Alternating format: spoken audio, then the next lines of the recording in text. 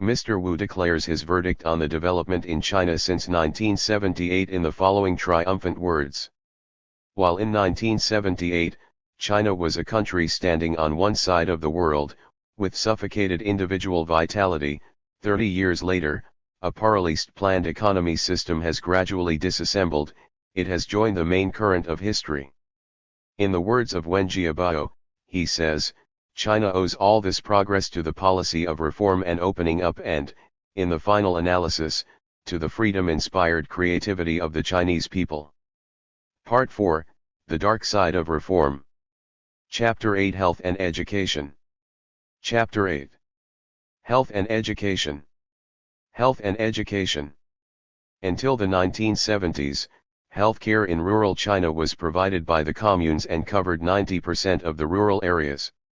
There had been a basic state investment in, and provision of, schools, local clinics, network of paramedical workers in the villages, and village cooperative medical insurance systems. When the communes were dismantled, the rural healthcare system collapsed, and by the late 1980s it covered a mere 5% of rural areas.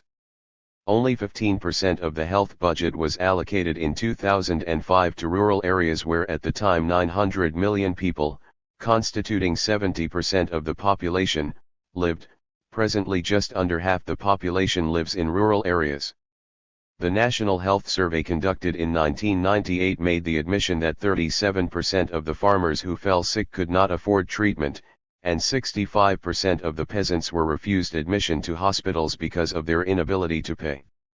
In 2005, only 12% of the individuals in rural China were insured, as compared to slightly more than 54% of the population in urban areas.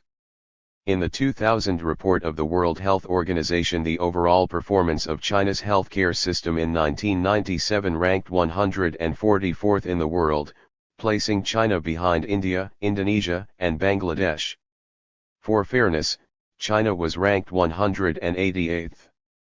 By contrast, India was ranked 42nd. A 1997 UNICEF study reported that 40% of children in rural areas suffered from malnutrition. Only in 2003 did the then new leadership, Hu Jintao/Wen Jiabao, of the CPC decide to allocate state funds to rural China, for the first time since the late 1970s. However, the scheme was frustrated by various state departments.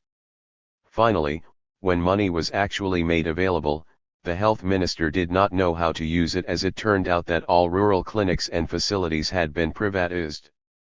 A serious effort to rectify the parlous state of social provision started only in the aftermath of the global financial/economic crisis, to which the Chinese authorities responded by initiating a monetary and fiscal stimulus of RMB 4,000 BN, equivalent to 15% of the country's output at the time. Much of that was to be funneled into infrastructure over a period of 2 years. However, in addition to roads, bridges, transport, etc., a portion of the funds was devoted to building up soft infrastructure, the social safety net. After many years of making state-owned enterprise employees redundant and dismantling their cradle-to-the-grave care system, the Chinese authorities resolved on rebuilding a mini-welfare state. Expenditure on health, education, and welfare was seen as a way of instilling confidence in people so that they would willingly spend more and thus create domestic demand for Chinese production to make up, at least partly, for the steep decline in exports. China's saving rate is about 50% of her GDP. The reasons for this are the weakness of the social safety net, with households being worried about the costs of education, healthcare, pensions and accommodation. The failings of China's health system are the dark side of the past 3 decades of economic reforms.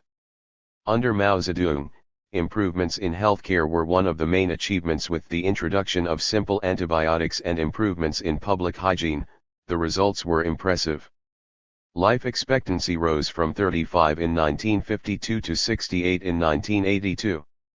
But in the 1980s, when China started reforming its economy, this system was in effect dismantled. Clinics on farm communes were often closed when land was redistributed.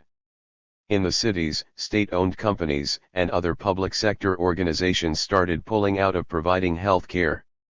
The government also put less focus on health spending, which fell from 3% of GDP in the Mao era to below 2% in the late 1990s. Remarkably, China's communist government accounts for a smaller proportion of national health spending than in the US. The result has been to throw responsibility for health care onto patients, who pay for about 60% of it. Relative to income, a stay in hospital in China is more expensive than in any other big country. Over the past few years, a string of government reports have outlined the problems. Researchers discovered that 1/3 of the people who had been told to go to hospital failed to do so, and of those, 3/4 blamed the cost. In a 2005 report, the research arm of the State Council, the country's cabinet, admitted that the effort to reform healthcare since the 1980s had been basically a failure. Problems involve not just the level of funding but also the way the system is organized. Chinese hospitals suffer from the sort of unfettered capitalism that China has criticized so heavily in the Western banks. Under some estimates, as much as 40% of the revenues at hospitals come from profits from drug sales, to which doctors' salaries are linked. As a result, there are huge incentives for doctors to overprescribe on expensive medicines and tests. 162. It must have hurt the writer of the above, Jeff Dyer, to have to admit the superiority of the health system during the times of Mao Zedong as compared with the shambles that followed the reforms about which the bourgeois writers and commentators are so enthusiastic. Be that as it may, Mr. Dyer goes on to point out that the political and economic cost of the failings of the health system have not been lost on China's leaders and that Hu Jintao and Wen Jiabao, respectively the President and Prime Minister of China at the time, have talked frequently about improving health care, and recent months have brought a flurry of announcements about funding and reforms.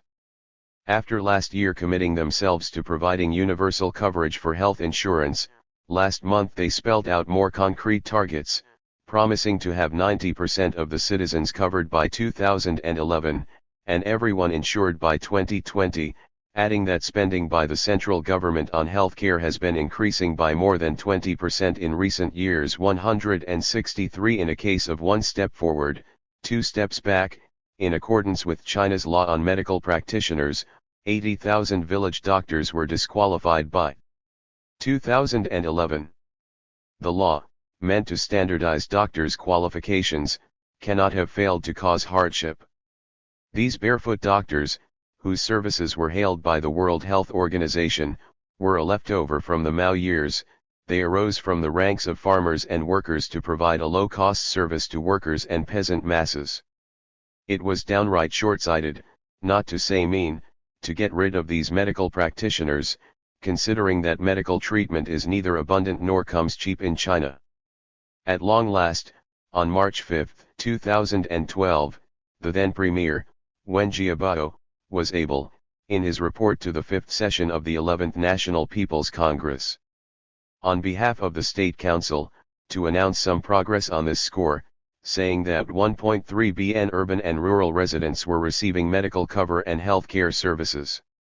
Along with this long overdue progressive measure, he went retrogressively to announce a speed up in the privatization of hospitals and the opening up to participation by foreign capital in the field of hospital provision.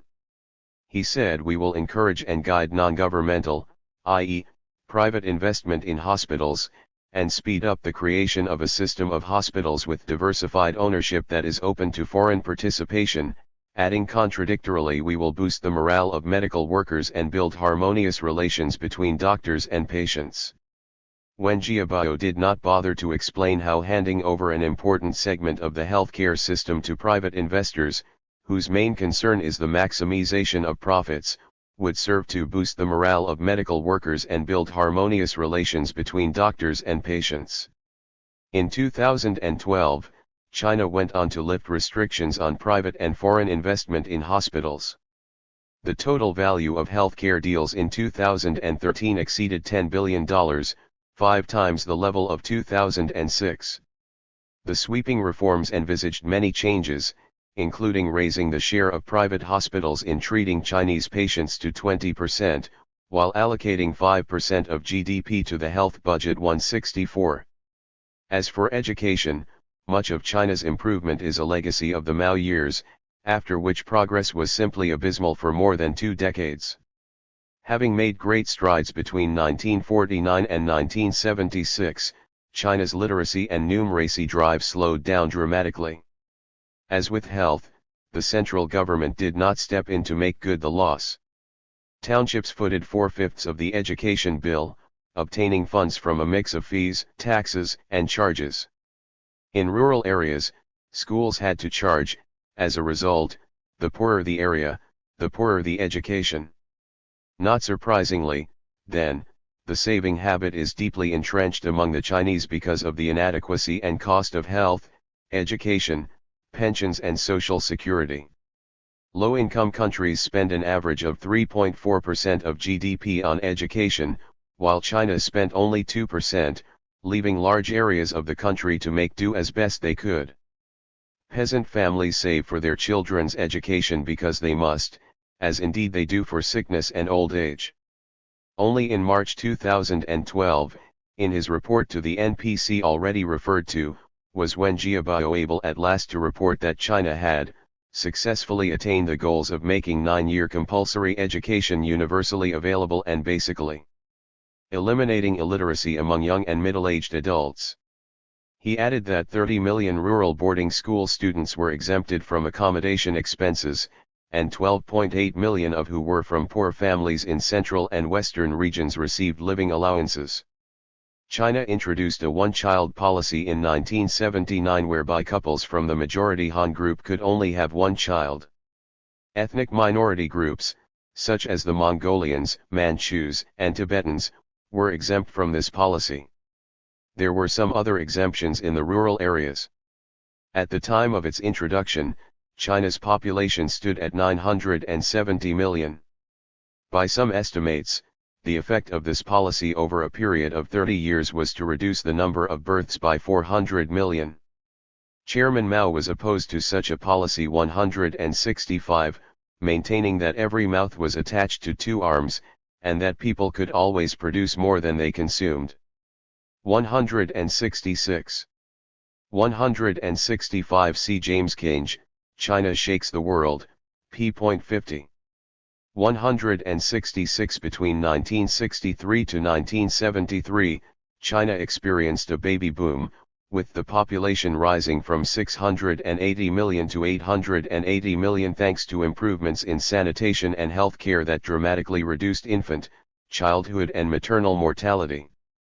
As a result, in 1973 the Chinese government launched the Later, Longer, Fewer campaign to persuade young people to marry later, space children more widely and limit offspring to 2 in the cities and 3 in the countryside. The campaign was highly successful. By 1979 the fertility rate had plunged from 5.8 in 1970 to 2.4 in 1979, partly owing to this policy and partly to the impact of lower childhood mortality, which brought China's fertility rate close to the replacement rate of 2.1 which stabilizes population. This was just as the government introduced draconian one-child policy. Thus, the supposedly burgeoning population, which was the excuse for this policy, was simply characterized by its absence. There was, therefore, no need for the introduction of this policy, which served to accelerate the fall in the birth rate in the 1980s and 1990s, with very harmful consequences. By 1990, the fertility rate was 2.1. By 2000, it was down to 1.4, and has since then fluctuated between 1.4 and 1.5, see Kroeber. It was one of the worst policies of the reform era.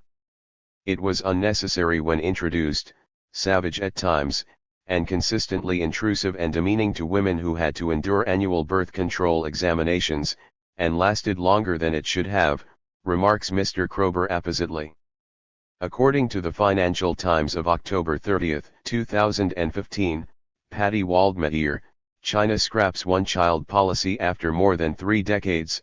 the fertility rate in China dropped more than half from 5.8 in 1970 to 2.8 in 1979, one of the biggest declines. The introduction of the policy implied that China's population and birth rate were a problem and an obstacle to development and prosperity, a latter-day Malthusianism that has produced some fearful results. It has produced an imbalance between young and old and an aging crisis, while skewing the gender ratio to abnormal levels. By the end of 2012, those over 60 years of age accounted for 13.3% of the population, compared with just over 10% a decade earlier. On the other hand, children under 14 comprised less than 1/6 of the population, down from about a quarter 10 years prior to that. As China's population has been aging since 2000, China will shortly be facing labor shortages. In 2012, China's working population fell for the first time, by 3.5 million, down to 937.3 million. As regards gender ratio, there were, according to the 2010 census, 34 million more men than women, resulting in a shortage of wives and the trafficking of women from Southeast Asian countries such as Vietnam. According to the Chinese state media, up to 20,000 children are trafficked every year. Abductions of children have become a national scourge. Stealing babies for illegal adoption is a big market and one of the unintended, though hardly unforeseeable, consequences of the one-child policy. 167 The terrible costs of this policy included sex-selective abortions of female foetuses in a society biased towards male children, hand in hand with female infanticide, which had been eliminated in the 1950s to the 1970s period. By 1997, the World Health Organization reported that more than 50 million females were estimated to have been missing in China because of institutionalized killing and neglect of girls. Hundreds of thousands of baby girls are deserted every year. 168. Ever known anywhere, that is, just about the time the one-child policy was introduced. The Chinese Academy of Social Sciences reported 8 disaster provinces with 26% to 38% more boys than girls, giving rise to an increase in kidnapping and slave trading of women. The 1950 law relating to marriage provided for equality of men and women and outlawed arranged marriages. The law was accompanied by social provision.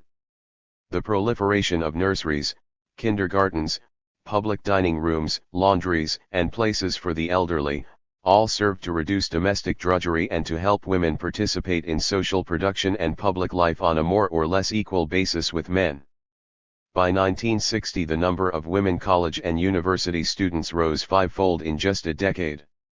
The commencement of reforms from 1978, the decollectivization of agriculture, the dismantlement of communes, the privatization of a large number of state-owned enterprises and the consequent destruction of social provision, resulted in the downgrading of the position of women who in the Mao years were elevated to a high social status and rightly seen as holding up half the sky. The reforms put an end to universal education, healthcare, housing, and care in old age. By 2003, according to official statistics, 80% of the population were without medical insurance. The collapse of the healthcare system made for a dramatic increase in sexually transmitted diseases, HIV/AIDS and drug abuse. Prostitution and those freedoms concomitant upon the expansion of the market made their comeback in a society that had swept them away after the revolution. The one-child policy only served to exacerbate some of these evils. The hardship in the countryside after the introduction of reforms led to the rural suicide rate rising to 3 times that in urban areas, and, uniquely in the world, the suicide rate for women in China rose above that for men. Suicides among young rural women rank as one of China's greatest social ills, about 500 a day, much higher in absolute and relative terms than in any other country. Some 56% of the world's female suicides are in China, according to a study by the World Bank, WHO and Harvard University. 169 By the middle of the first decade of the century, the harmful effects of the one-child policy had become glaringly obvious and could not be ignored. As a result, the authorities began to relax it. A senior official of the National Population and Family Planning Commission stated on July 27, 2007 that China did not want the current birth rate of 1.8 children per couple 170 to fall any lower. Apart from Hunan province, he added, couples, each one of whom was an only child, could have 2 children. Furthermore, in many rural areas, where at the time just over 52.9% of the population lived, couples were to be permitted to have 2 children if the first was a girl. The national minority groups continued to be exempt from the policy in any case. 171 in the end. On October 29, 2015, the authorities announced an end to the one-child policy as from January 1, 2016. Thus ended the sad saga of this Malthusian experiment, but not without leaving some of its harmful effects behind. The problem, now that the one-child policy has been abandoned, is that lots of Chinese couples do not wish to have more than one child. Such is the cost of raising and educating them, as well as the cost of looking after the children's and their own health, not to speak of providing for themselves in retirement. Properly to do away with the extremely harmful legacy of the one-child policy, it is not sufficient merely to jettison the policy, but it is necessary to provide universal free education, healthcare, public housing, and social security, in other words, to restore the iron rice bowl that was destroyed following the introduction of the reforms which have earned such accolades and to which is attributed all economic progress in China by the enthusiastic supporters of the reform policy. Professor Li Xinmeng, Deputy Director of the Chinese Academy of Social Sciences, writing in February 2012, correctly pointed out that the Chinese people don't spend because they need to provide for health, education, housing, and old age. In a market economy, consumption eventually determines production, which in turn determines GDP. If the product cannot be sold, who would invest to produce it? With diminished investment, high GDP growth is hard to sustain. Professor Li then went on to point out that China was already suffering from overproduction. 172 In this context, it is necessary to draw lessons from the example of Japan. Ikago-Yuzawa, a town 1h and 15 minutes from Tokyo by bullet train, is a charming place famous for its hot springs and excellent skiing. Presently it encapsulates the key challenge facing Japan's rural economy, unfavorable demographics. Many of the shops in the town center are boarded up, and most of its restaurants only open at the weekend in winter when skiers descend for the day trip from Tokyo. Prices for condominiums have fallen by more than 95% since the height of the bubble era in the late 1980s and 1990s. So difficult is it to sell these properties that many people are paying others to take them off their hands. The estate agents estimate that 75% of apartments in the area are vacant and, consequent upon the bubble of 30 years ago and the resultant oversupply of apartments, property prices may never recover. Demand is disappearing as the population ages and people move into the cities. Japan's population shrank by 403,000 in 2017, and on current trends it will suffer a precipitous drop from 126.5 million to 51 million by 2115. The obvious solution would be to encourage immigration, but Japan is determined to keep foreigners out. Japan's challenges provide a cautionary tale for other Asian economies, most importantly China. Last year, 17.23 million babies were born in China, a drop of 630,000 from a year earlier despite Beijing scrapping its decades-old one-child policy in late 2015. The working-age population increased by around 380 million between 1980 and 2012, and this is probably the single biggest factor behind China's incredible economic expansion of the past few decades. While the country's overall population is growing slowly, the number of workers has been shrinking since 2012. Analysts at Bank of America Merrill Lynch estimate that by 2050 it will drop by 212 million, about one-third of the current total. That is the size of the population of Brazil, the world's fifth most populous nation. This demographic decline will come in the wake of a housing and construction boom that puts Japan's bubble era to shame. In just 5 years from 2012 until 2016, China produced nearly 3 times as much cement as the US did in the entire 20th century. Much of that went into building apartment blocks in rural towns where land and property prices have been inflated by local governments that relied on land sales for much of their fiscal spending. When you consider that most of the Chinese construction boom of the past decade was paid for with credit and that land valued at inflated prices makes up most of the collateral for those loans, then the foundations of China's entire financial system start to look shaky. Today you can get on a sleek bullet train in Beijing and ride across the country, and all you will see outside your window for most of the trip are half-built or empty apartment blocks. In a couple of decades those buildings, 167, may well serve as monuments to China's bubble era and demographic decline, just as the spooky hotels and condos of Ikagoyozawa now testify to Japan's 173. The most important thing is that the authorities must put in place a nationwide system of healthcare, education, and social services. They must provide affordable public housing and tend to the needs of the elderly. Happily, in the aftermath of the financial crisis of 2008 to 2009, especially since the 18th Party Congress in 2012, China has been devoting considerable resources in these areas after a near total neglect of them for over 3 decades. There is a long road to traverse, but certainly a journey in the right direction has begun. May it continue at an accelerating pace.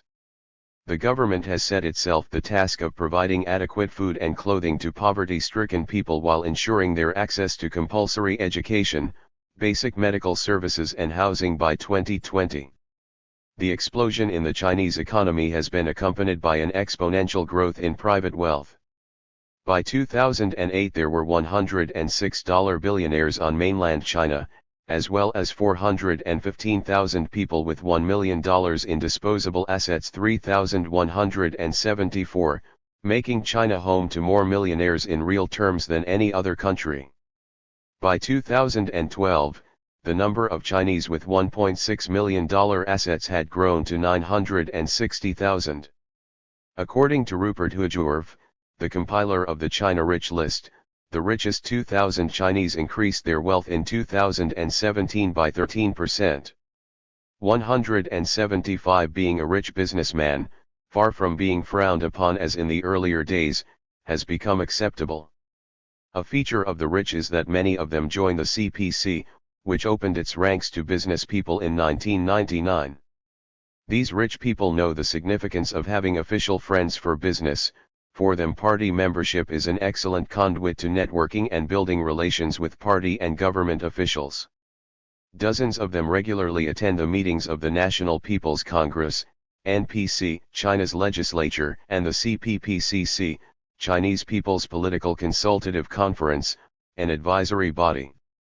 Zhong Qinghuo, ranked China's wealthiest man in 2013, with an estimated fortune of $13 billion according to Huron Rich List, attended for 11 consecutive years, including 2013, the annual session of China's parliament as a delegate.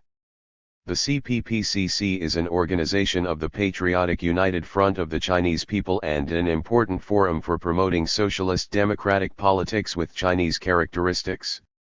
It is there to advise the NPC and make suggestions for legislation. The two bodies were once meant to represent the masses, with delegates organized under the heading of peasant, worker, or soldier, but these days they are populated by movie stars, high-ranking officials, and billionaires.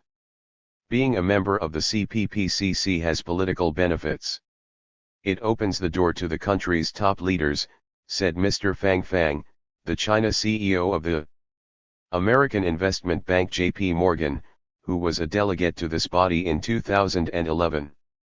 The richest 70 of the 2,987 delegates to the NCP in 2011 had a combined wealth of RMB 493.1 bn, $75 billion, and included Mr. Zhong Qinghao, at the time China's richest man and chairman of Hangzhou Wahaha Group.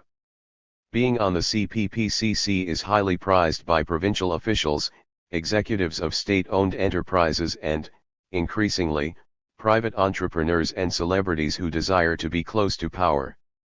These days they include people and companies instantly recognized by many even outside of China. Scions from many of Hong Kong's richest families and largest companies, such as Sun Hung Kai, Wharf Holdings, Shui On Land and New World Development, as well as senior, or former, executives from the HSBC and Deutsche Bank, were all delegates to its meeting in 2011. 176. 66. The author of the article goes on to say, the CPPCC remains a who's who of the country's rich and powerful and mainly a place for Chinese and even foreign businesses to lobby senior politicians. Deputies to the NPC and the CPPCC meet alongside each other. The function of the latter is to act as an advisory body and to scrutinize the work of the government and make recommendations to it.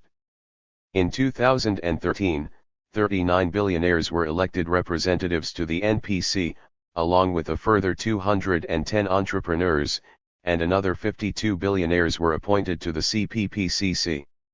Capitalists are very keen to be represented on these bodies because it gives them access to people in power and to influence policies. According to Goodman, capitalists have never had better access to the political system in the PRC's history, an access which brings in huge benefits. That the CPC and the government take their interests to heart is tellingly revealed by just one statistic. In 2005, private enterprise produced 50% of the GDP and paid 7.1% of total taxes paid by enterprises. By contrast, the public sector produced 30% of GDP and paid 63% of taxes, wrote Mr. Goodman, citing the research of one Teresa Wright. 177. All this is reflective of the influence of business on China's political process. At the top of the hierarchy of wealth are extremely rich people, while the vast masses occupy the bottom rungs. Goodman says, poverty, powerlessness, and low social status reinforce one another, but so too do wealth, political power and high social status. 178. There is mutual dependence between, and association of, wealth and political power, especially as a substantial proportion of the entrepreneurs in the private sector, probably about one-half, formerly worked in SOEs or the government. Inequalities reinforce each other, have been institutionalized to a high degree through intergenerational transfer of privilege and disadvantage, writes Mr. Goodman.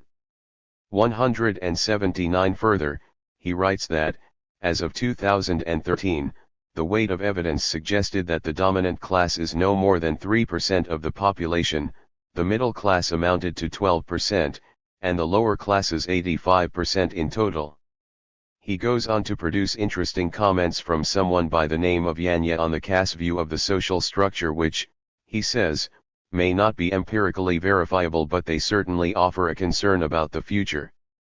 The top is characterized by having luxury and being vulgar.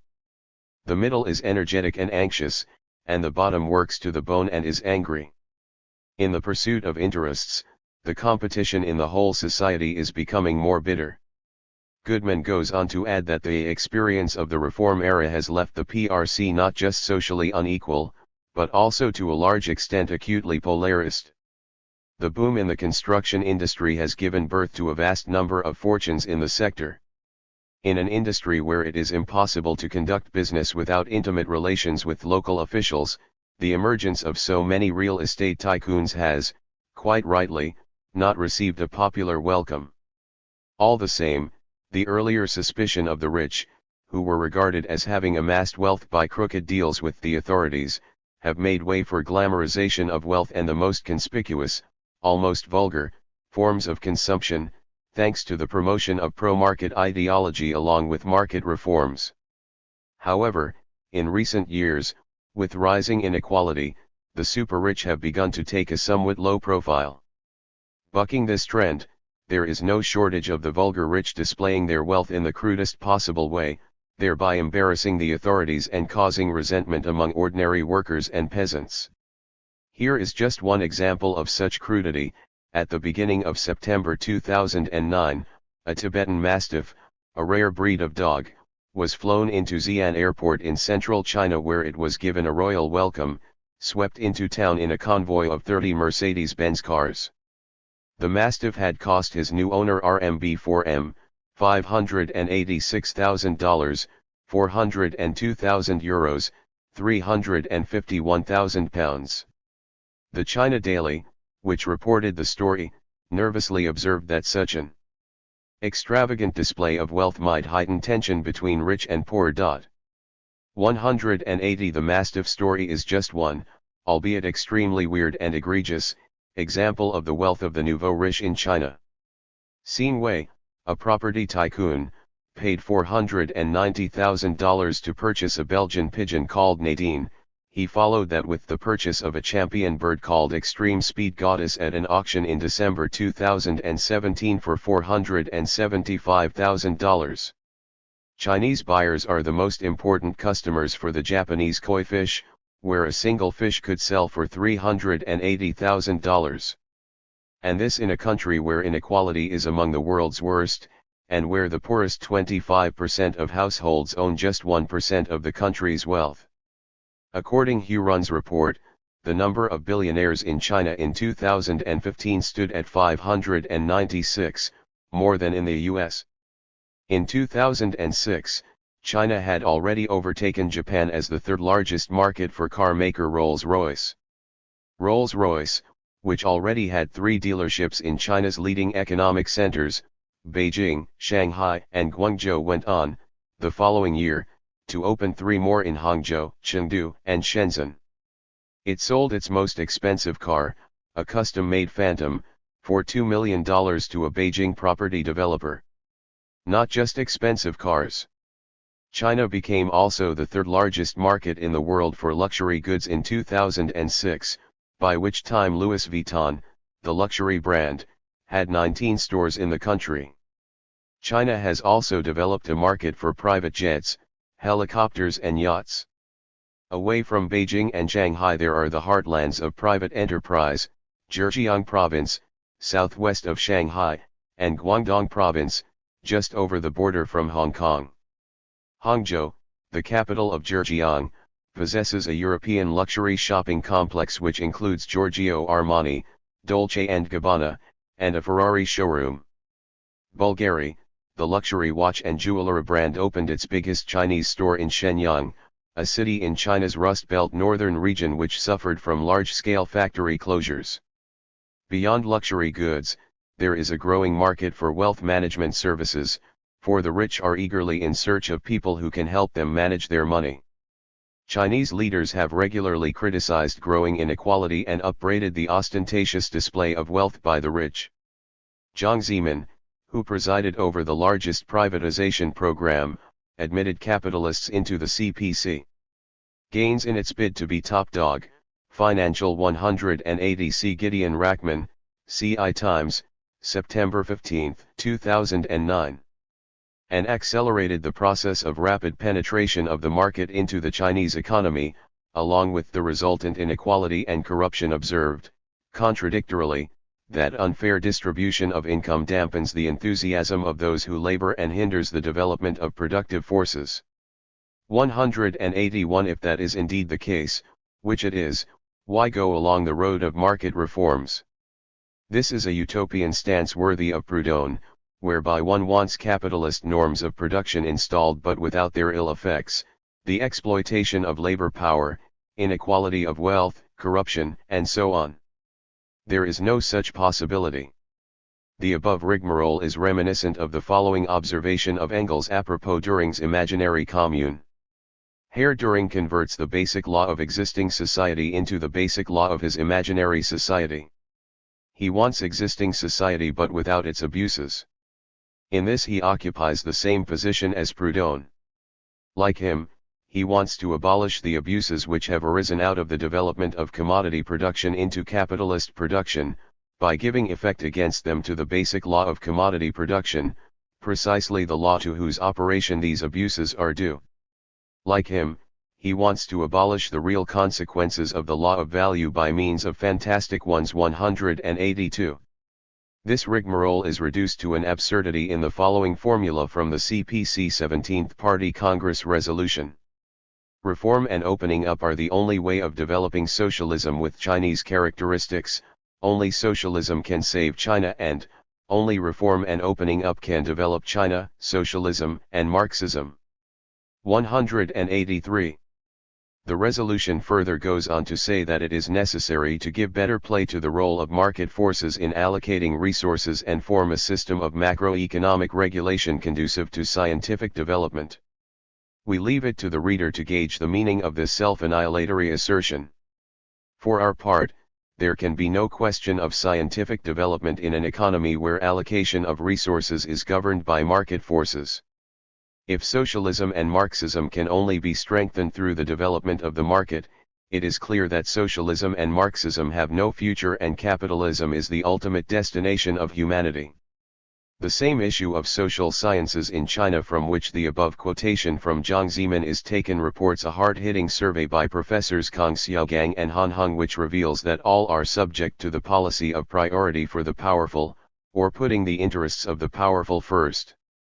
With the new ruling alliance between the government and the newly emerging elite groups, entrepreneurs and intellectuals, that has sprung up from the mid-1990s, the former allies, workers and peasants, were dispatched to the bottom of the new society. 184. The inequality in Chinese society is captured in the following words of an important official publication. 0.4% of Chinese people, who are extremely rich, have now obtained 70% of wealth of the country.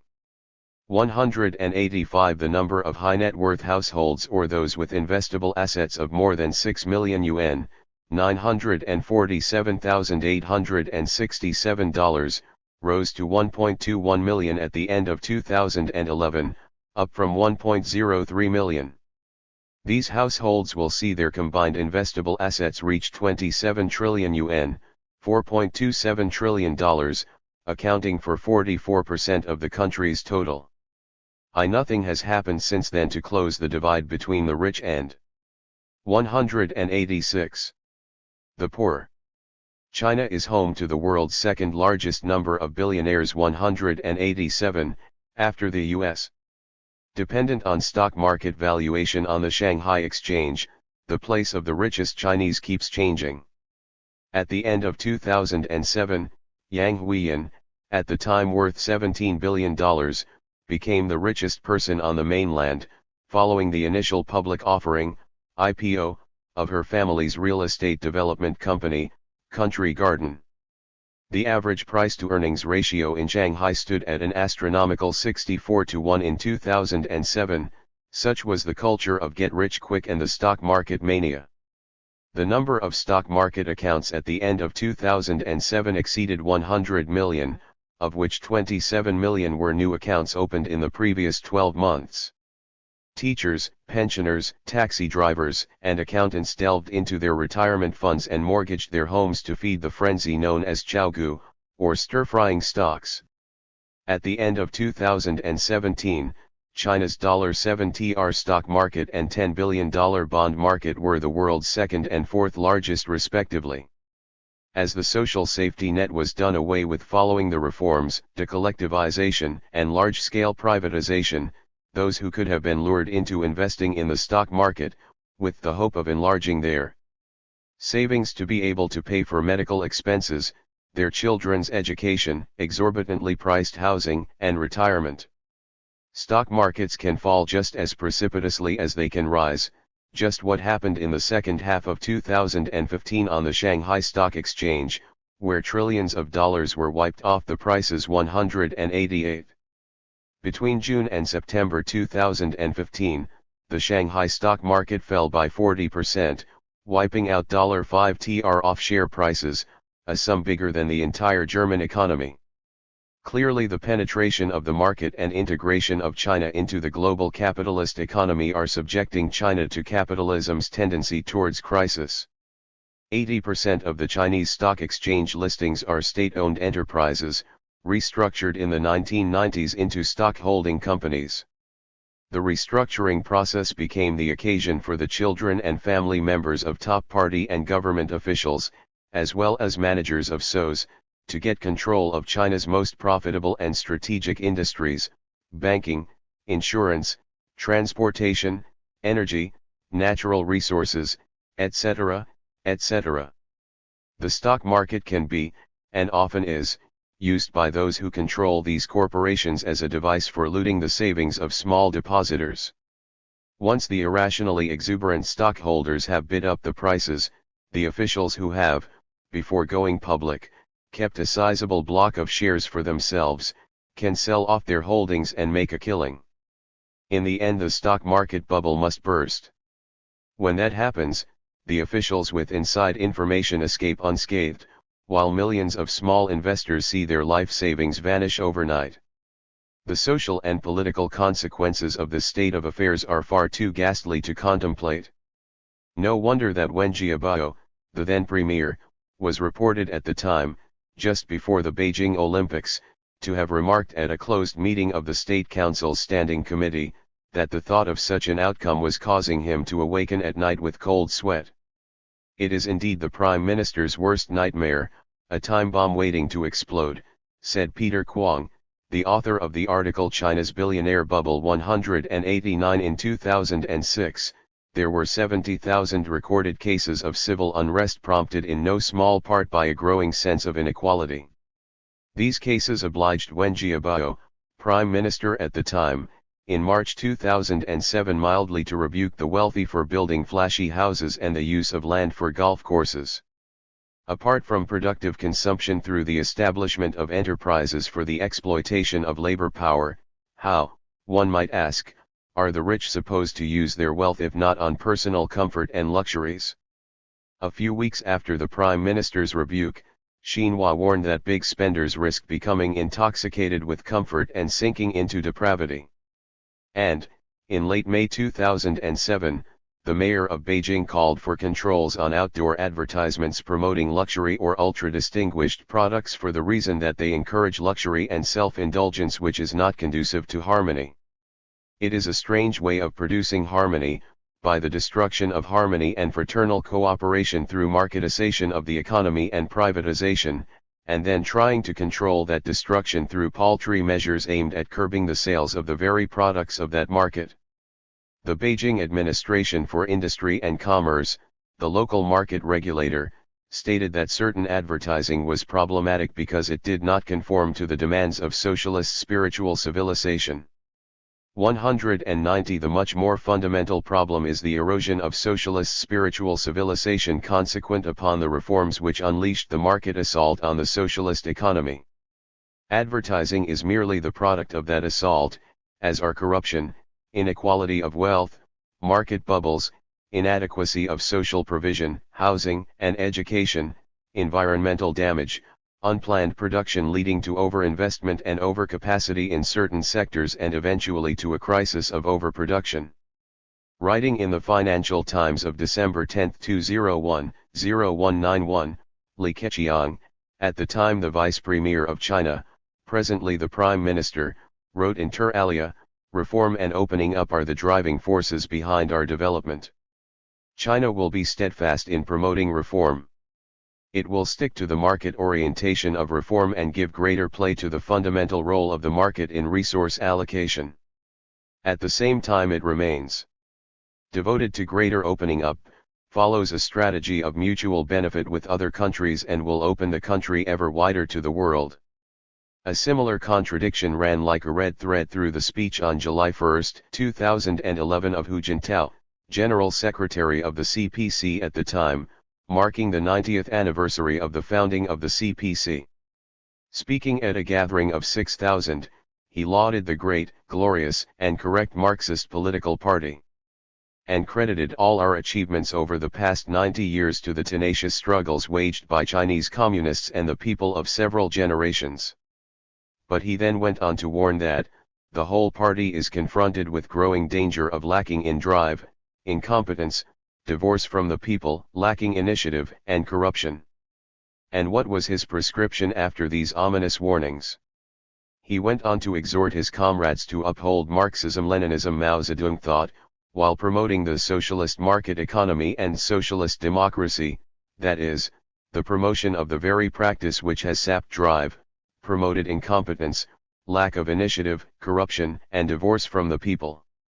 It is the kind of theoretical contortion that the CPC leadership deploys to explain its ideological thinking to the masses of the Chinese people. No wonder, then, that even bourgeois ideologues who like and approve of market reforms disparagingly describe the CPC as the world's largest chamber of commerce. It is a continuation of Deng Xiaoping's line that if capitalism has something good, then socialism should take it over and develop it. He continued, the proportion of planning to market forces is not the essential difference between socialism and capitalism. A planned economy is not equivalent to socialism. A market economy is not capitalism. 192 Since the beginning of the reforms, opening up to foreign capital, the integration of the Chinese economy into the global economy, which after all is a capitalist economy, and by making the pursuit of material enrichment the country's priority above all else, the authorities have sanctioned the growth of a greed is good culture, to be rich is glorious, to use Deng's words. This being the case, they should not be surprised if this culture is accompanied by corruption, an erosion of socialist spiritual civilization, and a vulgar display of wealth. Trust is a commodity constantly under siege, writes James Kinge in his book China Shakes the World. He adds, poverty and the competition for scarce resources impinges upon it. The ideological vacuum that replaced communism undermines it. The daily diet of propaganda disorientates it. The venality of the officials devalues it. The ascendancy of a value system dominated by money hollows it out. Even newspapers have highlighted the problem, rating a crisis of trust as one of the top 10 ills of the country.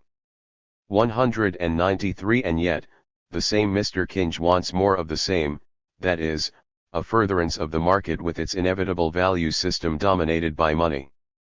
Mr. Kinge, writing about personal relations, says that there is a huge incidence of extramarital affairs, paternity tests, prenuptial agreements, and a surge in the divorce rates in the cities along the East Coast.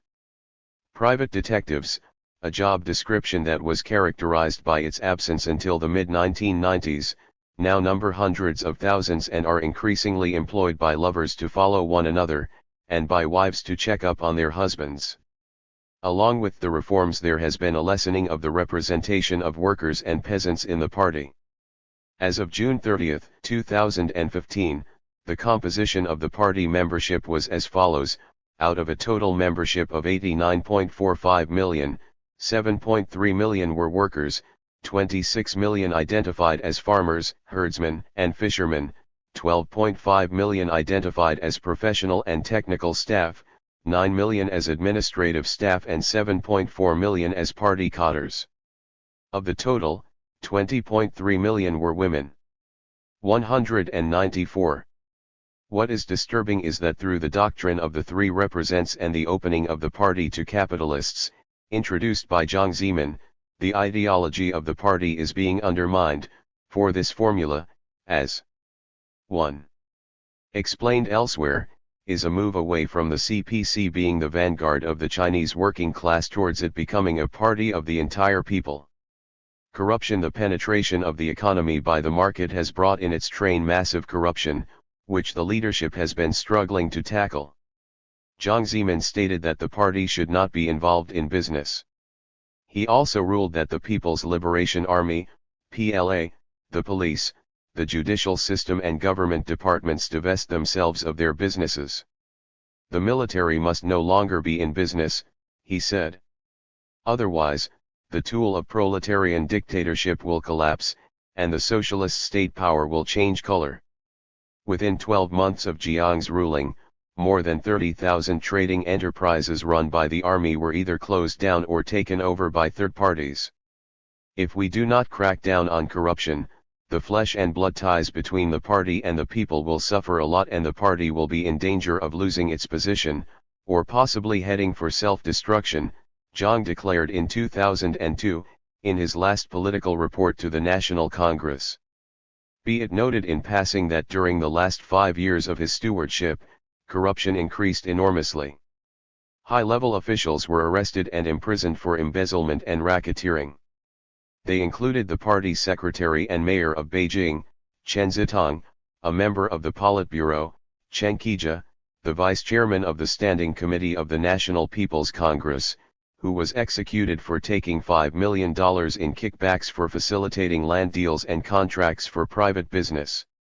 195 Despite these draconian punishments, the corruption persists, and its scale may be gauged from the fact that corrupt Chinese officials smuggled an estimated RMB 800 bn, $123.6 billion, of ill-gotten gains out of the country over a 15-year period, according to a report by China's central bank. Approximately 17,000 Communist Party cadres, police, judicial personnel, and state-owned enterprise executives fled the country between the mid-1990s and 2008, the 67-page report stated. The U.S. was the favorite destination for higher-rank officials, who succeeded in absconding with large amounts of money. Canada, Australia, and the Netherlands were also popular with these criminals. Others, unable to secure visas for Western countries, settled for countries in Eastern Europe, Latin America, and Africa as they waited for a chance to move to their ultimate intended destination. Lowly officials tended to flee to countries bordering China, the report said. In a refrain repeated by senior Chinese leaders, the report warned that rampant corruption posed a threat to the ruling Communist Party. In addition to the criminals leaving the country with their loot, there are plenty of rich Chinese who are making for the exit because they are not certain that their riches will continue to be protected in China. Even as China is home to ever more millionaires, and foreigners are rushing into the country to make their fortunes, many of China's own elite have been rushing out of it for quite a few years. EB5, a little-known U.S. program aimed at attracting foreign investment, has over the past several years, witnessed a heightened interest from rich Chinese looking to settle abroad or, at the very least, acquire foreign citizenship.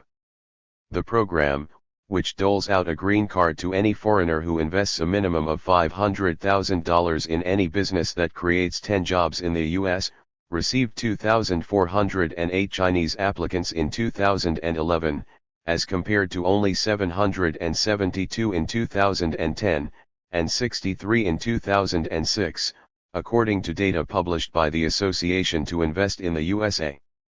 The Chinese applicants accounted for 70% of the global total in 2011.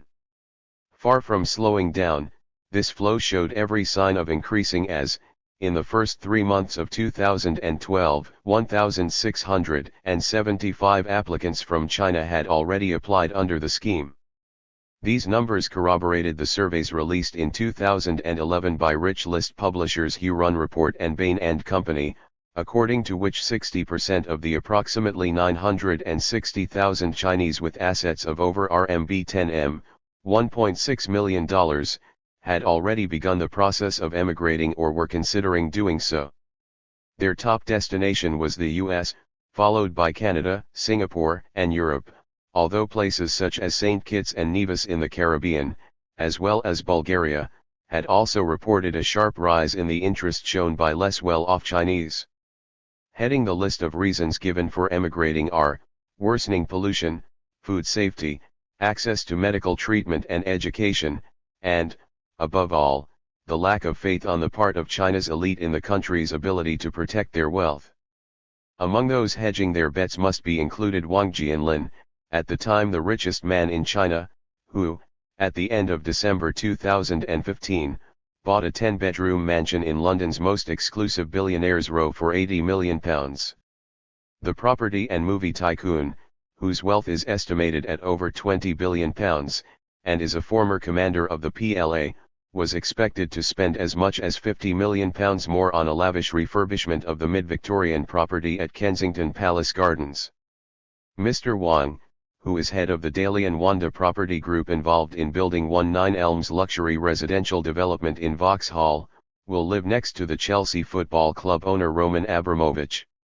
Other owners on the most exclusive street in Europe include Formula One heiress Tamara Ecclestone and steel magnate Lakshmi Mittal. It was at the time the latest major investment in Britain by a Chinese billionaire.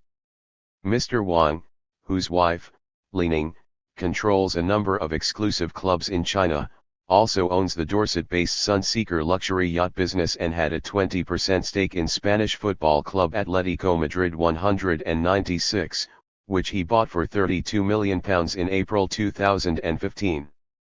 2. In 2013 he hosted a star-studded red carpet event attended by Nicole Kidman, Ewan McGregor, Catherine Zeta-Jones, John Travolta, and Leonardo DiCaprio, to launch a £5 billion Chinese rival to Hollywood dubbed Kollywood, in China's northeastern city of Qingdao. His only son, Wang Sikan, who studied at Winchester College and University College, London, bought two £800 Apple Watches for his dog Wang Keek, which, not surprisingly, attracted criticism. The purchase of the house by Mr. Wang triggered one of the largest stamp duty bills in British history, more than £9.5 million. 197 The current General Secretary of the CPC, Comrade Xi Jinping stated at the 19th Party Congress in October 2017 that corruption was the greatest threat the party was facing.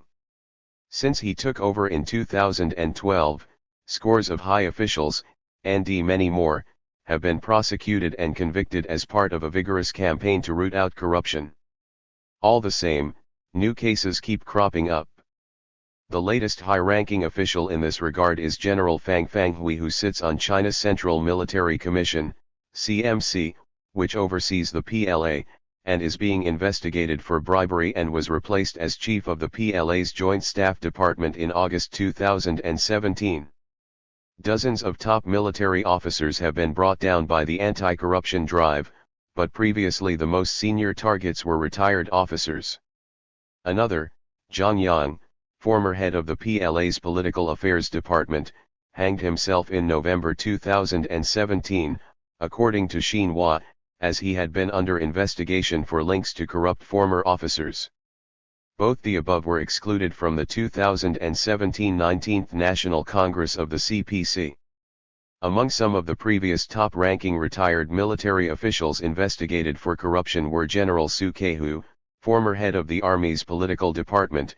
He died of cancer in 2015 before he could face trial, and General Guo Boxing, a former vice-chairman of the CMC who was jailed for life. Both exercised a large measure of control over the military for more than a decade and have been blamed for the culture of corruption and patronage that pervaded the PLA. The CPC urgently needs to revisit the entire question of privatization. The basis of our system, said Stalin, is public property, just as private property is the basis of capitalism.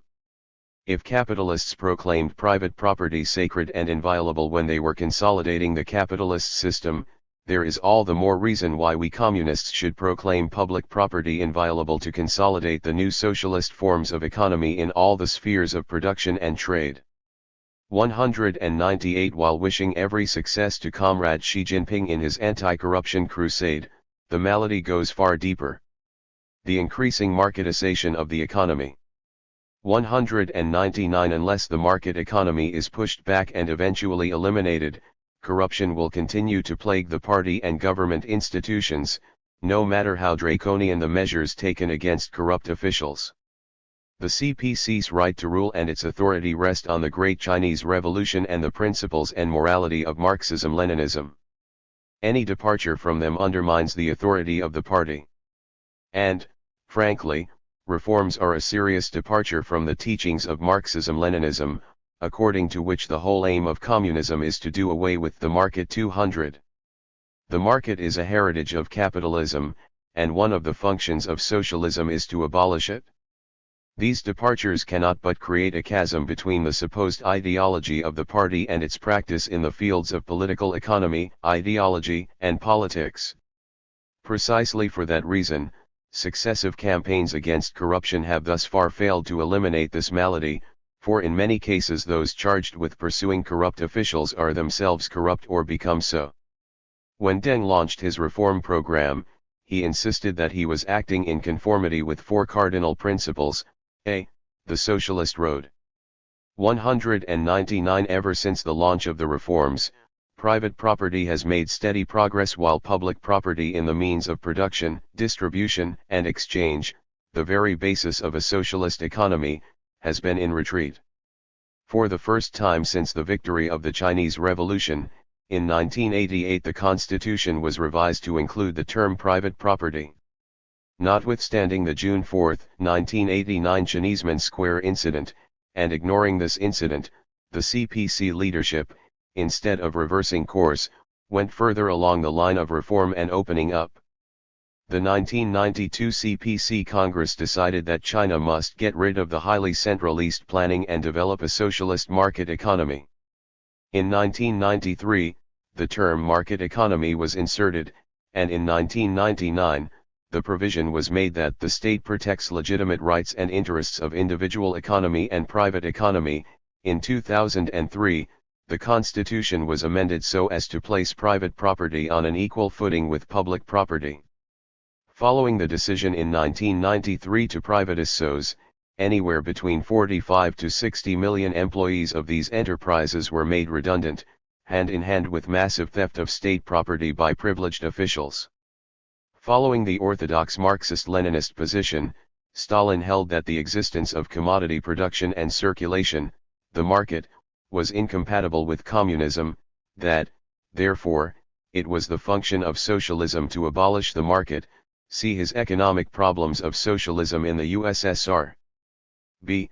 The People's Democratic Dictatorship, the dictatorship of the proletariat. C. The leadership of the Communist Party, and D. Marxism-Leninism and Mao Zedong thought. He even reaffirmed the continuance of class struggle within certain limits. As reform has proceeded, it has become ever more of an ideological gymnastic exercise to reconcile reality with these principles. With the encroachments of the market, all the above cardinal principles, the leadership of the Communist Party being the sole exception, have receded into the background. By 2001, some 100,000 business people had joined the CPC, thus refuting its claim to represent only the workers and peasants. With his three represents, Jiang's last legacy, in November 2001, was to declare openly that the party represented all Chinese, not just the working class and peasantry. It was merely a reiteration in Jiang's rather opaque language of the Khrushchevite formulation of a party of the entire people. While vigorously creating a market economy, the three represents allowed the party to recruit among the once hated capitalists and confirm the direction of economic reform. By 2005, there were 6 million owners of private businesses, of whom 2/3 were former state officials, and about 20% of the registered entrepreneurs had become members of the CPC. With increasing penetration of the market, the basis of the CPC's rule is changing. The interests of a large number of party and government officials are increasingly intertwined with business. Such intermingling cannot but undermine the legitimacy of the CPC as the ruling party, which rests on the victory of the Chinese masses in revolution, in the class war against capitalists and landlords. With the sidelining of class struggle, and the undermining of socialism through the penetration of the market, the party's defense of its sole right to rule in the name of the masses is severely 201. From this date, the membership of the CPC was officially open to entrepreneurs. At the same, 16th, Party Congress, Jiang declared openly, but contradictorily, the system of socialist market economy has been created, the public sector has become stronger, individual, private and other sectors have developed rather quickly. He went on, out of a total number of enterprises, the state owns already less than half of them. In the hands of the state are found only an absolutely small number of companies. He went on to call for improving the legal system of protection of private ownership. Undermined. Its defense against calls for bourgeois political reforms is badly weakened. As a matter of fact, the then General Secretary of the party, Zhao Ziyang, openly called for such a change at the 13th Party Congress in 1987, saying different people have different interests and views, they need opportunities for the exchange of their views. In 1989, Deng could rely on his own authority, the respect of the army, and the standing of the Committee of Elders, to overwhelm the counter-revolutionary current of June 1989 and was thus able to dismiss Zhao Ziyang. Today, when communist doctrines are much weaker after more than 4 decades of economic reform propelled by concepts hostile to state ownership and central planning, whether any leader faced with a similar situation could withstand such pressure must remain an open question. In 2007, 18 years after Zhao's dismissal, Wen Jiabao, the then Chinese premier, publicly embraced universal values like human rights, a code word for bourgeois democracy.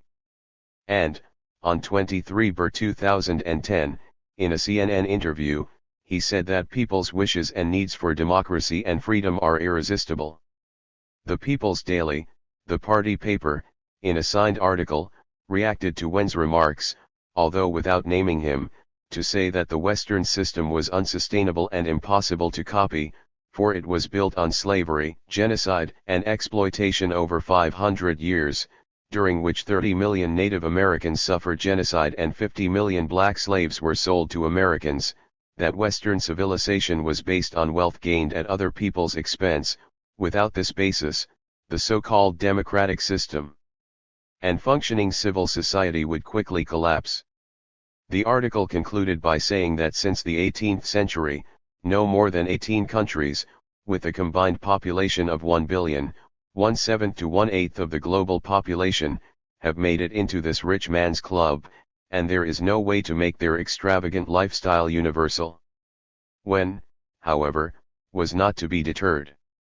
He made an even more audacious call for political reform, to wit, moving in the direction of bourgeois democracy, in 2012 just before leaving office. Here is what he said. The reform in China has come to a critical stage. Without the success of political structural reform, it is impossible for us to fully institute economic structural reform. The gains we have made in reform and development may be lost, new problems that have cropped up in China's society cannot be fundamentally resolved, and such historical tragedy as the Cultural Revolution may happen again. 2. In plain language, unless the marketization of large swathes of the economy were backed up by bourgeois democratic reform, political structural reforms, if you please, further economic reforms would be impossible, and the gains of reforms so far may be lost. And, Wen is not an isolated individual advocating this course of action, he is merely the tip of the iceberg. Those who have grown rich consequent upon the reforms since 1979 are doubtless panting for some form of bourgeois democracy as pants the hart after cooling streams. Others don't have the courage, not yet anyway, openly to call for such political changes. They are not presently strong enough openly to challenge the CPC, and they have a haunting memory of the Shenzhen events of June 1989, which taught them a lesson to be careful. But the situation will not stand still.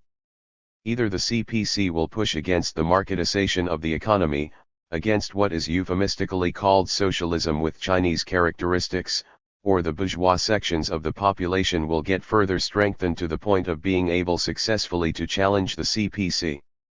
Hu Jintao and Wen Jiabao had pledged to build a fairer, more harmonious society, but during their 10-year tenure the wealth gap was wider than ever before, even as the economy grew by 10% annually. Major General Mao Xinyu, at 42 the youngest Major General in the history of the PLA and a grandson of Mao Zedong, in 2012 criticized the rampant corruption prevailing among the children, often referred to as princelings, of other powerful families. General Mao is himself clean, as are almost all other descendants of Mao Zedong. It is bizarre that in a country ruled by the Communist Party, a group of powerful political families and their associates have amassed fabulous fortunes in violation of the very rules they prescribe for the rest of society. Here are some examples. Jiang Mianheng, Jiang Zemin's son, came to occupy important positions within the Shanghai technology sector. Zhu Rongji, a former premier, made his son, Zhu Yunlei, the highly paid head of China International Capital Corporation, the country's largest investment bank. Li Tong, the daughter of Li Chanchun, who in 2012 ranked 5th in the Standing Committee of the Politburo of the CC of the CPC, ran a large investment fund at the Bank of China, with its investments focused on the media industry.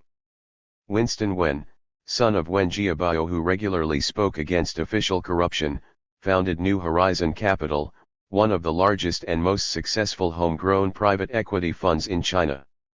Wen Jiabao's wife, Zhang Bailei, was deeply involved in the country's diamond and jewelry industry and was known for her extravagant tastes, which were in sharp contrast to her husband's public persona as a humble servant of the people.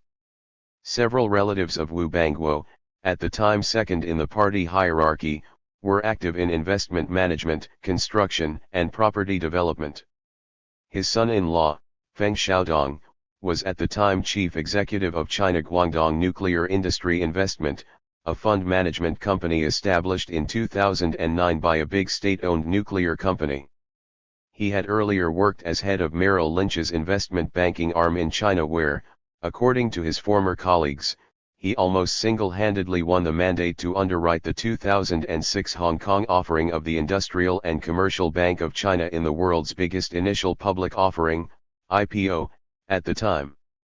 Scores of other prince sealings have been recruited to work for foreign giant monopolies, which clearly perceive the benefits of cultivating close relationships with highly placed leaders through their relatives. 203. Engaging relatives of senior leaders and officials as consultants or as joint venture partners is widespread. Their consulting fees are often paid in places such as Hong Kong and Dubai, while their joint venture interests are held through holding companies in the Caribbean, or some other place, where the long arm of Chinese law cannot get them.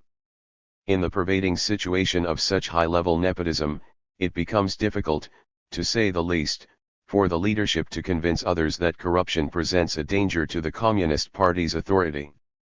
Chapter 11: Construction Industry and Property Development Market. Chapter 11: Construction Industry and Property Development Market. The property market is the single most important engine of economic growth in China, a bubble where even a mild correction could become a rout. In 2010, construction accounted for 13% of GDP and for more than 25% of all investment. The construction sector accounts for 40% of all steel use, which is huge, considering the scale of China's steel production. China alone accounts for half of the global steel output of 1.7 billion tons. The Chinese construction industry is also important for other industries, such as copper, cement, coal, and power generation. As such, it is the single most important sector in the entire global economy in terms of its impact on the rest of the world. Should it falter, let alone come to a screeching halt, its implications for the global economy would be catastrophic. Trouble in this sector has implications too for China's financial system, especially the shadow banking sector, which has lent massive sums to developers and is dependent on highly priced land as collateral. A fall in house and other property prices would only too likely cause the highly leveraged borrowers to default on their loans and put the financial system in extreme peril, with disastrous effects on the Chinese and world economy. It would be the mother of all crises of overproduction. In the aftermath of the worst ever economic crisis of imperialism, U.S. demand collapsed and hammered China's export sector, throwing 30 million Chinese people out of work in a matter of months and causing the closure of approximately 60,000 factories. China's exports fell by 22% in the first 7 months of 2009 compared with the year before, while its imports decreased by 23%. 204. In response, the government put in place an RMB 4TN, $653 billion, £350 billion, stimulus program to boost domestic demand and diversify the economy away from dependence on exports. The government did this because consumption could not be increased quickly so as to rebalance the economy from investment-led and export-driven to consumption-driven growth. New bridges, roads, railways, ports, airports and industrial parks were built across the country. One of the beneficial effects of China's stimulus packages has been the upgrading of its infrastructure to world-class standards. For instance, consequent upon the stimulus package following the 1998 Asian financial crisis, the government launched a program of building a national expressway network. As a result, the expressway system increased from 5,000 kilometers in 1997 to 112,000 kilometers in 2014, half as much again as the U.S. interstate system. Ports up and down the coast were expanded to cope with the export surge of the 2000s. By 2013, Chinese ports had expanded their volume six-fold, and they handled more container traffic than the next 6 countries combined. Shanghai overtook Singapore as the world's largest container port, and 5 other Chinese ports ranked in the world's top 10. Investment in power plants exploded. Each year of the decade beginning with 2003, China installed a Great Britain's worth of new power plants. Generation capacity quadrupled from 357 gigawatts in 2002 to over 1,300 gigawatts in 2014, 20% more than in the US. Large investments in telecoms and infrastructure enabled China to increase the number of internet users from 68 million in 2003 to 650 million in 2014 to 830 million by the end of 2019. The number of mobile phone users rose from 270 million to 1.3 billion during the same period. A massive program to blanket the country with 16,000 kilometers of high-speed passenger rail lines, modeled on Japan's bullet train network, was launched in 2003. 3,000 kilometers of subway networks have been built in 22 Chinese cities. 205. This development of infrastructure was continued following the worst-ever crisis of imperialism in 2007 to 2008. In response to this crisis, and the shrinkage of its export markets, the Chinese government launched an RMB 4,000 billion stimulus package. Most of this package went to the public sector, of which, the rail infrastructure, the biggest such undertaking since the construction of America's railroads, formed a central component. It produced some truly amazing results.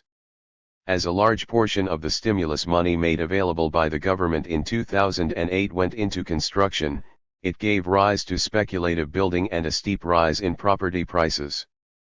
Urban workers complained bitterly about becoming mortgage slaves consequent upon astronomical rises in the cost of apartments in cities all over China. Chapter 11: Construction Industry and Property Development Market. According to China Daily of January 12, 2001-0206, in terms of house prices as a proportion of incomes, China these days is the most expensive place in the world. The price of an average apartment in a Chinese city is 8 to 10 times the average income nationwide, while in Beijing and Shanghai the ratio is closer to 30 times. Even at the height of the US real estate bubble, the price-to-income ratio for the whole of America peaked at about 5.1 times, while in places like Las Vegas, the ratio reached 5.6. House prices have soared to such an extent that the dream of owning an apartment has become out of reach for almost everyone who does not already own one. Acres of property lie empty in high-end compounds in many Chinese cities, ghost condos, that well-heeled people buy and leave vacant as stores of value, like gold. This situation, whereby money goes into expensive housing rather than low-income properties, is much accelerated by the absence of property taxes. As most of the stimulus funds pumped by the government in 2008 went into construction, the resultant fever-pitch activity in the sector has meant that property developers and mortgage borrowers account for 20% of all loans in the country. As late as 1996 there was apparently no word in Chinese dictionaries for mortgage loan, if for no other reason than that at the time there was no such thing as a mortgage loan in China. Before 1998 China did not have a residential real estate market. In urban areas all housing was built and allocated by the state through the work unit. In the countryside farmers built their own homes on land allotted to them by the state or collective. The real estate market, which is now a significant component of China's economy, only came into being when the CPC decided in the late 1990s to privatize housing through the transfer of ownership of the vast majority of housing to individuals. The first home mortgages came into being soon after. Difficult though it may be to believe, the real estate market is just over a decade old. During that time, apart from a brief downturn in the thick of the 2008 world capitalist financial near meltdown, property prices in China have doubled every couple of years, never fallen.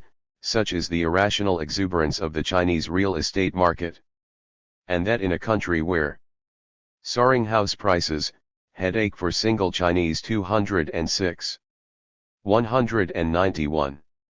Speculative bubbles have been a constant phenomenon since market-based reforms picked up pace in the 1980s. 207. According to some estimates, 80,000 property developers in China own enough land to build 100 million apartments. If one adds to this the empty apartments for sale, China has the capacity to meet its housing needs for up to 2 decades. Endemic speculation pushes prices up, and high prices are reflected in GDP growth. However, speculative and wasteful construction, on top of heavy reliance on exports, threaten China's future. Such is the importance of the construction industry that it accounts for 40% of China's steel consumption.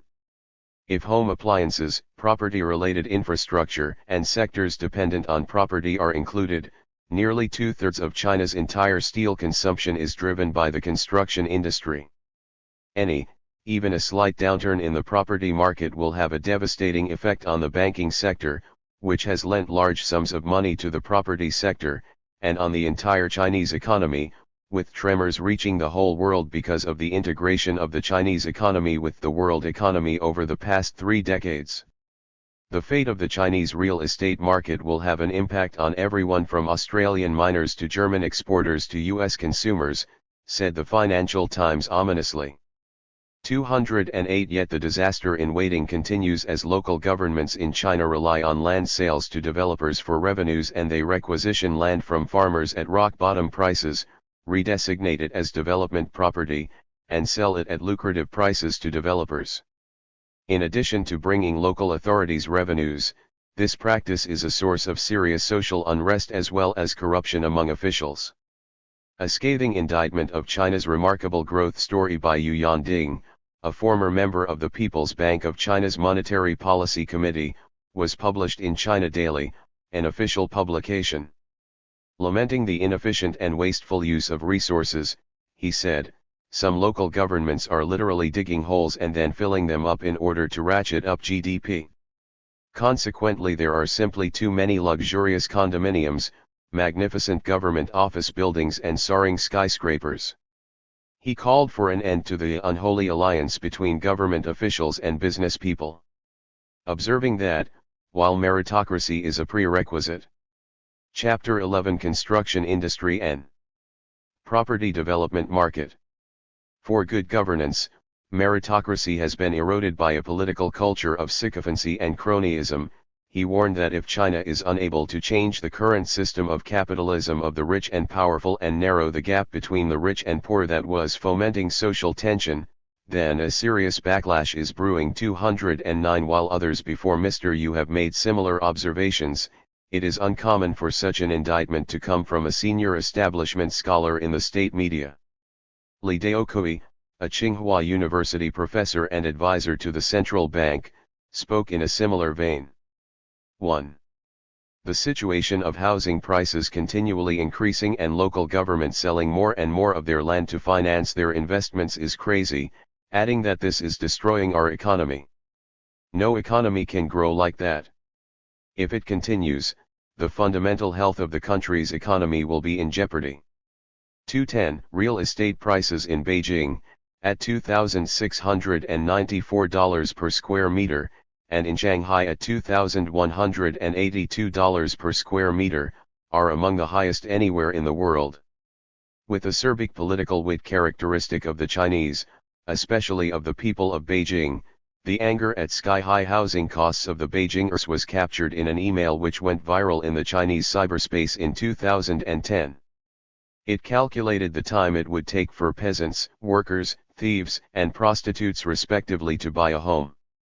Providing entertaining, if unscientific, estimates of how long people needed to work to afford a 100 square meter flat in central Beijing, which at the time would be selling at some RMB 3M, $450,000, it said that a peasant would have been able to afford an apartment if he had worked from the Tang dynasty, which ended in 907 AD, to the present.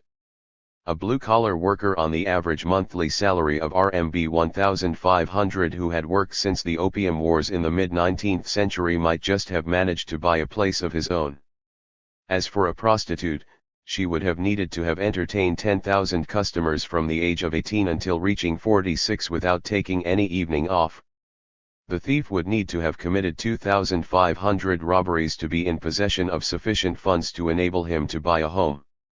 Quoted by Jamil Enderlini in China told backlash is brewing on growth, Financial Times, December 24, 2012. 210 Quoted by Simon Rubinovich, End of the world not nigh, say developers, Financial Times, March 1, 2012. 209. 193. Another anonymous author, in a popular email, described with dark humor the dilemma facing ordinary people in an increasingly unequal society in the following terms. Can't afford to be born because a cesarean costs RMB 50,000, can't afford to study because schools cost at least RMB 30,000, can't afford to live anywhere because each square meter is at least RMB 20,000, can't afford to get sick because pharmaceutical profits are at least tenfold, can't afford to die because cremation costs at least RMB 30,000. 21 When in 2011 the government rolled out a plan to build 36 million housing units for low-income families, local governments were most unwilling to build affordable housing as that would compete with commercial residential developments. An extremely odious, though not unpredictable, byproduct of the speculative boom in real estate has been the unbridled corruption and collusion between real estate developers and government officials, accompanied by the use of police and hired thugs to evict residents and farmers who have not been properly compensated. Since 2010, this trend has taken a new turn. As all land in China is state property, the government is the only entity which can redesignate land from rural to urban and take advantage of the large gap in price between the two. Whereas in the decade before 2010, officials mainly aimed at farmland in the vicinity of the cities, acquired it with minimum compensation and went on to redesignate it as urban land for sale to commercial property developers or to factories, replenishing their coffers, and in some cases filling their own pockets. In the process, over the past few years the CPC has decided that, in order to ensure the country's food security, it must maintain a red line of at least 120 hectares of farmland.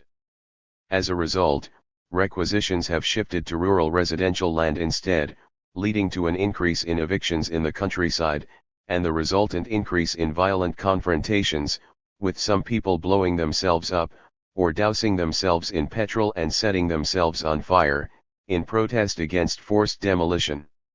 Millions of farmers have been the target of such acquisitions in the countryside over a period of several years.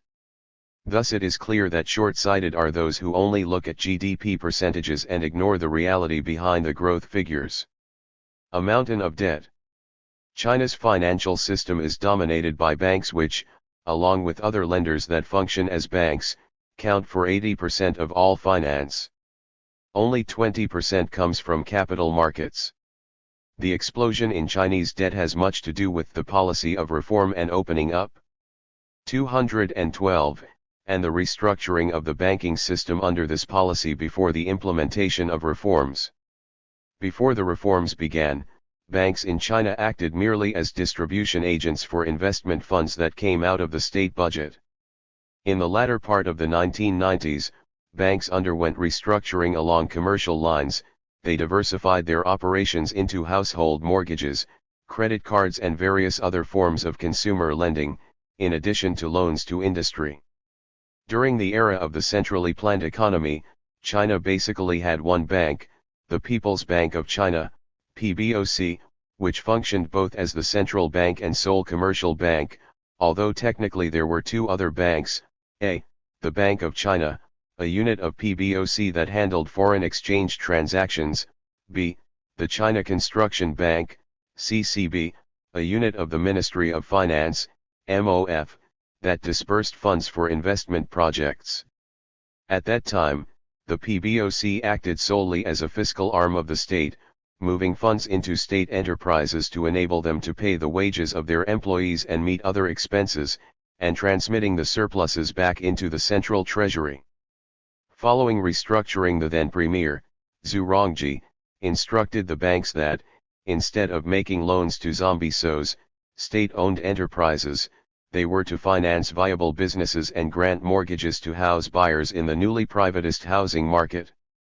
Presently, bank lending in China is dominated by the 4 banks directly controlled by the MOF. These are, 1. The Bank of China, BOC, 2. The China Construction Bank, CCB, 3. The Industrial and Commercial Bank of China, ICBC, and, 4. The Agricultural Bank of China, ABC.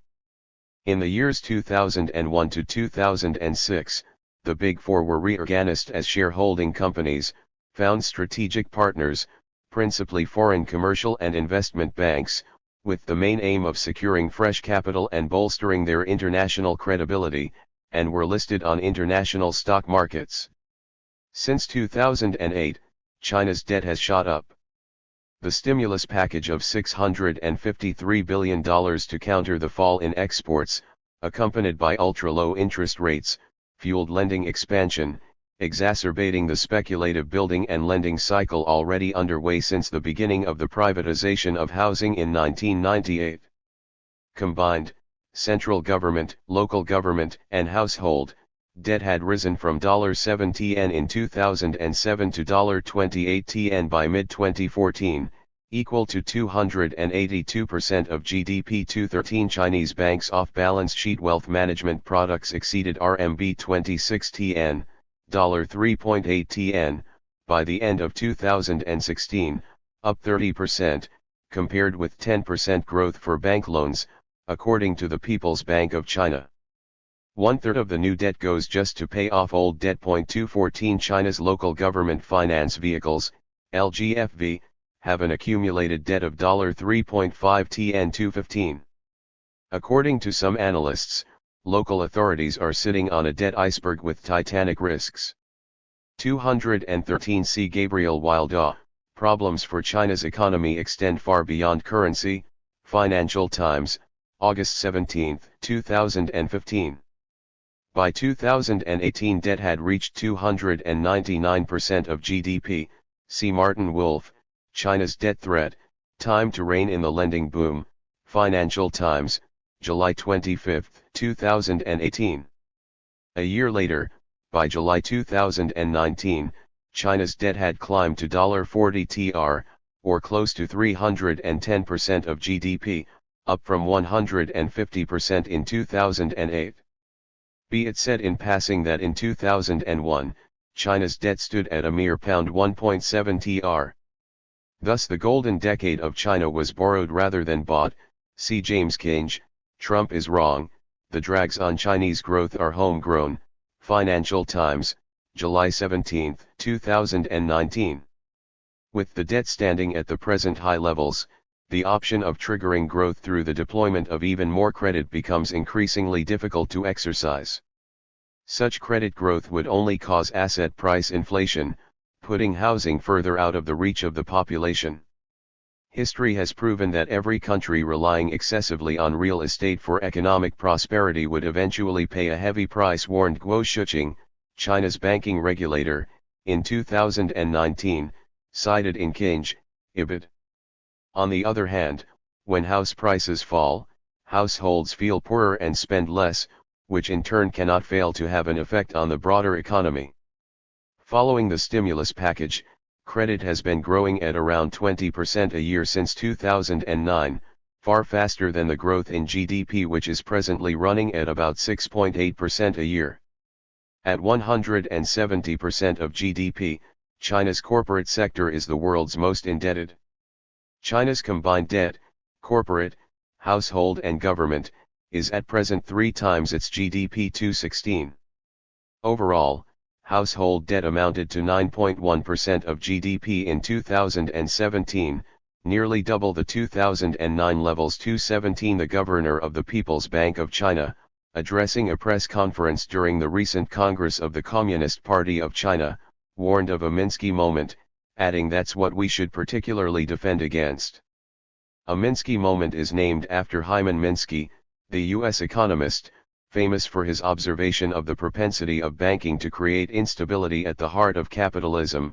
Long periods of optimistic calm and overconfidence generate complacency, with banks engaging in reckless lending and all kinds of speculative ventures. At last the bubble bursts as risks stare everybody in the face, asset prices plummet and defaults pile up one after the other. According to the Institute of International Finance, China's ratio of household debt to GDP rose to 45% in the first quarter of 2017. Total debt, including for companies, is now more than 3 times GDP. 218 China's economic growth in the aftermath of the financial crisis and the government's stimulus package has been predicated on a rise in debt. The immediate effect of the package was that the economy continued to grow at about 10% a year for some time, while China's currency slowly appreciated, making its exports less competitive. The U.S. economy in the meantime grew by just over 10% between 2008 and September 2015, whereas the Chinese economy grew by about 66%, but it created serious problems of overinvestment in infrastructure industries and excessive debt. But the higher that debt rises as a proportion of GDP, and the longer it lasts, the greater the likelihood of a correction, i.e., a financial crisis. With the memory still fresh of the Shanghai market falling 40% between June and the first week of September 2015, wiping $5.10 off share prices, the governor quite rightly warned of speculation and property bubbles lurking around. Any trouble, even a mild slowdown, in the construction industry, which has come to be regarded as one of the wonders of China's development, must spell serious trouble. On the one hand, it has remarkable achievements to its credit, such as the building of the equivalent of a new Rome in terms of floor space every 6 weeks in 2016.219. Some 9,700 square kilometers was added in new urban precincts, equal to about 25 cities the size of Detroit, between 2008 and 2012. In just 2 years, from 2011 to 2012, China produced more cement than the U.S. in the entire 20th century, according to historical data from the U.S. Geological Survey and China's National Bureau of Statistics. In 2007, China added 90 gigawatts of new electricity, more than the entire installed capacity of the UK grid. China produced in 6 weeks more steel than the US in a year. In 2010, it produced 672 m tons, nearly 50% of global output, as opposed to 627 m tons reported by the Chinese authorities. 220. On the other hand, however, this is done mostly through the market by private developers who have borrowed huge sums of money from the banks using their land and property, with its extremely high valuations, as collateral. An enormous number of properties have been built for speculative purposes and now lie vacant. 221. A recession, even a mild one, which undermines the value of the collateral, cannot but have a serious knock-on effect on the banking sector, 60% of whose loans are accounted for by this property sector. Houses are for living in, not for speculation, declared President Xi Jinping at the last Party Congress. The problem is, however, that, ever since 1998, when housing began to be privatized in China, it has increasingly become a target for speculation. Developers build housing units not to provide a place for living in, that is merely incidental to their activity, but to make money. They indulge in speculative building in the hope of being able to sell and make a profit. Only when they come to market will they know whether they have underproduced or overproduced. That is what planning through the market comes down to, where one excess compensates for another. Privatization of housing in China has brought in its wake mortgage loans. Unknown until then, they have become a massive business, with the result that 38% of all bank loans in China made in the year to August 2017 were tied to mortgages. The Chinese authorities find themselves in a difficult place. If they let this speculation fever continue, it carries the risk of ending catastrophically with dreadful consequences for China and the global economy.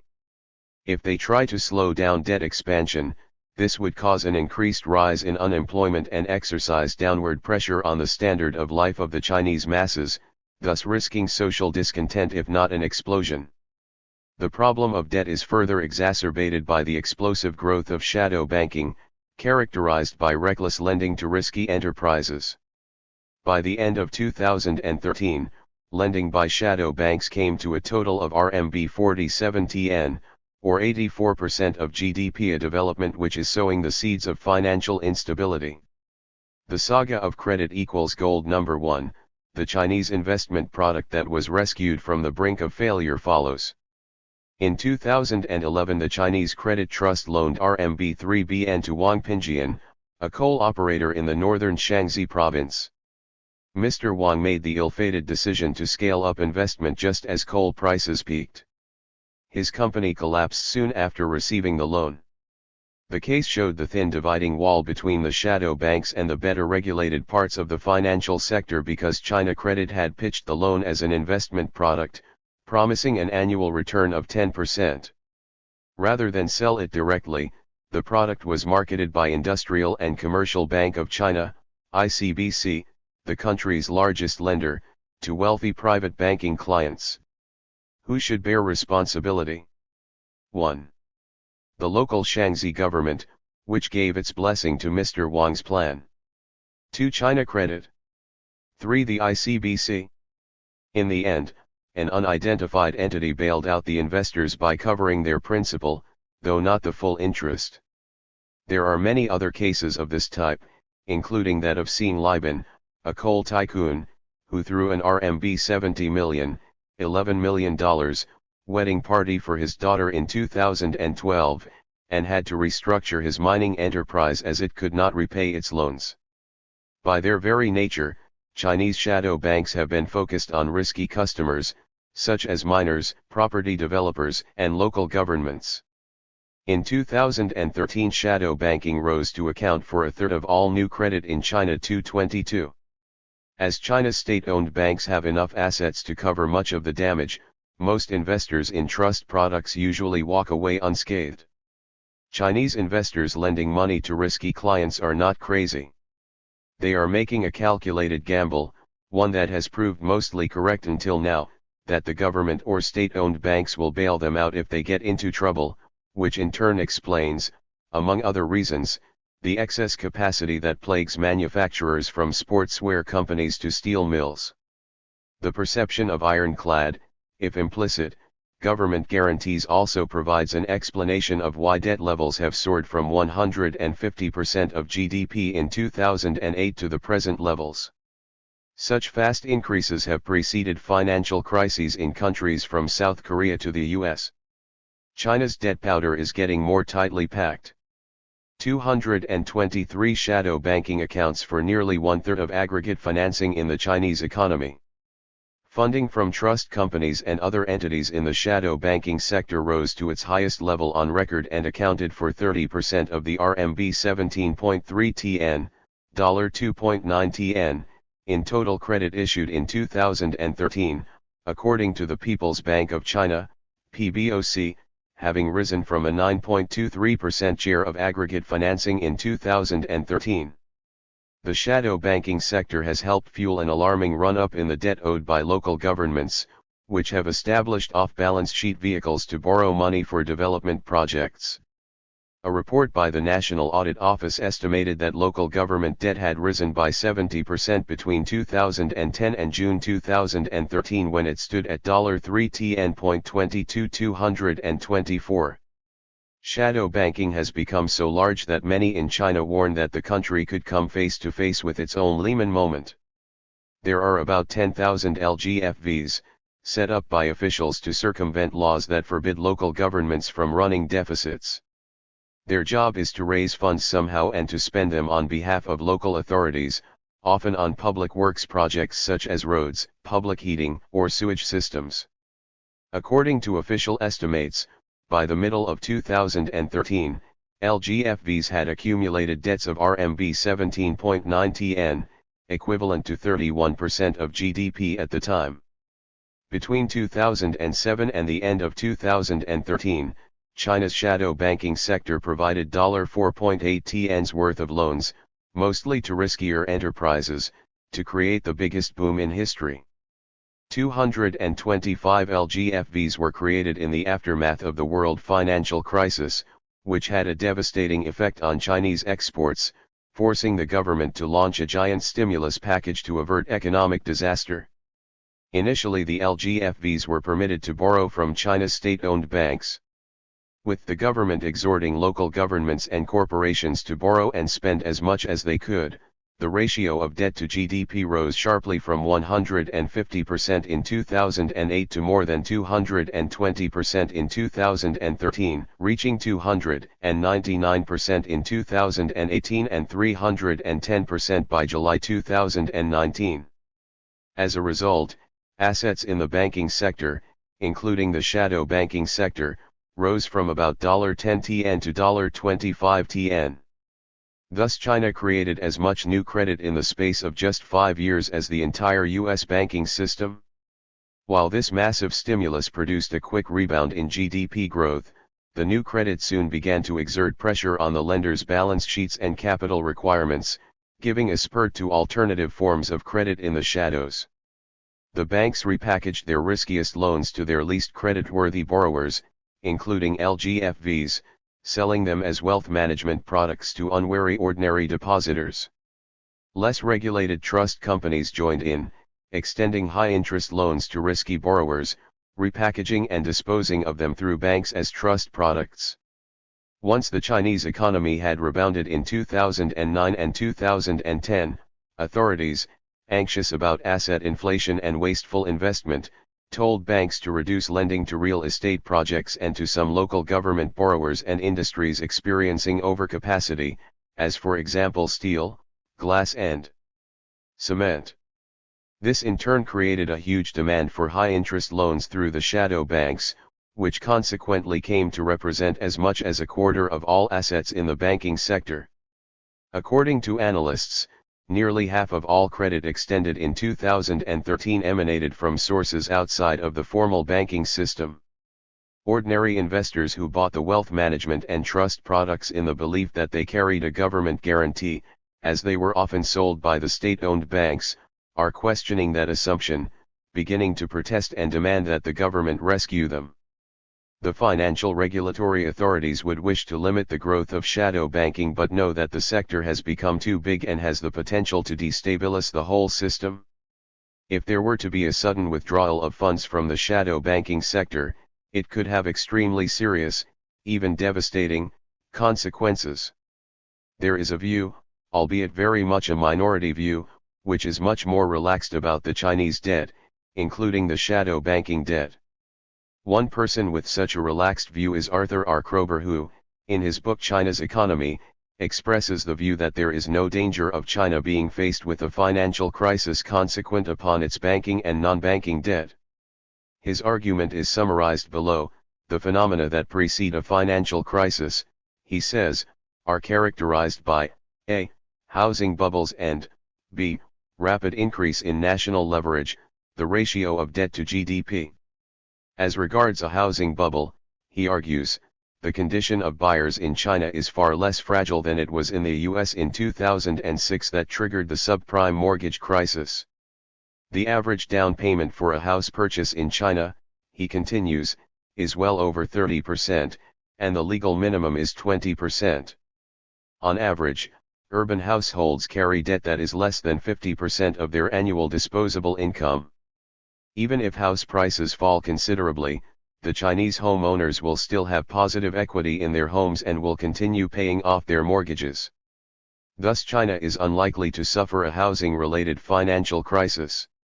Accepting this for an argument, what Mr. Kroeber does not deal with are the loans contracted by the construction companies which have borrowed money to build speculative housing, especially at the high end, millions of which presently lie vacant. If the borrowing construction companies, unable to sell these properties, find themselves in a position of not being able to pay their debts to the banks, this cannot but have the most fearful consequences for the banking sector, with all its ramifications for the rest of the economy. As to the increase in national leverage, the ratio of debt to GDP, this, he says, is a more serious worry. The combined gross debt of households, corporations, and the government rose from a relatively stable 140% of GDP in 2008 to 230% to 26% by the end of 2015, mainly owing to greatly increased borrowing by local governments and SOEs during the economic stimulus programs in the years 2009 to 2012. This is unlikely to lead to a crisis which, says Arthur Kroeber, needs a fast rising debt and b. a trigger event that forces shaky borrowers to pay up or go bankrupt. China, he argues, had the debt but not the trigger. Continuing, he says the trigger for an emerging market debt crisis is an inability to pay back foreign lenders. In China's case, however, its foreign borrowings are about 10% of GDP, and it has huge foreign reserves of about $3.5 tn, in addition to running a current account surplus of 2.3% of GDP. As such, it does not face a liquidity crisis. No liquidity trigger, no crisis, he says. In addition, virtually all credit in China is backed by one-to-one deposits, the safest and most stable kind of funding.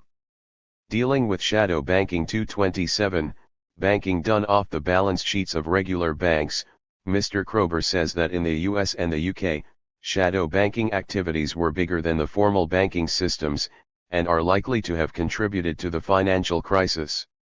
By 2010, shadow banking began to emerge in China through two channels. 226. As already stated above, the majority of economists put this percentage at 310% at present. 227. In September 2018, shadow banking stood at a massive $9.2 tr, that is, 70% of China's GDP. Donald Wineland, China's newly global groups falter under local debt, Financial Times, February 6, 2019. The Chinese authorities, worried as they are about the over-indebtedness of businesses, have had some success in deleveraging and shrinking the shadow banking sector, from 87% of GDP in 2016 to 79% at the end of 2017, to 70% by September 2018. This in turn creates a different problem, namely, scarcity of credit availability, which contributes to slow growth of GDP, forcing the authorities to relax brakes on lending. Hence the continuing policy struggle between deleveraging and growth. Andrew People, China's battle against shadow banking slips into stop-start mode, Wall Street Journal, December 4, 2018. 203. 1. Banks and trust companies began offering wealth management products, with investors getting higher rates of interest than bank deposits. These entities are not banks but sometimes work closely with banking partners. Chinese shadow banking is fairly small. Whereas in the US non-banking assets accounted for nearly 60% of all financial assets and equated to 150% of GDP, in China the non-banking assets were just 9% of financial assets and a relatively modest 31% of GDP. This figure is far smaller than accepted by most experts in the subject. 2. Almost all of China's shadow banking finance consists of ordinary bank loans that are routed through non-bank institutions.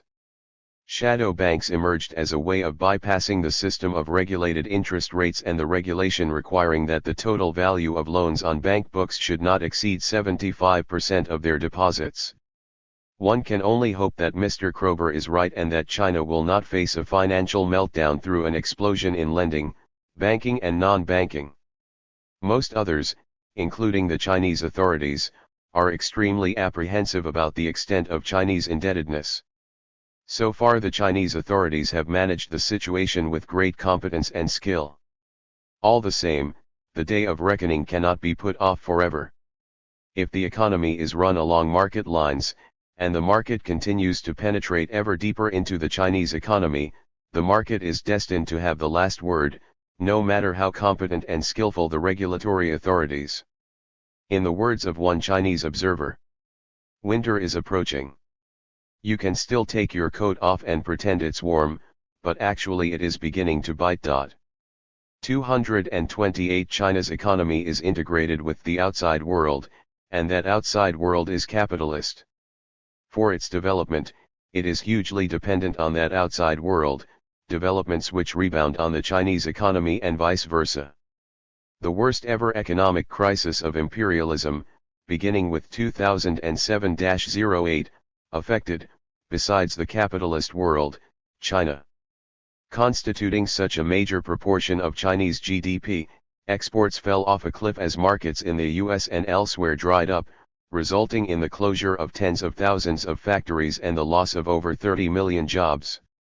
Hence the government's gargantuan stimulus package and the problems it has brought in its train, as briefly outlined above. The Chinese economy, which for 30 years had grown at double-digit rates, has settled for a new normal of 7% annual growth following the chill winds blowing through the world capitalist economy. As long as the reform policy continues to be implemented, with its appendants, inter alia, on exports, in addition to the workings of laws of the market domestically, the Chinese economy, like any other market economy, will continue to experience troughs and peaks with all the attendant disturbances of the equilibrium, no matter how powerful the authorities, and however competent their management of the economy. And, this is leaving aside the political ramifications of the strengthening of the market. Overproduction in housing and other sectors, decreasing local government revenues, dependent on land sales, make difficult the ability of the borrowers to service and repay loans. A huge swathe of properties stand empty, built and bought as they were for speculation, not for living. In turn, a decline in the growth of the Chinese GDP would have, indeed already has had, a deleterious effect on many other economies, for 40% of global economic growth since the 2008 crisis has been accounted for by growth in China. Since China consumes 40% of the world's copper, aluminium, crude steel, nickel, and tin, a fall in Chinese growth affects adversely the producers of these commodities, from Australia to Africa and Latin America. The same goes for European car producers. Only on the basis of socialization of the means of production, centrally planning its production, state monopoly of foreign trade, and strengthening the dictatorship of the proletariat, can China avert the dangers facing it. And that means breaking with the so-called reforms and stopping the process of integration with the world capitalist economy. Such a course would doubtless be painful. But the alternative would in the long run be even more painful for the masses of the Chinese people. We, as friends and well-wishers of the Chinese people, can only note the necessity for the economy to be planned in order to safeguard the independence of the people's economy, so that our economy is not transformed into an appendage of the capitalist economy. It depends on us not to become an appendage of the capitalist economy. 229. What applied to the Soviet Union back then applies equally to China today. It is in the hands of the Communist Party of China to avert the fate that awaits the Chinese masses if the present course is carried on. Chapter 13 Foreign Currency Reserves 207. Chapter 13 Foreign Currency Reserves. If you owe your bank £100, you have a problem. But if you owe $1 million, it has. John Maynard Keynes. If Keynes was right, the world's creditor countries have a huge problem and the US none at all. Yet the assumption that the creditors should be more terrified than the debtor is wrong if the latter needs to continue borrowing. If creditors face an endless stream of additional borrowing and a good chance of default at the end of it, they should refuse to throw good money after bad. They will then impose huge costs on the debtor. This balance of financial terror, as it has been called, characterizes the current huge flows of finance to the US. Carefully thought through economic policy is needed if the world is to extricate itself from this predicament. Alas, we can rely on the administration of George W. Bush not to provide it. 230 China bashing, which has been sweeping across US politics since the beginning of the century, is reminiscent of the Japan bashing of earlier decades. By doing so, the US is playing with fire and biting the hand that feeds it, so argued Professor Nouriel Roubani of New York University in 2005.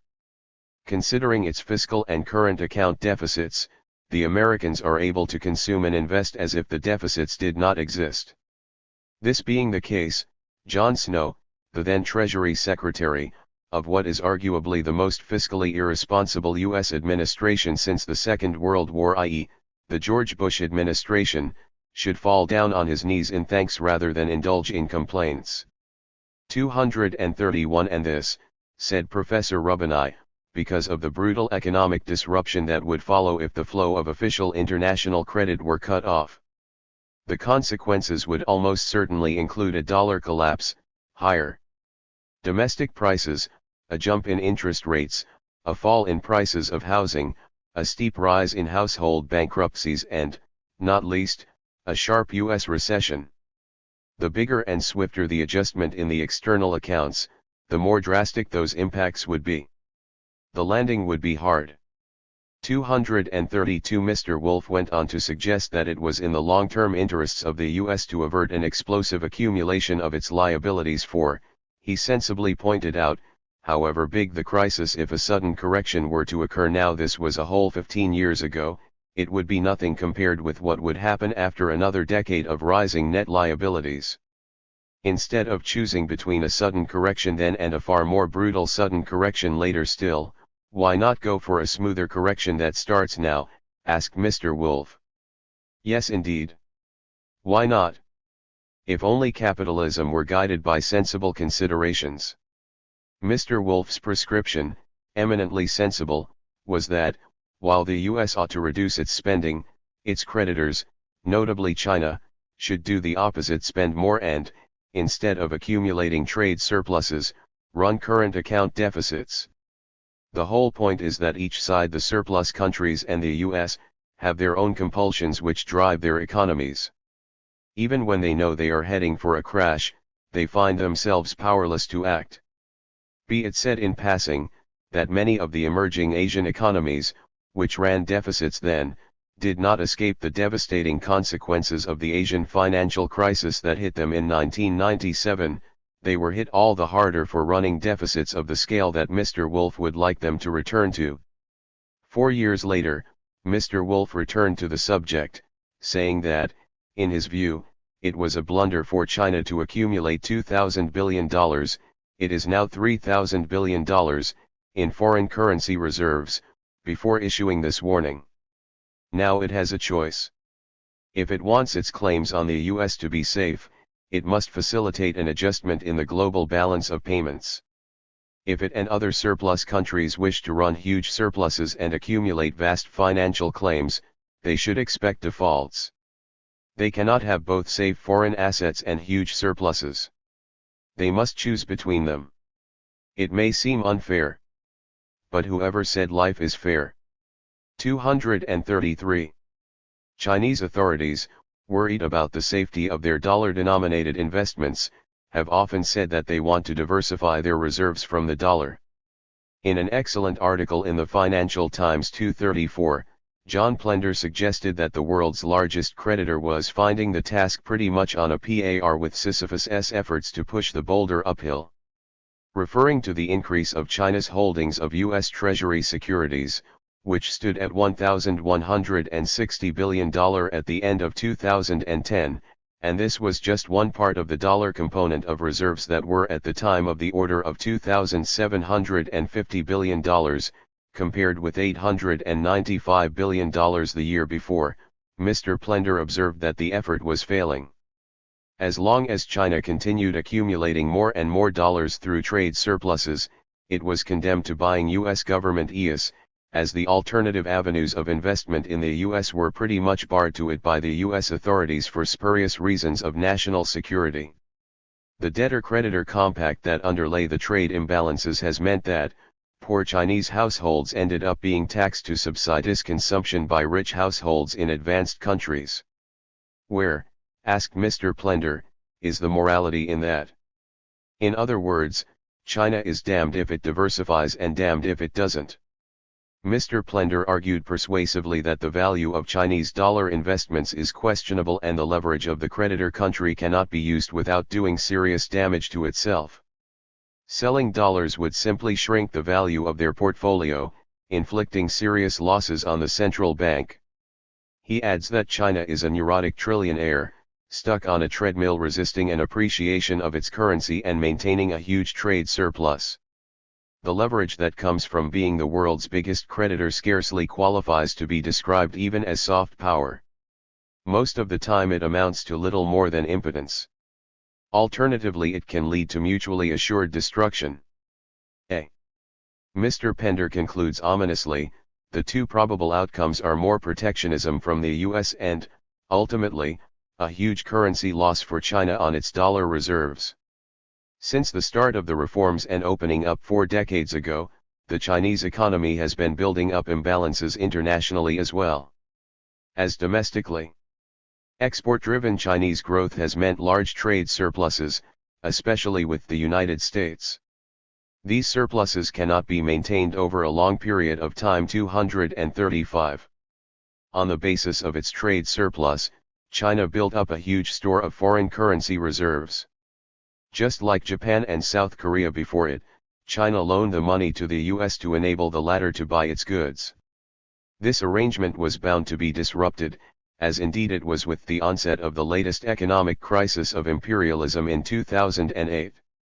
Chinese exports suffered a drastic decline as a result, which in turn led to factory closures in China on a major scale, reduction in Chinese industrial production and a drop in its GDP growth. The attempt of the Chinese authorities to deal with this dramatic turn of events through a massive stimulus package of RMB 4,000 billion has had some temporary alleviating effect, after which the rate of growth of Chinese output has declined from 10% a year to under 7%. Into the bargain, the stimulus added to the already existing overcapacity in Chinese industry, a high level of indebtedness, and a property bubble waiting to explode at any time. Internally, the high rate of growth has been investment-driven at the cost of domestic consumption. Early in 2010, China Daily wrote, an ACTA spokesperson said the proportion of China's GDP that goes toward wages has been shrinking for 22 consecutive years, suggesting a potential social conflict. 236. The startling fact was that the share of wages and salaries in GDP dropped from 57% in 1983 to a mere 37% in 2005, and it had remained static since then. The China Daily also reported that the recent spate of suicides at the Taiwan-funded manufacturer Foxconn, and a large-scale strike at the Japanese automaker Honda's Foshan plant, have highlighted the living conditions of workers, many of whom are struggling with low pay and bad working conditions. The success of the Chinese export-led, investment-driven growth, exports and imports amount to 70% of GDP, while investment accounts for about 50% of GDP, as opposed to the global average of 24%, over the reform period has been built on cheap labor, cheap energy, cheap land, low environmental standards, especially cheap labor, all of which became a magnet for the Forbes Fortune 500 to rush into China and set up productive facilities, which drove China's export machine. One of the paradoxes of Chinese growth story is that, while it has undoubtedly lifted hundreds of millions of Chinese people out of poverty, as many as 600 million, it has at the same time made them collectively poorer by shrinking the share of wages in the national product to unprecedentedly low levels in the history of post-liberation China, a draconian rise in inequality and the resultant social discontent and widespread disturbances, often enough to get coverage in the Chinese media. The trade union official cited above was quite right to raise the alarm about the conflicts which pose a danger to social stability. The annual 10% growth in Chinese GDP for the 3 decades following 1978 was built on 3 specific measures around the time of the millennium. First was the restructuring, closing down or privatization of a large portion of the state sector and the freeing of the rest from any responsibility for providing educational, healthcare and housing facilities for their workers, as had been the case before. Second was the privatization of housing in the late 1990s, with the transfer of most of Chinese housing units in urban areas from the state to individuals, which served to create a huge market in real estate, which in turn made for vibrant, not to say speculative, growth of the construction industry, one of the foremost drivers of Chinese growth.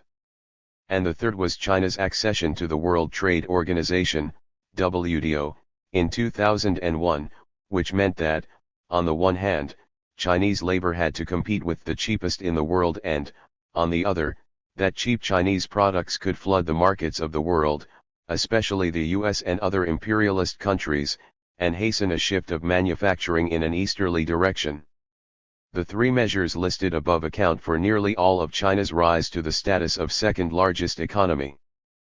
But after the outbreak of the global economic crisis in 2008, through a combination of weaker external demand and an overheated domestic real estate market, these three drivers of the Chinese economy became far less effective, forcing China to turn to credit as a means of keeping the growth going. After a short period following the 211 stimulus package, the earlier growth rates have made way since 2012 for a much lower growth rate hovering around 7% to 37.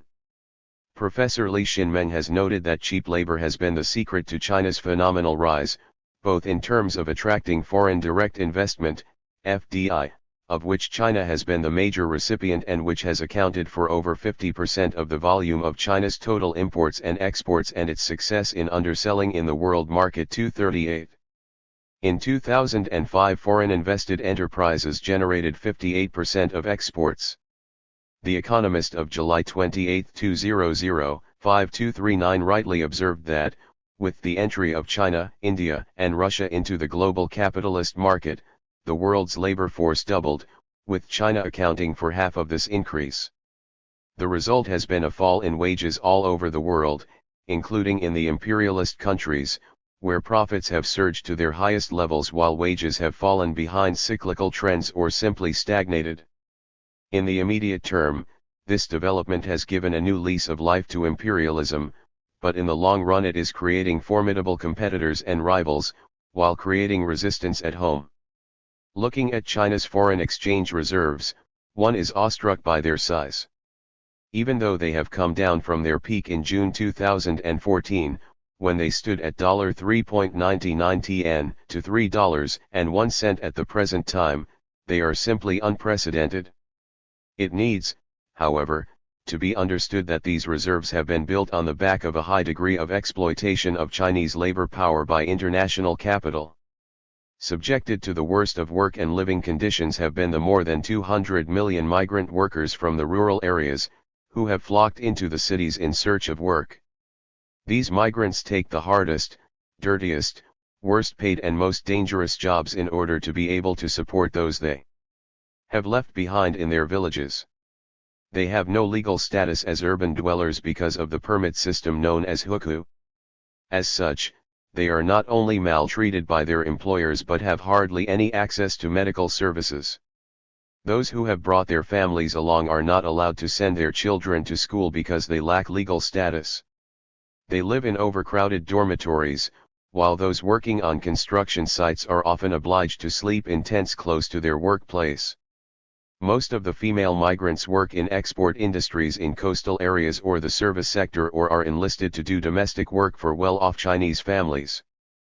Professor Li Xinmeng noted that for the past 30 years, monthly income of migrant workers has remained at 800 to 1,000 yuan, $127 to $159, in China's coastal regions, giving China a competitive advantage in overseas market 240. Looking to the future, he added, with the number of people of working age declining noticeably, the cheap labor advantage will exist no more, and with it China's competitive edge.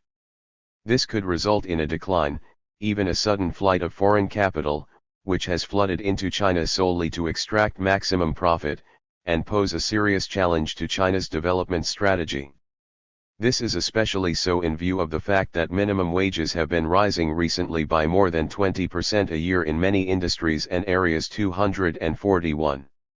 While the young and sturdy members of the family leave for the cities in search of work, the children, the elderly, the weak and the sick are left behind to subsist on remittances sent home by migrant workers. This situation causes shortage of labor in the countryside and, along with the high cost of inputs and antiquated agricultural infrastructure, acts as a barrier to the development of agricultural production. At the end of all the hard work of Chinese labor, and the hardship and misery inflicted on it, it is multinational capital that schemes the cream, leaving a miserly share of the value created by it to the Chinese people.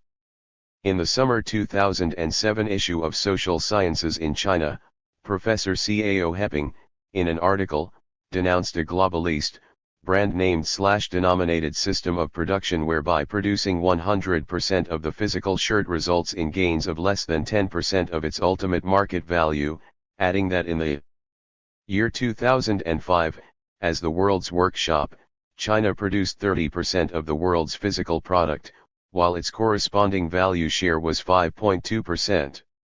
Here are some of examples. Nike sells shoes produced by workers in China, for $200 in the US, of which the foreign designer pockets $100 and Nike, the brand owner, $90, leaving the Chinese manufacturer only $10. For a DVD player, while the foreign company is paid $18 for its patent, China gets just $1. Many Chinese companies have only 2 to 3% profit margin on their products. According to the Evening Standard of September 18, 2013, fans began queuing outside the firm's Regent Street flagship store 4 days before the new L phones go on sale on September 20. The 5C, which comes in 5 colors, is priced at £469. The Evening Standard forgot to inform its readers how much the Apple 5C costs to manufacture in China. However, Beijing Review, an official Chinese magazine, supplied the following information regarding a previous model. A research shows that, for every iPhone made in China, with a retail price of $178.96, £111.85, the Chinese value added for labor and components is only about $6, £3.75, and for each iPad made in China, which retails at $499, £311.88, the value of the Chinese input is only about $8, £5. Apple Incorporated in California receives $150, £93.75, in profits for each iPad sold. 242. If we take the cost of transportation for the iPhone from China to the retail outlet to be the same as the cost of manufacturing it, the surplus value accruing would be about $166.96, £104.35. The surplus value on the iPhone 5C and subsequent models would doubtless be higher still. Another example, cotton shirts produced in China sold for $10 each in the United States. Of this sum, only $1 was credited to China to cover raw materials, energy, wear and tear of machinery, wages and profits, etc. While $1 was the cost of transportation to the USA, $8 were pocketed in the USA by the importers, middlemen, merchants, and shopkeepers. Only the first dollar contributed to China's GDP. The second dollar contributed to the GDP of the transporting country, while $8 added to the GDP of the United States. The consumers in the US also benefit from cheap Chinese shirts, as they would have cost $20 to produce in the USA. Ripped off as producers such as China are, that still compares favorably with the plight of the agricultural producers whose degree of exploitation is far more grinding. The cotton that goes into the production of the $10 shirt brought the cotton grower the equivalent of 10 US cents. If the figures for all the commodities the world over are added together, it is not difficult to see why the imperialist countries are rich and why they export capital to places where they can make a killing. The producing countries, if they are lucky, receive no more than 10 or 15% of a commodity's sales revenue, most of which goes to various parasites, such as the owners of the brand, the distributors, the advertisers, and retailers. In addition, China has benefited consumers in the US by cheaply supplying quality products to the tune of $600 billion, according to the then leader of China, Hu Jintao, who made this statement during his visit to the US in January 2011, in answer to accusations of China manipulating its currency so as to boost its exports. He also said that the Chinese economy had helped to create 14 million jobs globally. 243 As if the above state of affairs were not egregious enough, most of the dollars and other hard currency received by China from Apple and other such exploiters are invested in dollar-denominated investments, mostly U.S. Treasury bills which, as already pointed out, are of doubtful value. The dilemma confronting China with regard to its huge currency reserves was succinctly expressed by two Chinese experts in the August 2013 issue of Social Sciences in China, an official publication. The return on investment of U.S. enterprises in China, they wrote, averaged 33%. However, the return on investment on the U.S. national debt China bought with its gigantic foreign exchange reserves has been estimated at 1% and 3%. These experts stated that there was but one solution, namely, for China to develop capability growth whereby homegrown businesses work for China rather than China being the provider of low-wage labor for the imperialist countries. Professor Li Xinmeng makes the correct observation that the U.S. national debt and fiscal deficit, leading to the devaluation of the dollar, would cause a devaluation of China's dollar reserves. The U.S. was in essence defaulting on its obligations in a disguised way. 244. Two conclusions are obvious from the above narrative.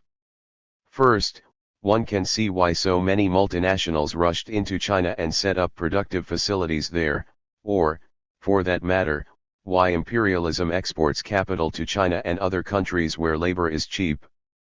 Second, the sooner countries like China take up the advice of the above-mentioned experts, the sooner will be the end to enormous amounts of surplus value flooding into the United States and other imperialist bloodsucker countries.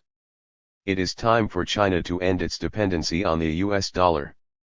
Running huge surpluses and investing its currency reserves in the US is not in China's best interests. A developing country, with per capita income ranking below the 100th in the world, lending to the world's richest country for decades is not reasonable. Even worse is the fact that, as one of the largest foreign direct investment absorbing countries in the world, China essentially lends money it borrowed at a high cost back to its creditors by buying U.S. treasuries, rather than importing goods and services. 245. There is only one conclusion that follows from the above, namely, that increasing dependence on exports is not the way to organize production on a rational and sustainable basis. China needs to organize its production on the basis of self-reliance and central planning to cater for the needs of the Chinese masses, instead of ever deeper integration into the world capitalist economy. The enthusiastic supporters of reform and opening up, both Chinese and foreign, who are mesmerized by China's accumulation of vast reserves of foreign currency, ought to ponder this question with the seriousness it deserves. The supporters of the policy of reform and opening up, both Chinese and foreigners, often give the impression that this policy had the almost universal and enthusiastic support of the Chinese workers and peasants, that there was no opposition and resistance to this policy either within the CPC or among the intelligentsia. As a matter of fact, there was considerable opposition to it in the earlier phase. Throughout his leadership, from 1978 to 1992 when he retired from the Politburo, Deng had to contend with a powerful rival, Chen Yun, who had a large support base among officials in the state planning system, in the creation of which he played a leading part in the 1950s, and who continued to oversee it in the 1980s. In economic matters he had equal influence along with Deng, says Arthur Kroeber. Because of large-scale opposition to market reforms, Deng had to proceed very carefully. Then came the Scheneesman incident of June 4, 1998-9246, which brought the process of reform to a screeching halt. Only after his 1992 Southern tour did it start again and gathered pace over the following years. Up to the time of Deng's Southern tour, Will Hutton correctly observed that the opening of the coastal strip in the 1980s to even limited joint venture revived nightmarish memories of the notorious 191th century treaty ports that the party found itself driving through the National People's Congress, with 700 abstentions and 300 voting against, an unheard of degree of dissent. Without Deng's authority, the process of reform would have grounded to a halt. 247. So much so that Deng Xiaoping, Unable or unwilling to defend his position, simply used, rather abused, his authority arbitrarily to close the debate while his protégés got on with the job of decollectivization of agriculture and privatization of vast swathes of the state-owned economy. Over a period of time, while the status of public property has been downgraded, that of the private economy has been upgraded. In the 1980s, private business was accepted as a necessary and beneficial supplement to the public economy, but at the 15th Congress of the CPC, 1997, private property was declared an important constituent of the Chinese socialist market economy. It was no longer a mere supplement. And this at a time when Jiang Zemin was going around the country making speeches pledging that the government would never promote privatization of state enterprises. At the 16th Party Congress, 2002, the Constitution was amended to put private business on an equal footing with state corporations. At the same time, the capitalists were welcomed into the party. The year 2005 witnessed the sale of several multi-billion-dollar equity stakes in the state banks to foreign financial institutions to the tune of $20 billion for minority stakes on offer. At the 17th Party Congress, 2007, the CPC pledged itself to unswervingly encourage, support and guide the development of the non-public sector, basically giving private enterprises the same status as that granted to SOE's 249. Both public and non-public sectors of the economy are important components of the socialist market economy, and significant basis for economic and social development was the prospect stressed by the Third Plenum of the 18th Central Committee of the CPC in November 2013. Xinhua, November 12, 2013. The Third Plenum decided that market forces were henceforth to play a decisive role in the allocation of resources, an upgrade from the important role assigned to the market by the 17th Congress 250 over the years. However, as the ugly side of this policy became obvious even to the blind, debate around it became vibrant again, receiving a further boost in the aftermath of the global crisis of capitalism in 2007-8, which affected the Chinese export-driven economy in a big way. We reproduce below a summary of the three very important open letters, written by prominent Chinese communists and intellectuals, in the first case writing anonymously, which reflect the fierce opposition to, and burning hatred of, this policy, as well as a defense of Marxism-Leninism. Opposition to reforms. The anonymous letter of October 2004 addressed to Hu Jintao 251. Now to the contents of this letter. Even though there have been economic gains over the past 26 years, it said, they have come at great cost. Deep-seated contradictions have emerged in society and the party's authority has plunged. The party's line of march needs to be adjusted profoundly. Social polarization, it warned, is getting worse by the day. State enterprise workers have been downgraded from being the masters of those enterprises to mere employees, and peasants are heading towards ruin. The masses often can't afford to see the doctor, to access education, or to get a job. The party's credibility has taken a deep dive, and the party's ruling position is in grave danger. Only by confronting these problems and boldly admitting mistakes can a proletarian party demonstrate its strength. Only by taking serious corrective steps can the party gain the people's trust and strengthen its ruling capacity in a fundamental way. Problems were caused by the fact that the fundamental direction of the reform has gone wrong. At issue is the question of the line of march, not the so-called problem of ruling capability, said the letter. The problem lies in the party's implementation of a revisionist line and its course to restore capitalism. While offering lamb at the front of the shop, revisionist dog is being marketed under the table, thus fundamentally betraying the interests of the toiling masses of workers and peasants. If the party does not pull back rapidly, the death of the party and the nation won't be far away, warned the authors of the letter. They went on to suggest the following measures be taken as a matter of urgency. 1. Need for a vigorous anti-corruption campaign. Only by mobilizing the masses can this problem be tackled. 3. Swiftly adjust the relations of distribution. In the course of the state enterprises reform, corrupt officials and enterprise management colluded with the capitalists in looting state property and undermined the economic foundation of the system of state ownership. In the rural areas, corrupt bureaucrats barbarically looted and appropriated from the peasants through delays in payment, inappropriate appropriation of farmland, and inadequate compensation for displaced households. To rely on the masses to block immediately the evil gale of privatization, this has been proceeding under deceptive slogans, such as "seize the big and let go the small ones," "let the state retreat and make way for the people to advance," "let the pretty girls marry first." In this way the wealth accumulated over decades by the laboring masses is now being plundered.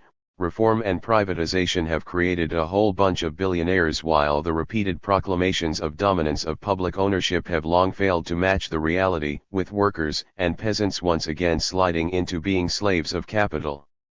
End the increasing income and wealth inequality, and provide education and health facilities to the masses. 4. Promote the Ninja Village 252 model, with its social benefits, and return to the path of collectivization. Also end the Sunan problem. Small farms are a hindrance to mechanization, leading to stagnant and declining food production. Collectivization is the real path to common prosperity. While there is a flood of books backing Western democracy and privatization, Marxist literature is characterized by its absence. Only through Marxism can there be an effective critique of bourgeois thought and revisionist ideas. Critical departments must be cleansed of people endorsing and propagating rotten bourgeois ideas. We must wage a sharp struggle against bourgeois ideology and rotten ideas. We must put an end to ignoring the serious study of the writings of Marx and Lenin. 6. Extend socialist democracy. 5. Restore the leading position of Marxism, as well as of corrupt and degenerated elements and opportunists. 8. Halt the criminal suppression of the people. Organized people have the profound ability to storm heaven and transform the earth. Reject Western bourgeois democracy. 7. Clear the party of alien class elements. The second open letter on the brick kill and other incidents and recommendations for the 17th Party Congress. This letter says, on July 12, 2007, just a few weeks before the 17th Congress of the CPC, Ma Ben, former consultant, State Council Development Research Center, and 16 other prominent people, including former ministers, a former Chinese ambassador to the Soviet Union, a former alternate secretary of the All China Federation of Trades Unions, a former chief of staff of the PLA Railway Corps, wrote a letter to Hu Jintao, at the time General Secretary of the CPC.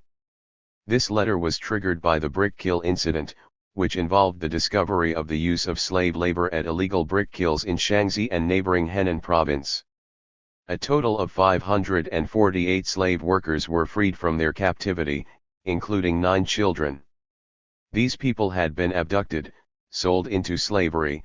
They were discovered several years later, during which time they had been completely shut off from the outside world. Some had been beaten up for attempting to run away with red-hot bricks in several cases. The youngest was only 8 years old. And the rural community, problems which have arisen as a direct result of decollectivization and the allness of the plots of land being cultivated by peasants under the household responsibility system. 221. The scandal was exposed by a local television channel and caused outrage throughout China. The brick kill incident not only exposed the collusion between operators of illegal kilns and mines and the local police, government, and party officials, but also caused masses of people to look beyond for the deeper causes of the symptom and lay the blame squarely at the feet of Deng Xiaoping theory with its 3 components of a. It doesn't matter if the cat is white or black as long as it catches mice, b. Stability before all else, and c. The imperative of development above every other consideration. This theory is in effect an invitation to officials and entrepreneurs to turn a blind eye to labor laws, environmental pollution, misuse of resources, uncontrolled use of land, extreme income disparity, erosion of morality and collapsing public order. To the followers of Deng's theory, as long as the figures reveal a 10% annual GDP growth, nothing else matters. The culture of money making, and incidents such as the brick kill case, which is merely the tip of the iceberg as there are thousands of illegal kills and mines across China, makes a mockery of the authorities' claim to be creating a harmonious society. People perceive the dichotomy between word and deed when, for instance, they know that tens of millions of workers were made redundant with very little compensation following privatization and restructuring of the SOEs, while managers and officials became millionaires and billionaires. In these circumstances it becomes problematic for the authorities to condemn the practices of illegal kill and mine owners, who are, after all, pursuing the same goal of making a fast buck at the cost of their victims. Here is a summary of the letter by Ma Bin and others. The brick kill and other such incidents, said the authors of the letter, are not an inevitable phenomenon of the primary stage of socialism, but a reflection of the cruel exploitation and dog-eat-dog world of primitive accumulation, totally contradictory to our philosophy as laid down in the Communist Manifesto. The letter criticized the privatization of SOEs under various garbs, with former secretaries and plant bosses becoming big capitalists, while continuing to be party members and secretaries. The letter condemns the widespread prevalence of child labor, prostitution, and pornography, as well as the permission to foreign capital to invest in Chinese military enterprises. Referring to inflation, stock bubbles, speculation in real estate, pollution, corruption, and wrong ideological tendencies, it says that the Chinese workers are no longer masters. It asks the pertinent question, why have state agencies, including the Department of Statistics, not published details? 222. Chapter 14 Opposition to Reforms. About the proportion among different ownership sectors of the economy for many years. The idea being to determine if public ownership is still the underlying basis of the system. The writers fear that China is digressing and that this digression is nothing but a mistake and the road to capitalism. Practice, they say, has shown that our problems are becoming more serious, but we continue to persist with the same policies. With the tragic fall of the USSR and the Eastern Bloc of socialist countries, and the subsequent decline in the international communist movement still fresh in their minds, the authors state that imperialism, capitalism, and their agents have encircled us in the areas of politics, ideology, educational methods, national defense. While we often talk about peace, cooperation, and harmony, they are doing whatever they can to prepare the military siege against us, ready to launch a war of aggression or the threat to use force. They add that the party and government have seriously detached themselves from the people. Precarious is China's socialism. In view of the prevailing domestic and international situation, the majority of party members, especially the old comrades who had received party education for many years, are burning with anxiety, waiting for the Central Party to take effective measures and act quickly and courageously to resolutely lead the whole party, the armed forces, and the peoples away from the evil path. They go on to suggest that the 17th Party Congress take the decision to establish Marxism-Leninism as the political ideology that meets the needs of the majority of the people, reminding the party of the following teaching of Mao Zedong: the Communist Party is the core power leading our activity and Marxism-Leninism is the guiding principle of our thought. Whether our ideological or political line is correct decides everything. They further suggest that the party launch a study of Marxist theory and make a serious study of the Communist Manifesto, anti-Düring, state and revolution, imperialism, the highest stage of capitalism, serve the people, Norman Bethune, among other Marxist classics. The party must wage a vigorous struggle against social democracy, revisionism, bourgeois liberalism, and so-called democratic socialism, they say. The party must put emphasis on public ownership of the means of production and the dictatorship of the proletariat. It must put a stop to privatizations. The authors call upon the 17th Congress to reverse the decision which allows capitalists to join the party, complaining that since the 16th Party Congress, a close relationship between the party and the WW. 223. Bourgeoisie exists, while the relationship between the party and workers, peasants, and working intelligentsia has become distant. This, they add, must be reversed. Looking at the current facts, the letter says, we have to confess that China's reform is heading towards changing public ownership to private ownership and socialism to capitalism, warning that if the 17th Party Congress continued down this path, a Yeltsin-type person will emerge, and the party and country will tragically be destroyed. Owing to the specific conditions in China being different from those in the Soviet Union, a Chinese version of Yeltsin may not publicly announce the dissolution of the Communist Party, change the name of the country, or sell our territory. Rather, he may even use Marxism-Leninism and five-star red flag to disguise himself and deceive the people. How did this problem begin, asks the letter, before saying, the answer lies in 20 years of implementing the wrong policy guided by the wrong ideology. In the end, the authors suggest that wrong theories, paths, and thinking be jettisoned and the party return to the revolutionary road of Marxism-Leninism. The third open letter, of 170 to the delegates of the 17th Party Congress of the CPC dated September 19, 2007. The 170 signatories included Li Chenggrui, former head of the State Statistical Bureau, Huang Qingpo, former party secretary and governor of Qinghai Province, Huang Heron, former special secretary of Chairman Mao, Ma Ming, former commander JF the Air Force and national hero, Du Huanmin, former head of the Navy Military Court, Zhang Yang Kim, former vice chair of the National Federation of Labor, Zheng Tianxiang, the former head of the People's Supreme Court, a couple of dozen prominent academics, and several dozen other personalities from various fields. 254. This letter says that only 39% of businesses were publicly owned, whereas the remaining 61% were privately owned. 255. The industrial output of state-owned enterprises accounted for merely 15.3% of the total industrial output. This means, says the letter, that private ownership has replaced public ownership as the dominant form of ownership, and the share of the private sector continues to expand. Dealing with income distribution, according to this letter, the 10% richest families own 45% of China's total assets, while the poorest 10% of households own only 1.4%, making the ratio of the richest to the poorest households 32 to 1. The letter then goes on to deal with the environmental destruction due to unplanned development, which, it says, causes an estimated 750,000 premature deaths every year. Of the 20 most polluted cities in the world, 16 are in China. 256. The letter criticizes China's dependence on foreign technology and foreign trade. While foreign trade accounted for 64% of China's GDP, in the field of technology, its dependence on foreigners is as high as 50%.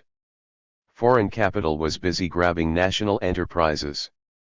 The letter cites a study of the Center of the State Council, according to which foreign capital had gained control of the majority of the assets in 21 of the 28 major industries. What is more, with increased international trade, corruption has increased enormously. Of the 500,000 cases of corruption investigated in the 10 years to 2007, 64% related to international trade and foreign businesses. Allowing capitalists to join the Communist Party since the 16th Party Congress has worsened the situation.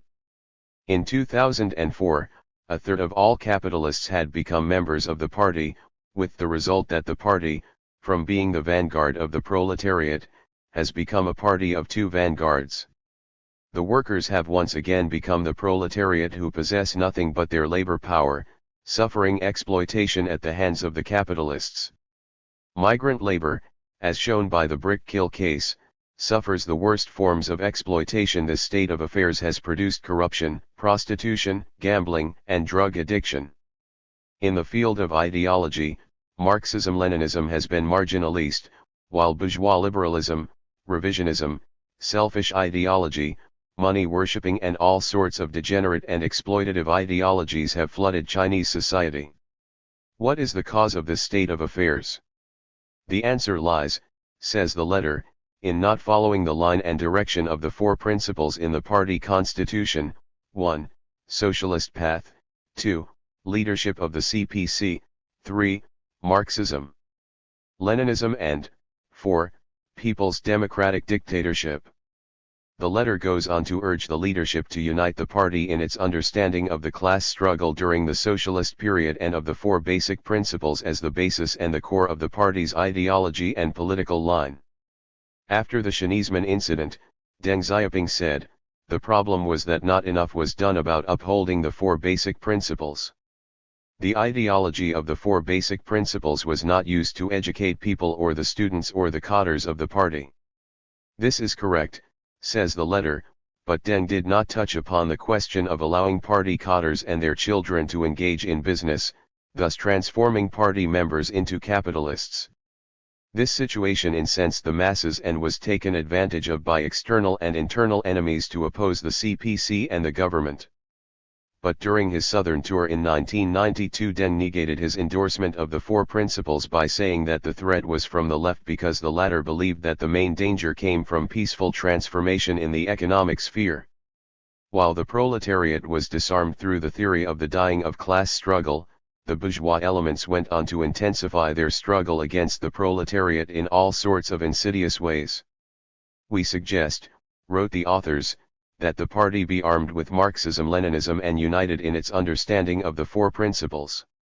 Emphasis should be put on the study of the classics of Marxism-Leninism, the party should uphold socialism and oppose the restoration of capitalism."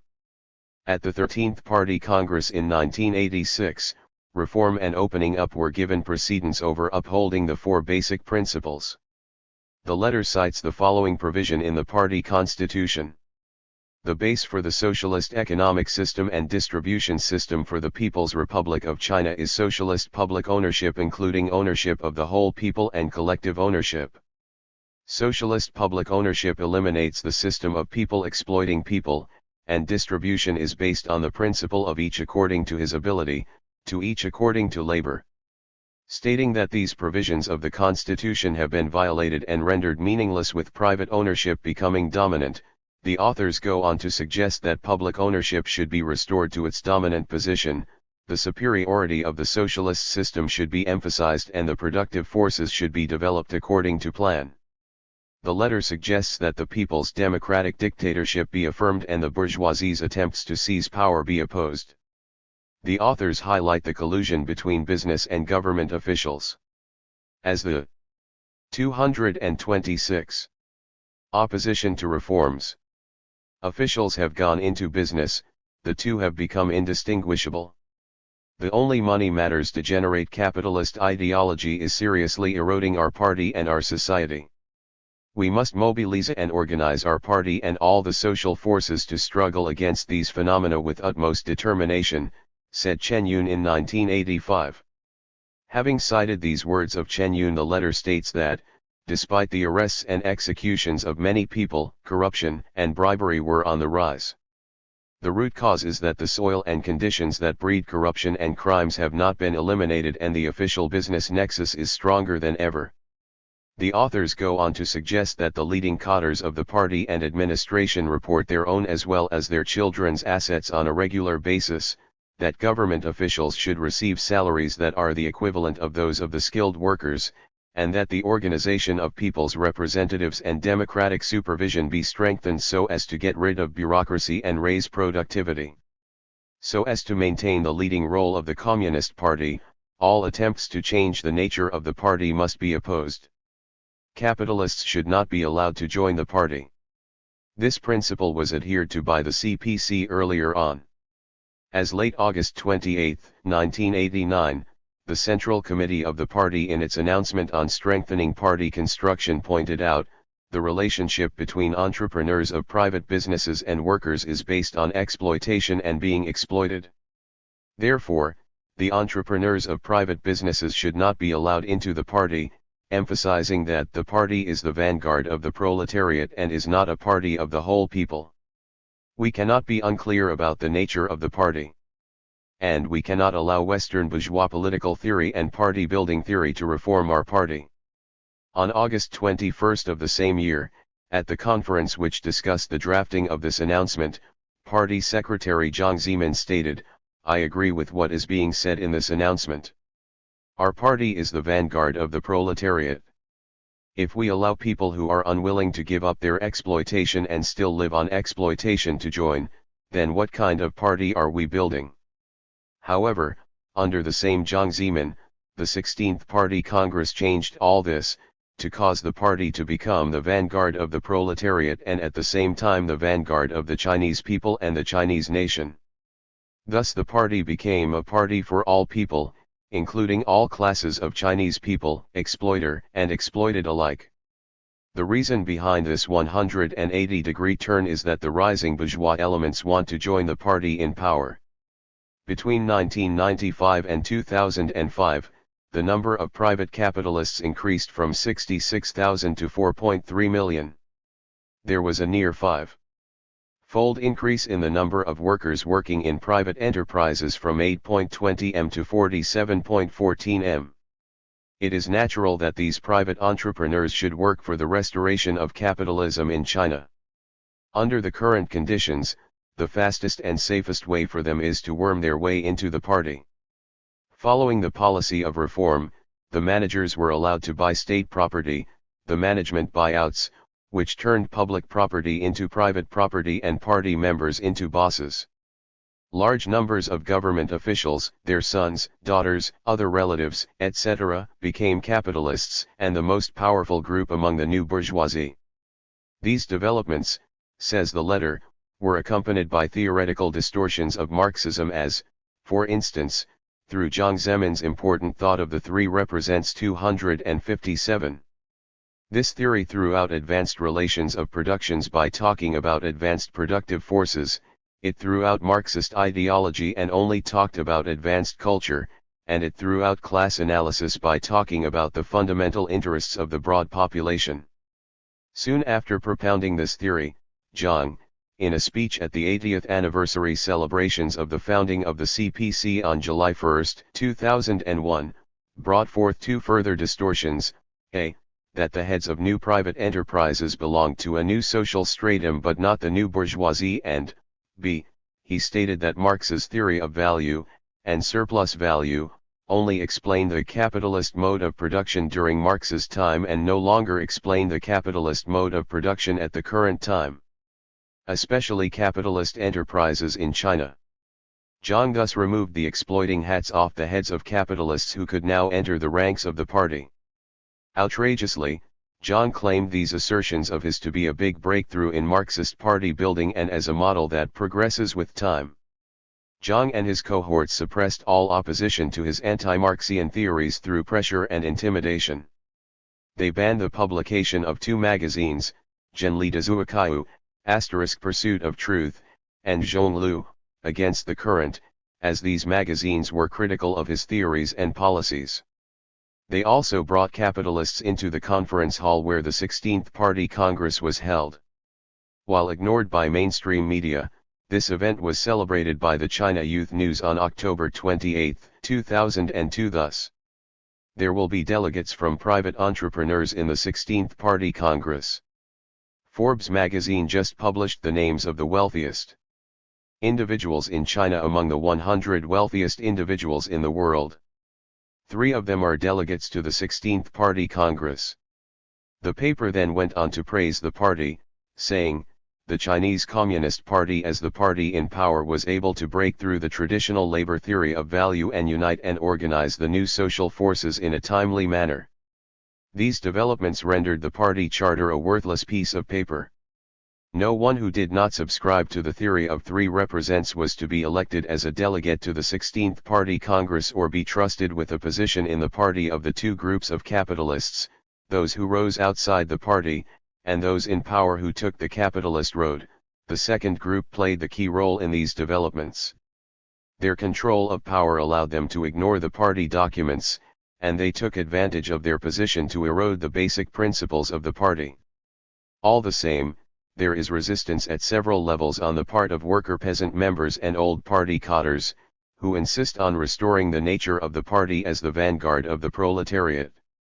The authors go on to suggest the following, among others, that the bourgeois be not allowed to become members of the party, that the Congress restore the party charter to what it had been at the 15th Party Congress. That the bourgeois already admitted be given the choice to either leave the party or cease being exploiters. The authors called upon the party to uphold Marxism-Leninism and oppose various forms of bourgeois ideology and revisionism. The victories of our people were won under the guidance of the party, but the 16th Party Congress adopted a new charter which deleted without any explanation the following provision: Marxism illustrates the overall rule of historical development of human society, analyzes the basic and unconquerable contradictions of capitalism, points out that socialism must replace capitalism and in the end will develop into communism.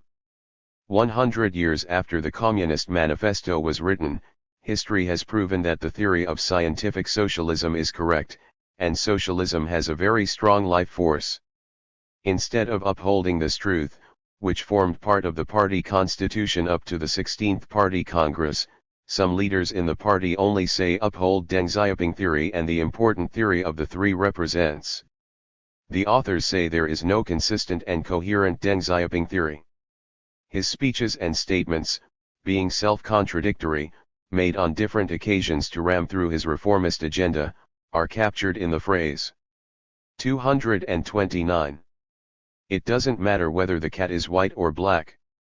As long as the cat can catch the mouse, it's a good cat. All that mattered to him was development devoid of class content. As to the three represents, it is a barely camouflaged formula for transforming the CPC from being a vanguard of the Chinese proletariat into a party of the entire Chinese people. In other words, it is simply a rehash of the Khrushchevite formula, but in obscure and deceitful terminology. After the 16th Party Congress, not only were capitalists to be admitted to the party, but the concepts that are basic to the fundamentals of Marxism, such as class, surplus value, and exploitation disappeared from the documents of the CPC.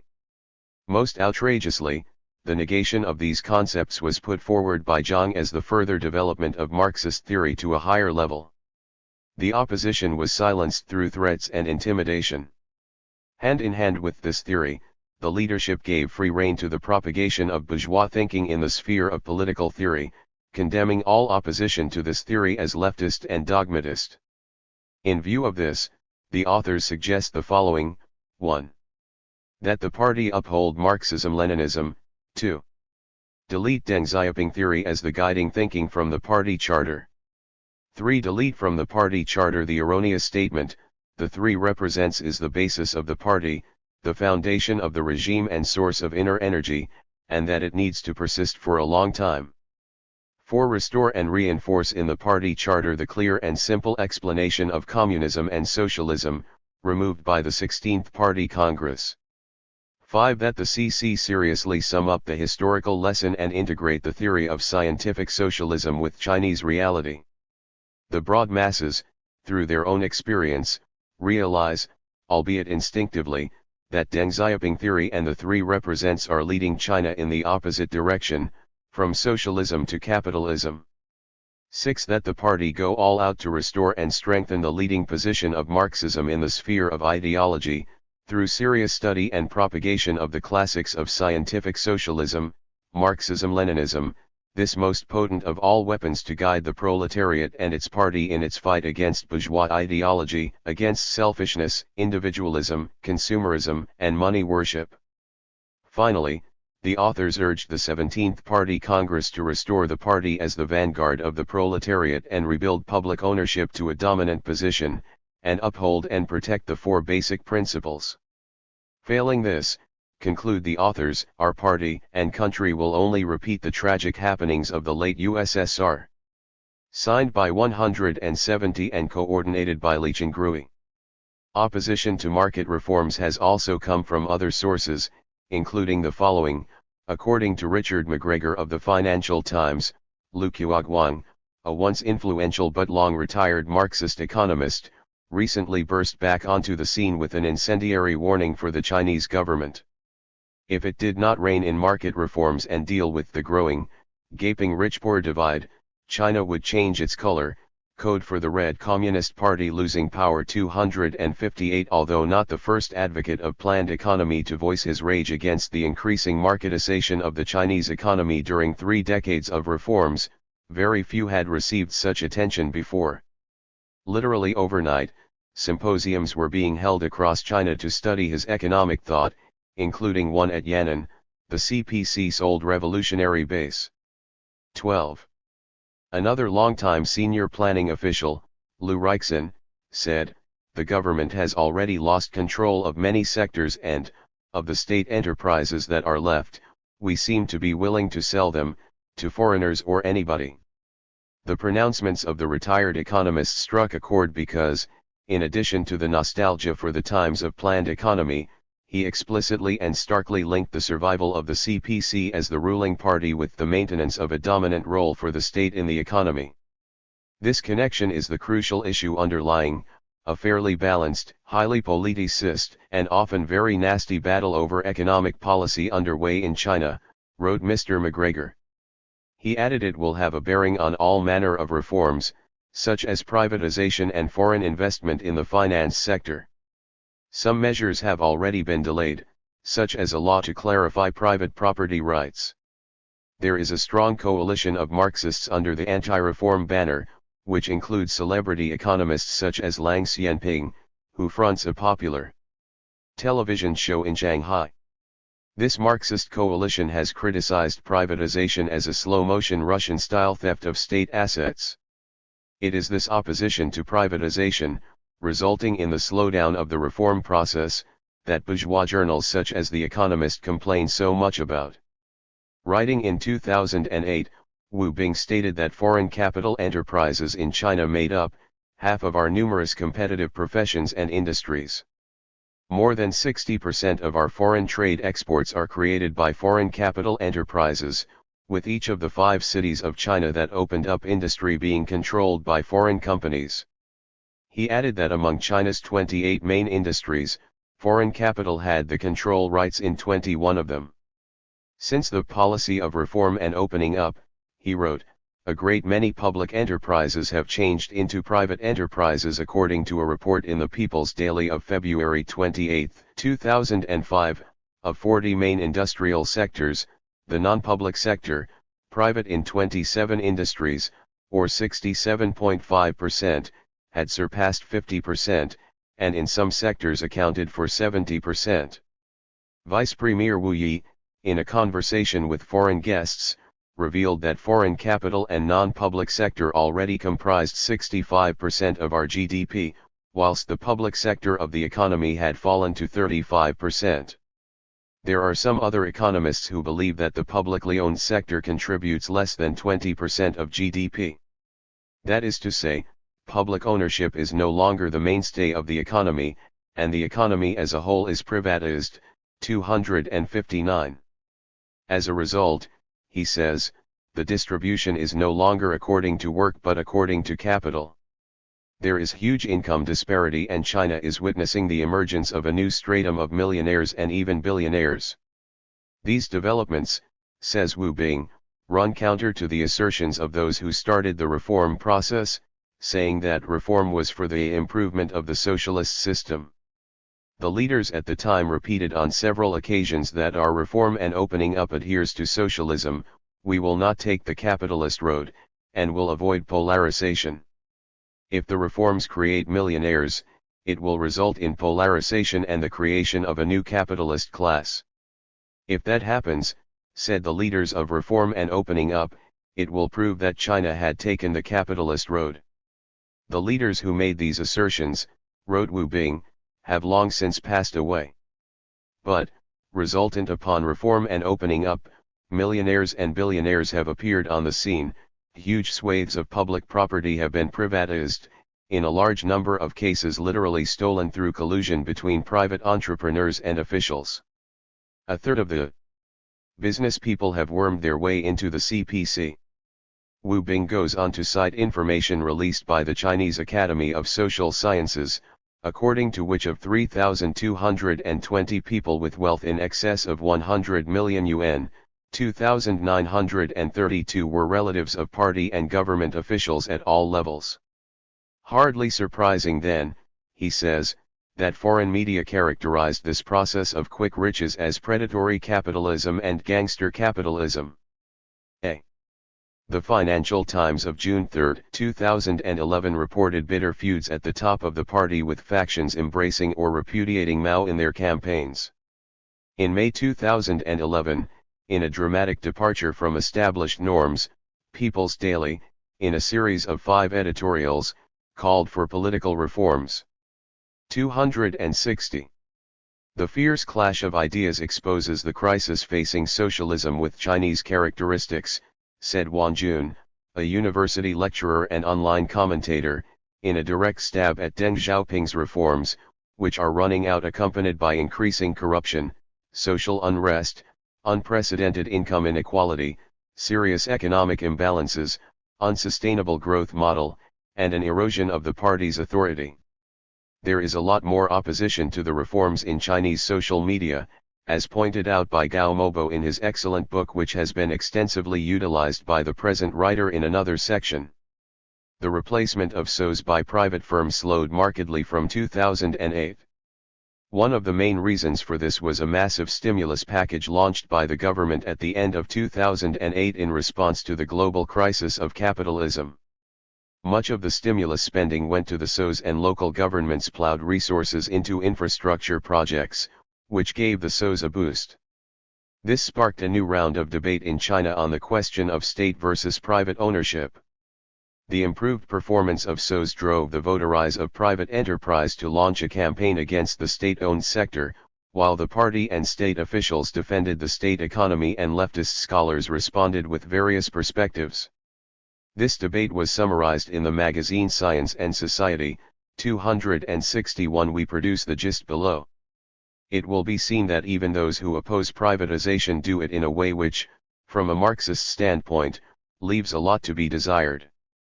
While the global economic crisis following the 2007 subprime crash dealt a severe blow to the Chinese private economy, especially its export-oriented component, the SOEs showed high profitability since the restructuring of the state economy initiated at the 4th plenary session of the 15th CC of the CPC in 1999.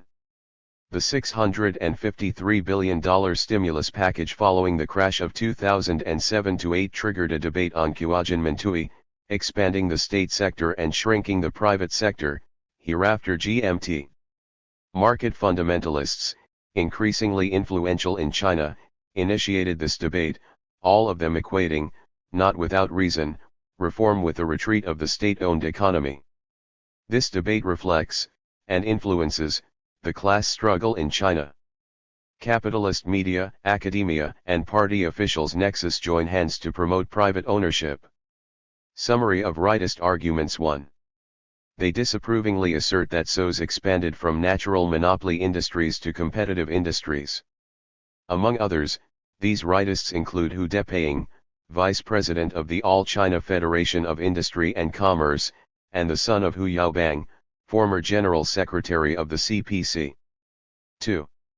The GMT signals a step backward, betraying the initial goal of the reforms, marketization of the economy. 3.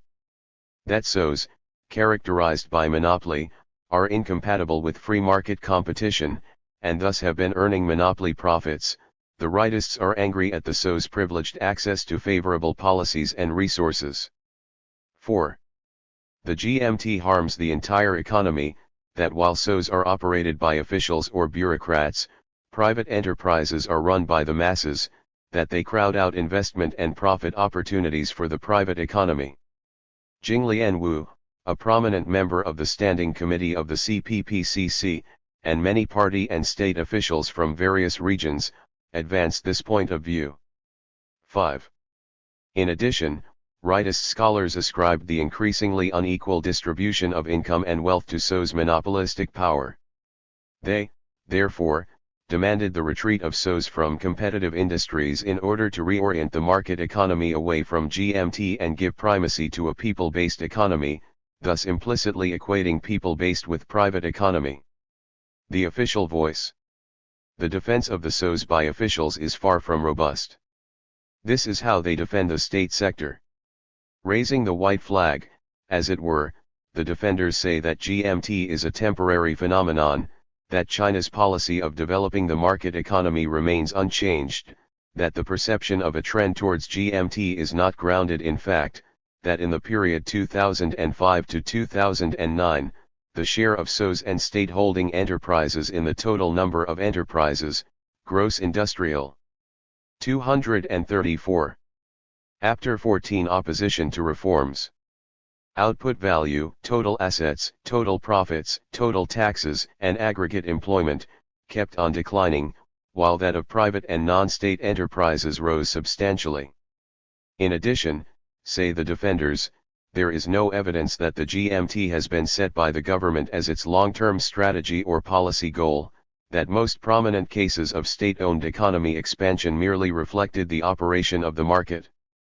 Moreover, say these valiant defenders of the state enterprises, the SOEs are neither unique to socialist countries nor specific to China. That they exist in many market-based countries. That the SOEs are necessary for improving the macroeconomic control mechanisms and balancing the relationship among reform, development, and stability, that the national conditions of China determine that the SOEs must grow, for without them it would be difficult for China to catch up with developed countries through sole reliance on private enterprises, that the SOEs are no longer traditional economic units characterized by opaque lines between the functions of government and enterprises. Rather, they have been turned into independent legal entities and competitors in the socialist market economy with Chinese characteristics, which allows enterprises with all kinds of ownership to make their own decisions on advancing or retreating. Some defenders say that the SOEs should not be turned over to private enterprises, otherwise, the rest of the sentence would be laughable were it not so tragic. The economic base of socialism with Chinese characteristics, with its pillar of public ownership, would be jeopardized, resulting in complete privatization. Wrongly, Director of the State-Owned Assets Supervision and Administration Commission of the State Council, SASAC, stated that the merger or acquisition of SOEs by private enterprises was inevitable, but should not be done hastily, with defenders like this, who needs opponents. Stability should be the priority of any reform concerning the interests of state, enterprises, investors, and employees. Responses from the left: 1.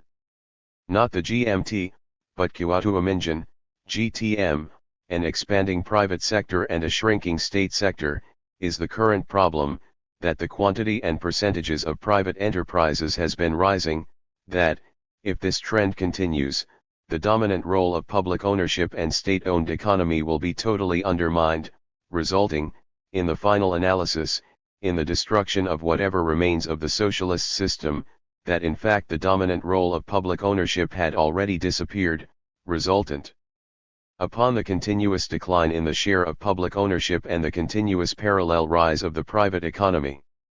235. 2. That the 15th National Congress did not endorse the idea of SOEs quitting the competitive sectors, that some economists, as well as party and state officials, manipulated the contents of official documents to legitimize their own goal of privatizing the economy, which pointed to an open rift within the CPC, that the rightists' curses heaped on the state-owned economy were merely aimed at justifying their own interests in privatization. 3. That it was fallacious to exaggerate the monopoly of the state-owned economy, that monopoly was the inevitable outcome of the increasing degree of socialization of production, and there was no direct relationship between the SOEs and monopoly, and that, in any case, monopoly was more prevalent in the private economy, that if the SOEs had retreated, most likely transnational monopoly capital would have come to dominate Chinese domestic resources and markets, that the controlling power of the state-owned economy allows China to keep up with international competition. That SOEs were concentrated mainly in tobacco, petrochemicals, water, electricity and heating supplies, and transportation facility manufacturing industries. The share of SOEs in competitive sectors had already been reduced, while private and foreign enterprises already occupied a dominant share in construction and real estate as well as in tertiary industry, excepting finance, postal services, telecommunications, railroad, and transport. 4. The claim that the state-owned economy is inefficient is false, that the shift towards private ownership is the root cause of China's rising inequality, that the existence of an elite class in SOEs resulted from the transition to a market economy. Wide income gaps were rare in the period of planned economy, but became widespread under the influence of neoliberal ideology and policies. In the transition from planning to markets, some SOE managers first messed up the enterprises under their management and then transferred state-owned wealth into private hands through corrupt insider operations. An unholy alliance of SOE managers and some party and state leaders had generated huge benefits from fraudulent privatization of SOEs at the expense of workers. With the extension of the private economy, capital gains will arise at the expense of wages and lead to further widening of income disparity. 5. China's socialist market economy should retain public ownership as the pillar while incorporating the development of multiple economic forms. That the co-development of state-owned and private enterprises in a mutually beneficial way is a more accurate description of the reality than the expression GMT. That SOEs in key sectors are necessary for coping. 236. Chapter 14 Opposition to Reforma. With the challenge of global competition and to protect national security, that China should utilize the flexibility of the private economy to facilitate the development of social productivity. 242, but must also limit its exploitative nature and guide its developmental direction. Proudhon, you are still around and thriving. 6. Raising a false alarm about GMT reflects a step towards continued privatization and the eventual abolition of the socialist system. There is a class angle to it. If SOEs don't perform well, this is attributed to inefficiency; if they perform well, it is because of their monopolistic position. The low wages of managers in the SOEs are portrayed as a symbol of inadequate incentives, while high wages are criticized as squeezing private interests and widening the income gap. Acquisitions of SOEs by private enterprises are labeled as an achievement of reform, while acquisitions of private enterprises by SOEs are seen as a failure. If the SOEs fail to expand, they are accused of lacking in motivation; if they do expand, they are guilty of crowding out growth of the private economy. In sum, everything privately owned is good, while everything owned by the state is evil. The crisis of capitalism has forced imperialist governments to nationalize parts of the financial sector. How then can market fundamentalist thinking dominate economics, education and the media in China even more completely and thoroughly than before? Does the prospect of socialism in China still exist? Reform towards marketization was initiated in 1978 with the claimed aim of rejuvenating the socialist system. The means taken mainly include developing private enterprises and attracting foreign investment by granting private and foreign enterprises exceptionally favorable conditions which are better than those given to SOEs. To gain support for the marketization, almost all social groups, including party cadres, army leaders, students, and merchants, participated in business in the early 1980s. In the process of dismantling the planned economy, especially in price reforms, the establishment of markets for capital and land, and so reforms, some party members and cadres in enterprises and government began to accumulate capital through legal and illegal means, thus weakening central planning and making the national economy dependent increasingly on the expansion of the market and monetary incentives. Thus emerged a new capitalist class of private proprietors and people who had close relations with political and economic powers as well as transnational capital. As this class grew in strength, it naturally increasingly demanded the abandonment of socialist elements in the present system. Under the cover of reform, education, healthcare, housing, and social security, which belonged to the public sphere and represented socialist characteristics in the past, were relentlessly marketized. In the 1990s, there was the move from the socialist market economy to a market economy. The socialist elements of the Chinese economy have been reduced to SOEs and macroeconomic control. In fact, the state-owned economy is regarded as the basis on which the state can guide economic development. Neoliberal economists trained in the US are invited to China and granted the power to reform economics education in top academic institutions, thus marginalizing Marxist economics and rearing a generation of young scholars imbued with blind faith in neoliberalism, instinctively harboring the notion of the inefficiency of SOEs as a tenet of faith. In the process, the concept of socialism has been reduced to a series of abstract notions such as equality and fairness, in effect a process of defaming and delegitimizing socialism theoretically. Economic structure is the basis of politics and ideology.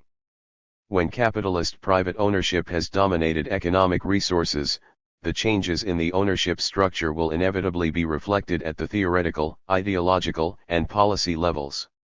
Since 2004, the trend of denouncing public ownership and planned economy has become the core of theoretical and ideological debates, especially the creation of consensus through control over the media.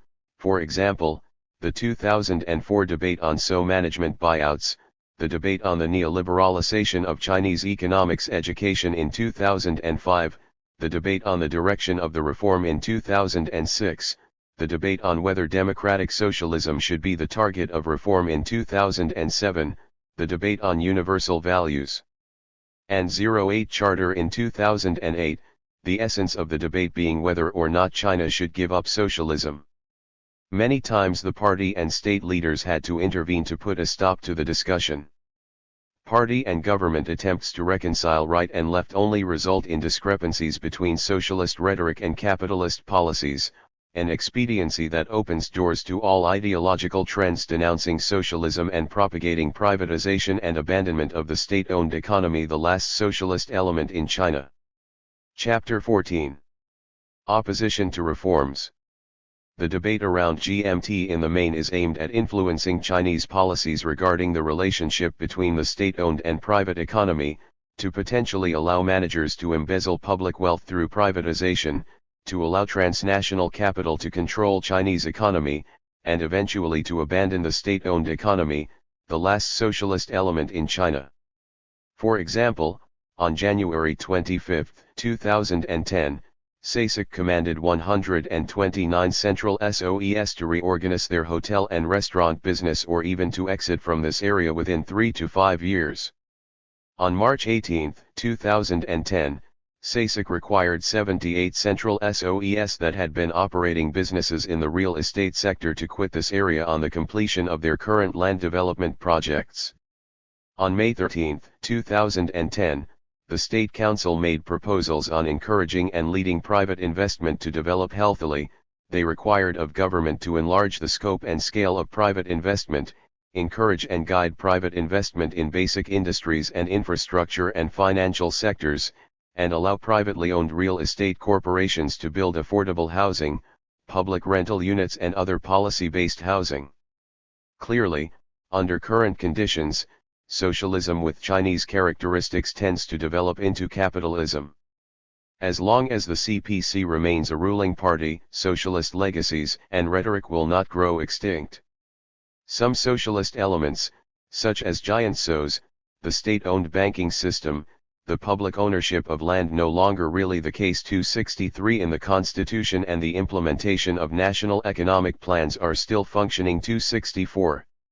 Having written all the above factually correct, if depressing, statements, the representatives of the left add that they are reasonably optimistic regarding the further development of China's ownership structure.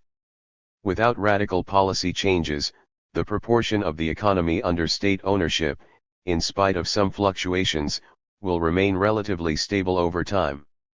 And this because the top CPC leaders realize the necessity of maintaining the dominant role of the state-owned economy in the socialist system with Chinese characteristics, without which the CPC cannot retain leadership of the country. In addition, say the representatives of the left, it is difficult further to privatize the current state-owned economy, as the latter is performing well. Most of the SOEs have either gone through IPOs or are huge in scale. 80% of the central SOEs quality assets are concentrated in listed companies and are of high market value. There is not enough private capital in China to buy out the SOEs. Society has to become cautious about the complex manipulations through which the SOEs managers have turned public into private assets.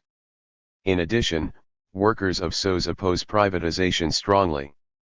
In one case in July 2009, the workers of TISC, Tunghua Iron and Steel Company, launched an enterprise-level process against Zhonglong Corporation buying out TISG.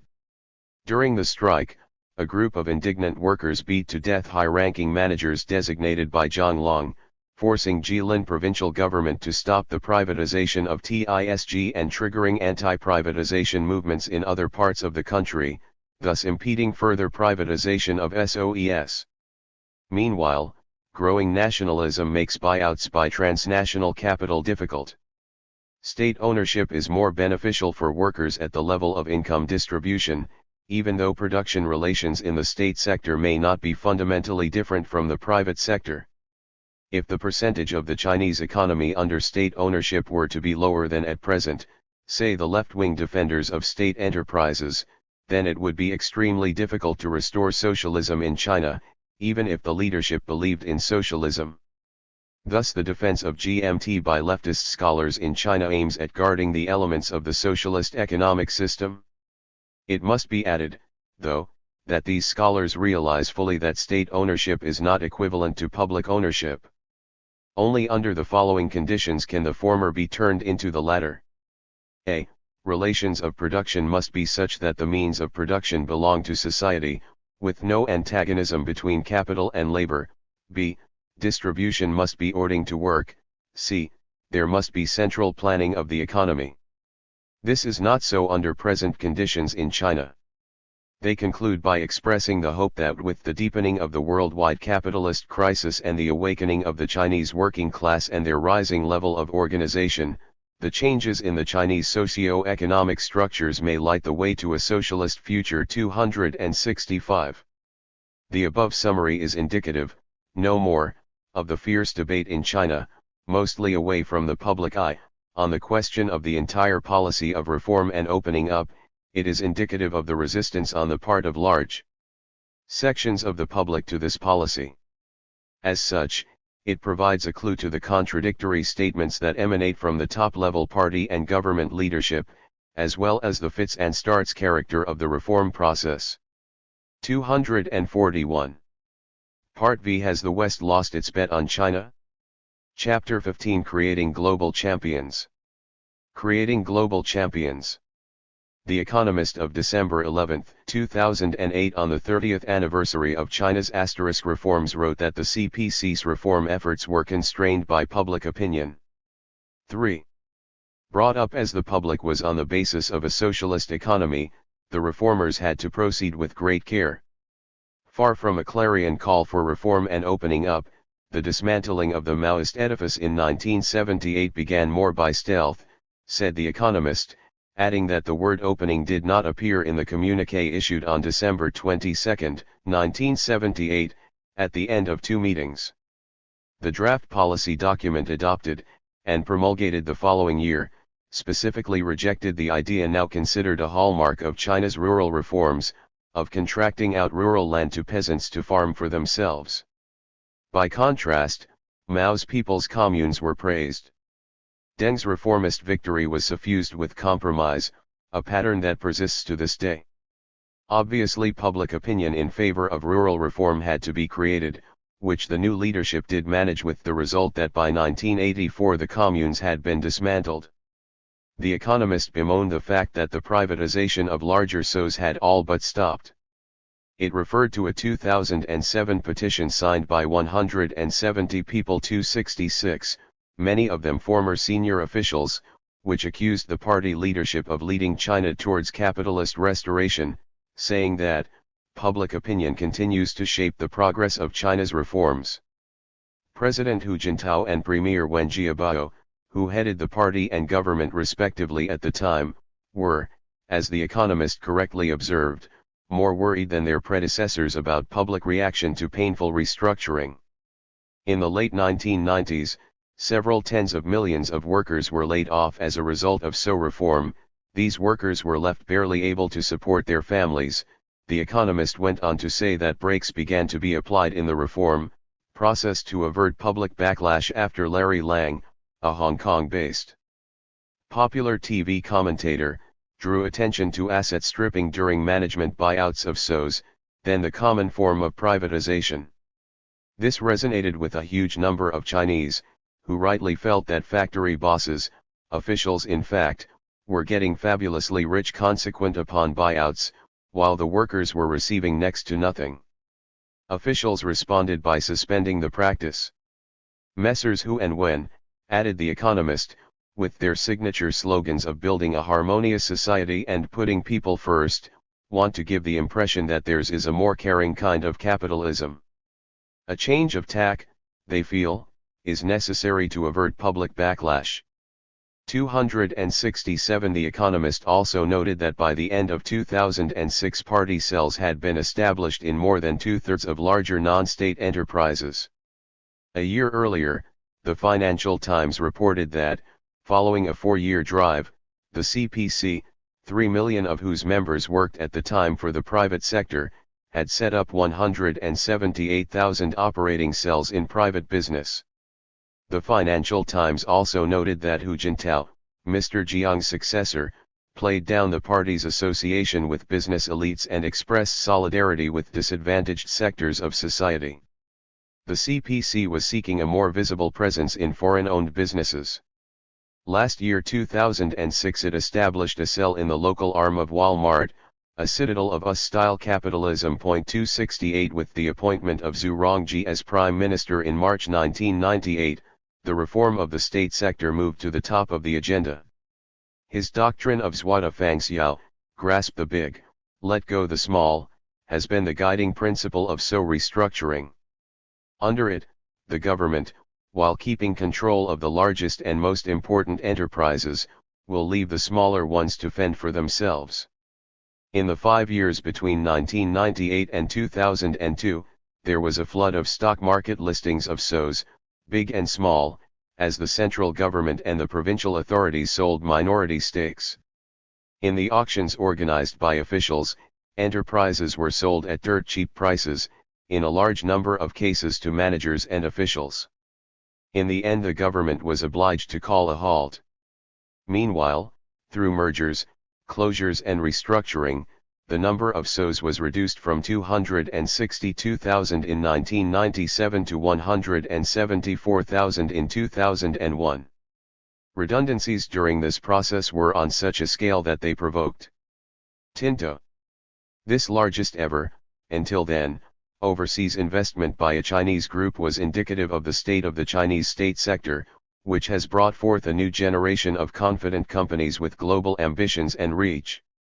After the brutal closures and restructuring, which left tens of millions redundant, large SOEs have become profitable to the extent that in 2007, the combined profit of the 160 or so companies overseen by SASAC reached RMB 1,000 billion, £70 billion, $140 billion, €90 billion. At the end of 2007, the list of the world's most valuable companies included 4 groups controlled by the Chinese state. Commenting upon this development, the Financial Times made the following observation: what we are witnessing is an experiment in capitalism that could challenge much of the conventional wisdom about state ownership. Plenty of countries have strong state-owned companies in semi-monopolies such as telecommunications or heavily regulated sectors such as energy and mining. Yet China is trying to create a series of leading public companies in industries exposed to cutthroat competition, where technology, design, and marketing are crucial features, just the sort in which state-owned companies have typically suffered at the hands of private rivals. At a time of growing discussion about whether there is a genuine China model for economic development that involves a much bigger role for the state, the fate of China's public companies could help change the terms of the debate. 271. Referring to the car industry, the Financial Times article goes on to say that Chinese companies had startled the auto industry by grabbing a 26% share of one of the most competitive markets in the world. The company with the 5th biggest brand in the local market, ahead of Nissan, Ford, and Hyundai, is the state-owned Chery Automobile. Chery, says the article, has been successful because of its skillful marketing, heavy investment to boost its engineering skills, and ruthless control of costs. The SOEs are making their mark in a number of other industries in fields where there is a lot of competition and enterprises needing lots of capital and technological know-how. Although China has a surfeit of investment in steel, the industry leader and the most technologically advanced steel maker in China is the state-owned Baosteel. Chinalco, another so, has rapidly become one of the world's leading producers of aluminium and alumina and is developing plans to become a diversified metals multinational. Shanghai Electric, meanwhile, is increasingly taking on Japan's Mitsubishi and Marubeni in bidding to build new coal-fired power plants around Asia. China's two state-owned shipbuilding giants, China Shipbuilding Industry Corporation and China State Shipbuilding Corporation, are expanding rapidly and beginning to catch up with their Korean and Japanese competitors in terms of technology. Most of the large SOs have stock market listings.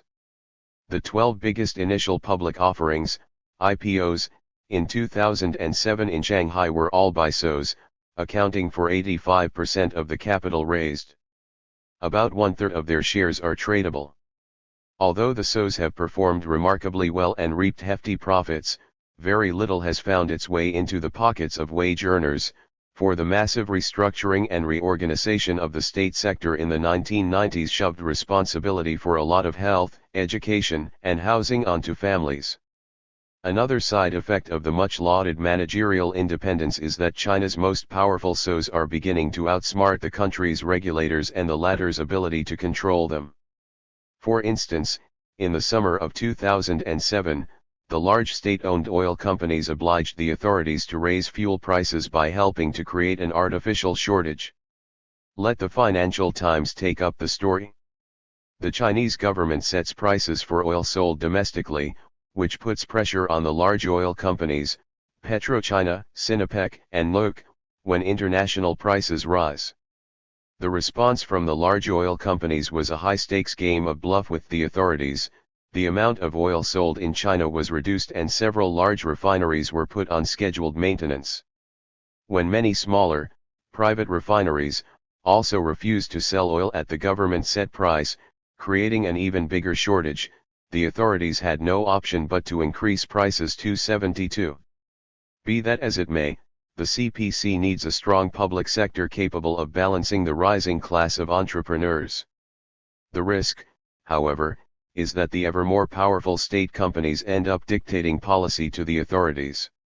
The number of their branches from 160,000 in 1997 to 80,000 in 2003. The ICBC, CCB, and BOC were recapitalized in late 2003, with the injection of $60 billion in cash out of China's foreign exchange reserves. A further $144 billion in bad loans has been taken off the books of the Big Four since 1999 and handed over to debt disposal companies. This produced a big drop in their bad loan ratios, a crucial condition for the banks wanting to sell shares to foreign investors. In 2006, the Chinese authorities initiated the transformation of China's banks into genuinely commercial banks. For the first time, invitations to foreigners to invest, as well as foreign listings, were aimed at transforming banking operations so as to make them profitable. In the world of international banking, return on capital or weighted average cost of capital are the yardsticks of success. Performance-related pay was introduced so as to give incentives to managers to create profitable businesses. While all this was afoot, foreigners were more than mere spectators to this unfolding banking drama in China. Ahead of a pioneering overseas listing by the CCB, Bank of America agreed to pay $3 billion for a 9% share of CCB, the biggest single foreign investment in a Chinese company. Temasek of Singapore took a 5% share of CCB. Goldman Sachs, Allianz, American Express took a 10% share of ICBC, and Temasek took a 10% share of BOC, as did RBS, Royal Bank of Scotland, Merrill Lynch, and Li Ka-shing Foundation. The opening of Chinese banking and insurance to foreign competitors in 2007 was done to comply with the terms of China's accession to the WTO. Following this opening up, HSBC and Citigroup, among others, have built branch networks in the largest urban centers of China. By the end of 2016, China's banking system, measured by the value of assets held, became the world's largest, overtaking that of the Eurozone. In 2016 its banking assets reached $33 tn, compared with $31 tn for the Eurozone, $16 tn for the US, and $7 tn for Japan. The value of China's banking assets is 3 times the size of its GDP. 273. The Industrial and Commercial Bank of China, ICBC, is the largest of China's big 4 state-owned banks. By market valuation, it is also the largest bank in the world. It employs 360,000 staff at 18,000 outlets. It has over 3 million corporate clients and a 190 million personal customer base. In 2017, the Chinese bank's return on equity was 13.9%. At 21.9% it was in 2011, much higher, causing the then premier, Wen Jiabao, to lament that Chinese banks made profits far too easily, but the present 13.9% return is still easily ahead of the 9.4% average for U.S. banks throughout the 3 quarters of 2001. 7274. Here is a report from the Financial Times of August 24, 2012, giving a glimpse of the extent of the activities of the China Development Bank. As well as financing vast infrastructure projects on the Chinese mainland, China Development Bank supports the country's big national champions as they venture further afield, writes Henny Sender. It has lent $30 billion to China National Petroleum Corporate for its offshore energy projects, and when mining group Chinalco was attempting to increase its stake in Rio Tinto, the bank made $20 billion available to finance the purchase. China's telecoms equipment maker Huawei has a $30 billion line of credit with more money on tap. CDB has financed everything from hydropower stations to potash projects in Southeast Asia, especially in countries such as Laos, which would have problems accessing loans from banks in developed countries on such favorable terms. It has dominated the Chinese banking groups, lending $12 billion Anil Ambani's Reliance Power 275 in India for big power plants using Chinese equipment. The bank is also increasingly active in Latin America. Luis Alberto Moreno, president of the Inter-American Development Bank, IDB, estimates that the Chinese have provided $32 billion for infrastructure projects in Latin America, with most of that money from CDB. More and more the Chinese look to be global players and help other places develop. CDB has a big role in that, he says. The bank agreed to lend a $10 billion loan to Petrobras in Brazil and has provided loans in Venezuela, its largest borrowing client, for everything from social housing to helping the country build its oil infrastructure. It is in Latin America that the contrast of China's expanding financial presence contrasts most dramatically with America's shrinking financial presence. 276 Energy sector. The 3 biggest Chinese oil companies are A. CNPC, the China National Petroleum Corporation, the parent company of PetroChina, a publicly listed company; B. Sinopec, the China Petroleum and Chemical Corporation, and C. NOC, China National Offshore Oil Corporation. China needs lots of energy to satisfy its development needs, even at the present lower rate of nearly 7% annual increase of national output. China is over more cautious rivals. Jeff Dyer, David Pilling, and Henny Sender, A Strategy to Straddle the Planet, Financial Times, January 18, 2011. This investment has gone sour. In February 2020, Chinese banks started proceedings against Anil Ambani to recover some of the money loaned to him in happier times, but he is claiming poverty. 276 Henny Sender, CDB chief leads China's thrust overseas, Financial Times, August 24, 2012. The scale of the activities of Chinese banking and its rather quick progress over a short period of time may be gauged from the fact that the China Development Bank had made just $20 billion in overseas loans up to the end of 2008. It doubled that in 2009 alone in long-term, low-interest, loan for oil deals with countries from Russia to Venezuela. By the end of 2011, the CDB had $187 billion in foreign currency loans, that is, $55 billion more than the World Bank. See Simon Rubinovich, Outgoing China Development Bank chief bequeaths legacy of partial reform, Financial Times, April 19, 2013. The CDB and the Export-Import Bank of China had together by the end of 2014 outstanding loans to foreign borrowers of nearly $700 billion, much the same as the total outstanding lending of the World Bank and 5 leading regional development banks combined. See James Kinge, Lucy Hornby, and Don Wayland. Chinese banks seek more foreign partners, Financial Times, July 16, 2018. 253. The world's biggest consumer of energy, accounting for nearly 25% of global consumption. It is the biggest user of coal, accounting for about half of global consumption. Consequently, at present it is the largest contributor to CO2 emissions, which drive global warming. The reasons for this are, 1. China's economy is more reliant on manufacturing and industry generally, 2. Its reliance on coal, which accounts for 75% of its electric power generation, 3. Inefficient use of energy, though this is improving now. Coal accounts for 66 to 70% of China's total energy demand, double the global average, with half of it going to power plants. Although it must be added that in the past decade annual output of both nuclear and hydroelectric power has more than doubled. China was self-sufficient in oil until 1993, when it became a net importer. Since then its reliance on oil imports grew to 70% by 2018. In 2013 it overtook the US as the world's biggest oil importer, and now imports about 7 million barrels a day. As for gas, 30% of its demand is met by imported gas.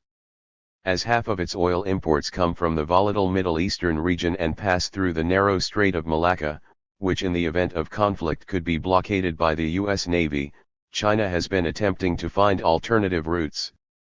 China accounts for 25% of global greenhouse gas emissions, more than the US and the EU combined. It is now committed to a target of capping co-emissions by 2030 through a combination of shifts in the structure of its economy, changes in energy mix and promotion of energy efficiency.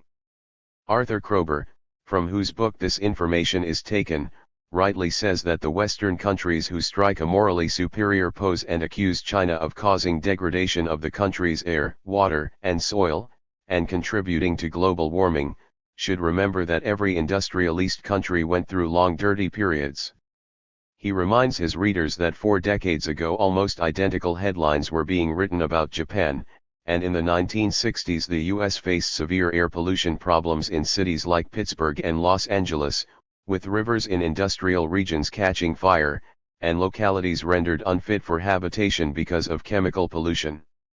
He adds that during London's deadly smog of December 1952, at least 4,000 people died in 5 days and 8,000 more in subsequent months. London's levels of 254. Creating global champions.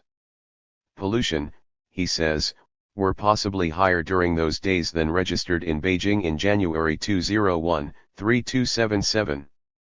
The truth is, he emphasizes, the fight against air pollution has made progress over the past decade and is now a priority of the government. Energy intensity fell by 19% between 2005 and 2010, just shy of the government target, and the goal of a further reduction of 16% between 2011 and 2015 has also been met, and coal's share of energy, which peaked at around 73% in 2005, dropped to 66% in 2014. Despite all these measures, he says, it will take China 15 to 20 years before the air in Chinese cities approaches levels that would be considered acceptable in Western countries. To satisfy its energy demands, it has struck deals to buy energy resources abroad, set up production facilities, and to import oil and gas. The scale of its energy imports may be gauged by the fact that, whereas in 1993 it imported merely 300,000 barrels of oil a day, by 2010 it was already importing 5 million barrels a day, which rose to 7 million barrels a day in 2013. In addition, it became a net importer of coal in 2009, when it bought abroad 104 million tons of it, compared with net exports of 80 million tons of coal in 2003.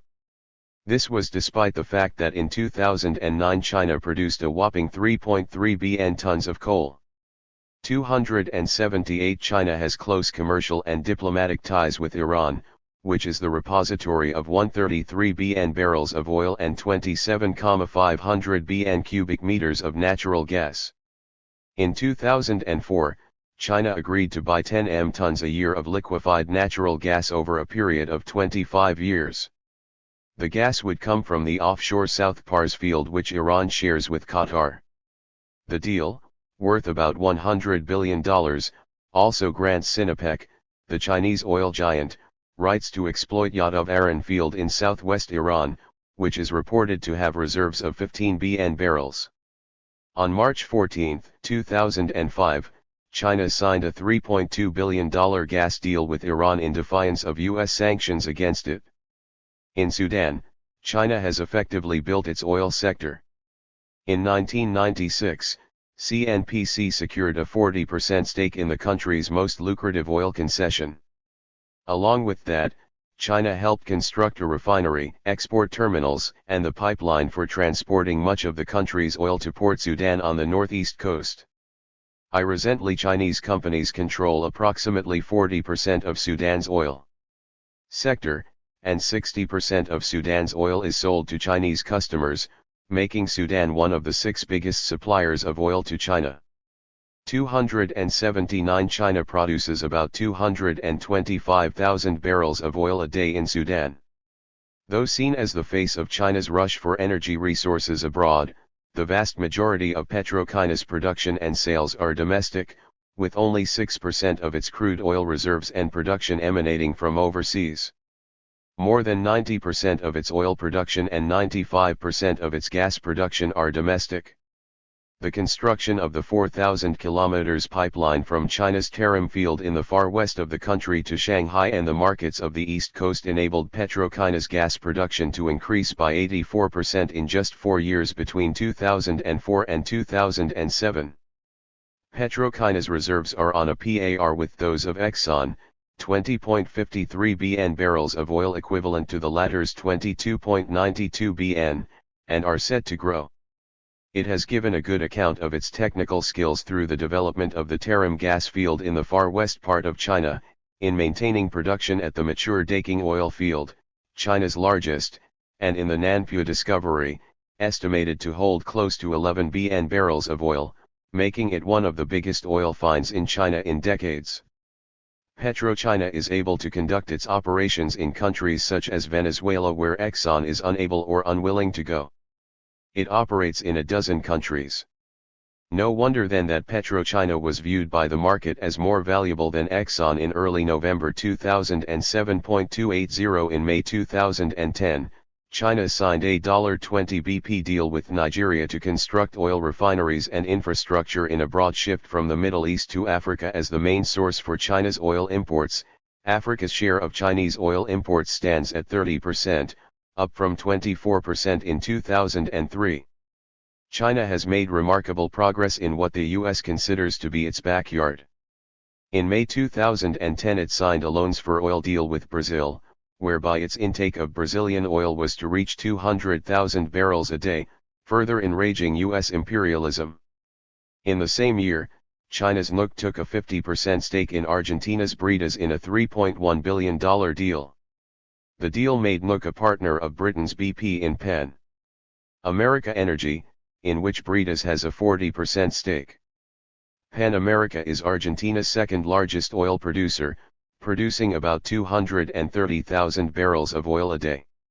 China's quest for oil to power its development, besides its impact on oil prices, is also helping to reshape geopolitics. The Chinese-controlled output of oil from Kazakhstan is running at 300,000 barrels a day, more than a quarter of China's foreign production. China provided Kazakhstan with a soft loan of $10 billion in 2009, while China's sovereign wealth fund bought 11% of London-based Kazmunai Gas Exploration and Production, a majority stake in which is owned by Kazakhstan's state oil company. In their quest for energy, Chinese companies have shown willingness to go head-to-head with imperialist oil giants like Royal Dutch Shell and Exxon, an example being Look's purchase of 6 billion barrels of Nigeria's oil reserves.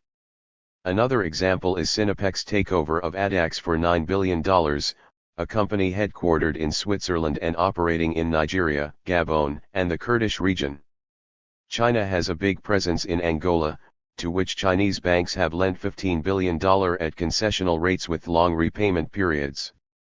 Chinese financial and technical support helped kickstart 120 projects, with 50,000 Chinese nationals working on bilateral infrastructure projects in 2008, according to China's own statistics.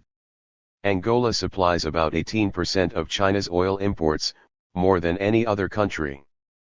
In a remarkable turn of events, in early November 2009, China CNPC, in partnership with BP, won the contest to develop Iraq's giant Rumaila field, bringing its production to 3 million barrels a day from the then barely LM barrels a day.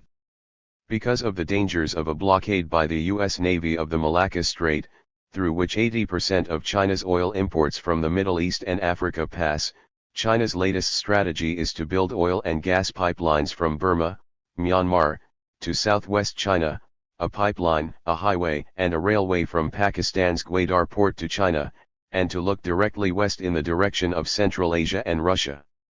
It completed several years ago its branch of the Siberia-Pacific Ocean pipeline for the supply of 15 m tons of crude a year. Stronger Russian-Chinese energy ties have the additional benefit of whittling down U.S. influence in Asia. 257. In December 2009, Hu Jintao visited Kazakhstan to commission the 1,833 km pipeline connecting gas fields in Turkmenistan, Uzbekistan, and Kazakhstan to China's Xinjiang Autonomous Region. Western experts tried to frighten China into keeping away from the Central Asian gas supply project by saying that the China-Central Asia pipeline could become a sitting duck for terrorists as it would pass through vast stretches of sparsely populated areas in Central Asia and Xinjiang. As these experts drew a doomsday scenario for the pipeline project, increasing nervousness in Washington about the Chinese pipeline was palpable, with the U.S. Senate Foreign Relations Committee holding a rare hearing in July 2009 concerning China's geographical thrust into Central Asia region. Richard Morningstar, the U.S. Special Envoy for Energy, testifying at the hearing, stressed the need to develop counter-strategies to compete with China for energy in Central Asia, thus openly and officially flagging China as the US rival in the energy politics of Central Asia. 2009 was certainly a turning point in American discourse on Chinese policies in Central Asia. As China's Turkmen gas pipeline got closer to completion, U.S. disquiet began to surface. China is having increasing and heavy influence in Central Asia, Morningstar said. It is hard for us, the U.S. to compete with China in some of these countries. It's easy for Turkmenistan to make a deal with China when China comes in and says, hey, we're going to write a check for X amount of money, we're going to build a pipeline. That's not a hard deal to accept, and we US can't compete in that way. 281. A. In his testimony, Morningstar made two alternative suggestions to deal with Chinese policy: 1. To encourage U.S. oil companies to negotiate creatively with Turkmenistan; 2. To consider whether it made sense for U.S. companies to cooperate with China. However, the scope for US-China cooperation over Central Asian energy resources is very little, for one principal objective of China is to lock in energy sources that are not dependent on supply routes passing through the Malacca Straits, which the U.S. controls and could prove a choke point in the event of a US-China confrontation. 282. 281 CMK Budrakumar, China resets terms of engagement in Central Asia, Asia Times, December 24, 2009. 282. Ibid. 258. Chapter 15. Creating Global Champions. Besides, as Morningstar himself emphasized, the gas that goes to China competes with the gas that could go westward. The U.S. was in no position to devise a counter-strategy. China's presence in the Central Asia energy scene was the product of painstaking diplomacy over a period of years, with careful planning and financial and economical resources to back it. After several earlier deals with Kazakhstan, China, in April 2009, made the mother of all energy deals by agreeing to lend Kazakhstan $10 billion in an unprecedented loan for oil deal, and also agreed with state-owned Kazmunaoigas to buy jointly the oil producer Mangistan-Munaoigas for $3.3 bn 283. All efforts by Washington to devise a counter-strategy to frustrate the pipeline deal failed miserably, with China recording considerable success in diversifying its energy imports away from the route through the Malacca Strait. A few months earlier, in February 2009, Russia and China agreed a deal in which China would lend Russia $25 billion in exchange for oil supplies from Siberia over 20 years. Although the restructuring and privatization of the late 1990s substantially enhanced the role of the private sector in many sectors of the economy, there are significant domains in which state firms continue to be dominant. Apart from banking and energy, the SOEs have a monopoly or near-monopoly position in basic telecommunication services, public utilities such as water and electric power, the tobacco industry and many others. Even though the number of SOEs has decreased dramatically, those that remain are far larger, with a dramatic increase in their market power, and a notable increase in the profits generated by them relative to enterprises in the private sector. For instance, in 2009, the total profits of two large SOEs, China Mobile and China Petroleum and Chemical Corporation, Sinopec, exceeded the combined profits of China's 500 largest private enterprises. 284. It is accepted by a large number of researchers that SOEs returned to prominence during the 10-year leadership of President Hu Jintao and Premier Wen Jiabao, 2003 to 2012. In March 2003, China created SASAC, the State-Owned Assets Supervision and Administration Commission, a high-powered government agency tasked with transforming SOEs into national champions. In early 2006, the Chinese State Council promulgated the National Medium and Long-Term Plan for the Development of Science and Technology, 2006-20, calling for the strengthening of basic research and reducing the country's dependence on foreign technology. This plan was followed through in 2007 by industrial policies which gave preference to large SOEs over private enterprises, both foreign and domestic, in an attempt to advance indigenous innovation. The government went on in October 2010 to launch a strategic industries initiative. These measures were accompanied by a substantially increased role for the National Development and Reform Commission, NDRC, the name given it in 2003 instead of the State Development and Planning Commission hitherto. The NDRC once again acquired the authority to approve all major projects as per the State Council's decision of August 12, 2005, a measure, among others, that allowed it to dominate economic policies from almost the start of the Hu Wen tenure of office.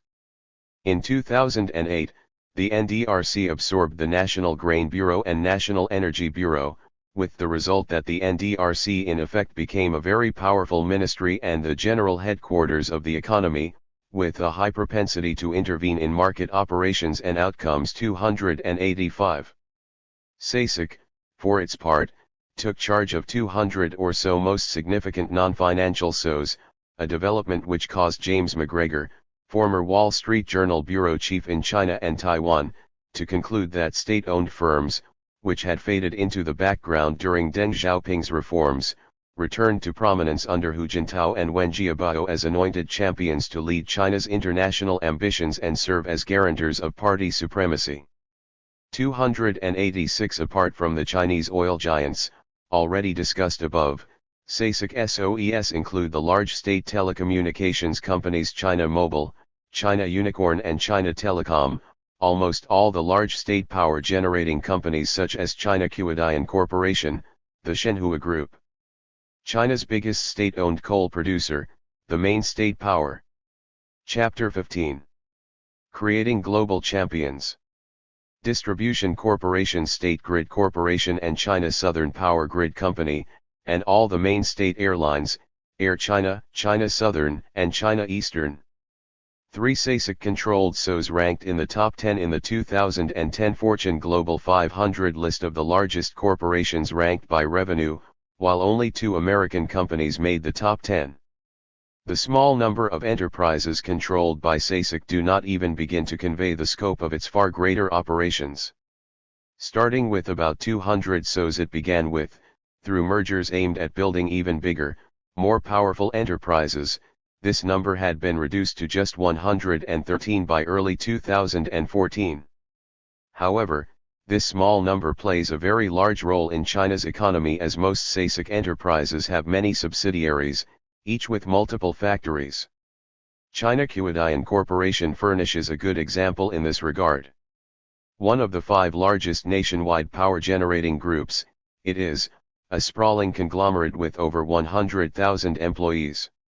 It owns 16 regional and provincial branch companies, 13 extra-large subsidiary companies, 2 research and development institutes, nearly 200 power enterprises spread over 31 provinces.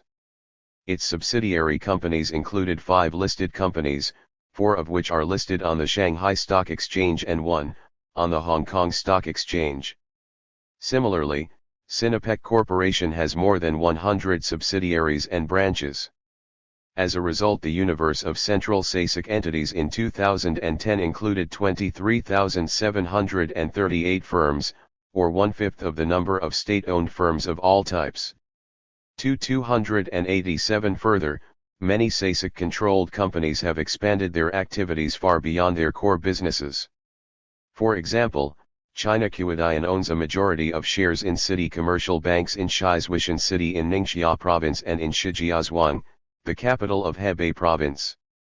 It has founded an insurance company and made investments in securities, trust, and fund management businesses.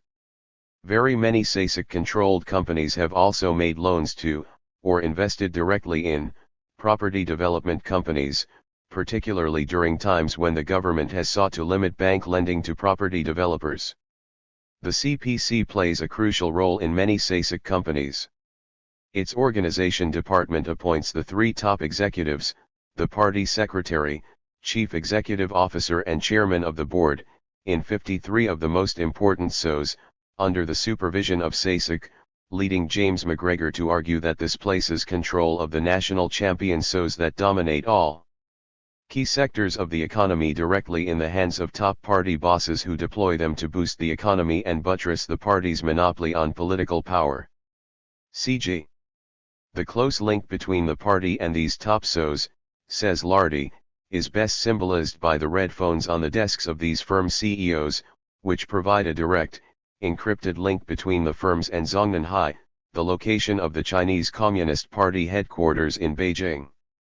About 300 of these red machines link the party and government officials to the heads of the largest SOs, thus furnishing the party with a hotline into multiple arms of the state, including government-owned companies that China promotes around the world these days as independent commercial entities. 289 Moreover, the revolving door of leaders in the top group of SOs, argues McGregor, suggests a cozy relationship among SOs in crucial sectors of the economy, possibly undermining competition between them. The state often issues regulations that are widely perceived as conferring substantial economic benefits on SASAC-controlled entities, especially in the area of mergers and acquisitions, as the government mandates mergers of state-owned enterprise competitors within and across target sectors to develop economies of scale and cultivate state-owned enterprise national champions. 290. While paying minimum dividends to the Ministry of Finance, most of the dividend paid by SASAC-affiliated companies, instead of going directly to the state budget administered by the Finance Ministry, goes into a separate state capital management budget, almost all of whose funds are reinvested in the companies controlled by SASAC. The state's increased role since 2003 is further evidence of the active use of industrial policy, mostly drafted by the NDRC. In sharp contrast with the preceding period when, under the leadership of President Jiang Zemin and Premier Zhu Rongji, China instituted a far-reaching restructuring of state-owned companies and brought China into the World Trade Organization, In the Huwen decade, fundamental economic reform slowed to a crawl. Instead, the Huwen regime aggressively promoted a series of industrial policies, many of which seemed designed to promote state-owned firms at the expense of both foreign firms and indigenous private companies. 291 Lardy goes on to say that the 2006 Plan for the Development of Science and Technology, 2006 to 2020, identified 11 key industries marked for priority treatment in technological development. The same year, the State Council promulgated a guidance concerning reorganization of the operations of SOEs, improving the coordination of government leadership and market adjustment, and guarding against loss of state assets. It further called for maintaining state ownership as the main element of the economy, concentrating state assets in important sectors and critical realms, and strengthening the controlling power and the leading role of the state economy, while also calling for state encouragement and support of individual and private businesses and the full development of the market as a tool for allocating resources. 292 Within 2 weeks of the State Council's guidance, Li Rongrong, the chairman of SASIC, in an interview with the official news agency, stated that to carry out the guiding opinion would require the state to guarantee absolute controlling power over enterprises in 7 strategic sectors: the military industry, power generation and distribution, petroleum and chemicals, telecommunications, coal, civil aviation, and shipping. He also identified 9 pillar industries: manufacture of equipment, automobiles, information technology, construction, iron and steel, non-ferrous metals, the chemical industry, prospecting and design, and technology, in which the state was to maintain comparatively strong control. In 2007, the Ministry of Finance promulgated a number of documents requiring government procurements accord priority to products embodying indigenous innovation. To satisfy this requirement, a product's intellectual property, trademarks, and brands had to be originally registered in China embodying technology meeting or exceeding international standards. The combination of the creation of SASIC early in the Huwen decade, the enhanced role of the NDRC, and the industrial policies of the government, writes Lardy, undermine the previously widespread view in the West that China was in a long but steady transition to a market economy in which state monopolies would be limited to public utilities. 293. Lardy, whose only measure of success is profitability and return on assets, expresses the view that on the basis of this yardstick Huwen policies had not been successful.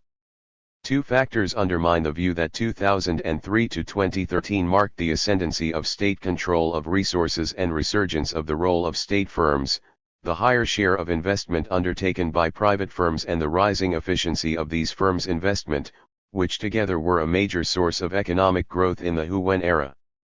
294 Large private companies outside of the state sector, large and powerful companies have made their appearance on the scene.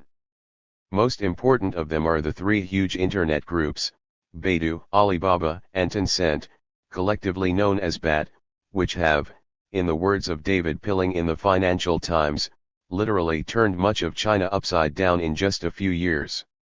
295 Alipay, an online payments system, handles $800 billion in e-transactions a year, 3 times more than its US equivalent PayPal. The BAT companies, which dominate search, e-commerce and gaming/social media, together with other upstarts, such as Xiaomi, a 5-year-old company that has pioneered the $50 smartphone, are upending how people live.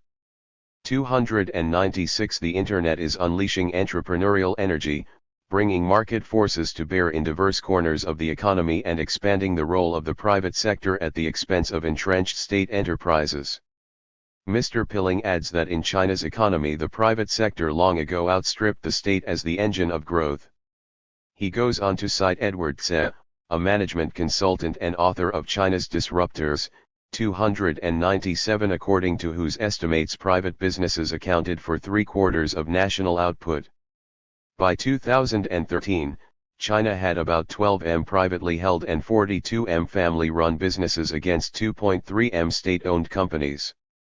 And, At the forefront of private enterprises are technology companies in general and internet companies in particular. Mr. Pilling concludes his article by saying that if the authorities really want to fight commercial disruption, they have the tools to do so, adding one must assume that if push came to shove, the authorities could cripple even the biggest private company. Yet so embedded are the likes of Alibaba and Baidu in people's lives that even the mighty Communist Party might have cause to pause. Tencent, registered in Hong Kong, had in March 2018 a market capitalization of $535 billion, outstripping the market value of Facebook. Alibaba's market valuation was $527 billion. This Hangzhou-based company is one of most valuable companies in the world. Jack Ma has built Alibaba into a giant corporation. In 2019 it set itself the target of reaching $1 tr in gross merchandise value, up from $850 billion attained in 2018. It is woven into the fabric of daily life of hundreds of millions of Chinese as a means of buying and selling goods, making payments, and as source of entertainment. By 2036, Alibaba's activities are expected to create 100 million jobs, support 10 million profitable businesses, and serve 2 billion customers. 298. Be it noted that the CEO of Tencent, Hui Teng, Pony Ma, and the CEO of Alibaba, Jack Ma, made it into the 2018 list of the world's 20 wealthiest people compiled by Forbes. Pony Ma with a net worth of $45.3 billion and Jack Ma with a net worth of $39 billion.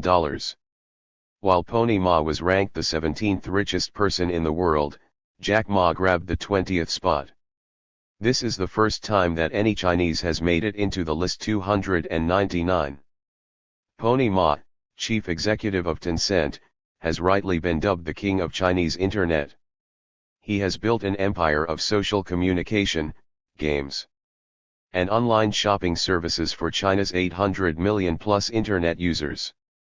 He is busy trying his luck in other markets by taking WeChat, the company's hit mobile chat app, global. Huawei. 300. Huawei is another giant in the field of technology. It has come from nowhere and seized 20% of the global market as a supplier of telecoms equipment at lower prices than its Western rivals, triggering a wave of consolidation. It represents something new, a former third world country producing first world technology. The American psyche finds this difficult to handle, observed John Quelch, Dean of the China-Europe International Business School in Shanghai. It may be too late, but that does not prevent U.S. imperialism from attempting to block the rise of China and its companies. Huawei has been at the receiving end of these attempts. Huawei is presently the largest telecoms equipment manufacturer in the world, with operations in 170 countries and a labor force of 180,000 comprised of 150 nationalities worldwide, 30,000 of them non-Chinese. Headquartered in Shenzhen, Guangdong, it was founded in 1987 by Ren Zhenfei, a former PLA officer. About 46% of its employees work on research and development. Its annual research and development budget is $13 billion. Its products and services are deployed in around 140 countries. By 2010, 4/5 of the world's top telecom companies, including Motorola, Vodafone, TalkTalk, T-Mobile, and Bell Canada, worked with Huawei. It has a contract with the UK's biggest telecommunications company, Everything Everywhere, EE, a division of BT. It is also the largest telephone network equipment maker. It holds an unbeaten top position in the soft switches market. With a 20% market share, Huawei is China's largest cell phone seller and it ranks as the world's second largest after Samsung. According to one study, Huawei supplied 28% of global telecoms equipment over the 4 quarters to the end September 2019, reflecting its combination of technological prowess, high-quality equipment and low prices. 301. It has never been listed and therefore has no market capitalization. but one may gauge its valuation from the $5.5 billion profits it recorded in 2014. In 2018, despite malicious incidents and incredibly unfair treatment from imperialist governments, Huawei posted a 21% increase in revenues to $109 billion 302 in a New Year's message to employees. Guo Ping, Huawei's current rotating chairman, said that the Chinese telecoms equipment maker had secured 2656 contracts in 2018, even after authorities in the US, UK, Australia, New Zealand and Japan raised security concerns about the supplier, adding we must not be discouraged by malicious incidents or temporary setbacks, and remain determined to achieve leadership goal. Ken Hu, its chief executive, attacked the US and its allies for spreading fear out of ideological or geopolitical concerns. He added 5G markets that choose not to work with Huawei will be like the NBA National Basketball Association, game without star players. In the face of American sanctions and in order to circumvent their effect, Huawei has divided $286 million in bonus payments to about 20,000 of its employees who are focusing on minimizing the effect of sanctions through research and development, as well as finding new supply chains redirecting component suppliers towards domestic businesses, including Huawei's own HiSilicon semiconductor company. In addition, it has awarded 1 month's additional salary to all its employees except those who have received poor performance reviews.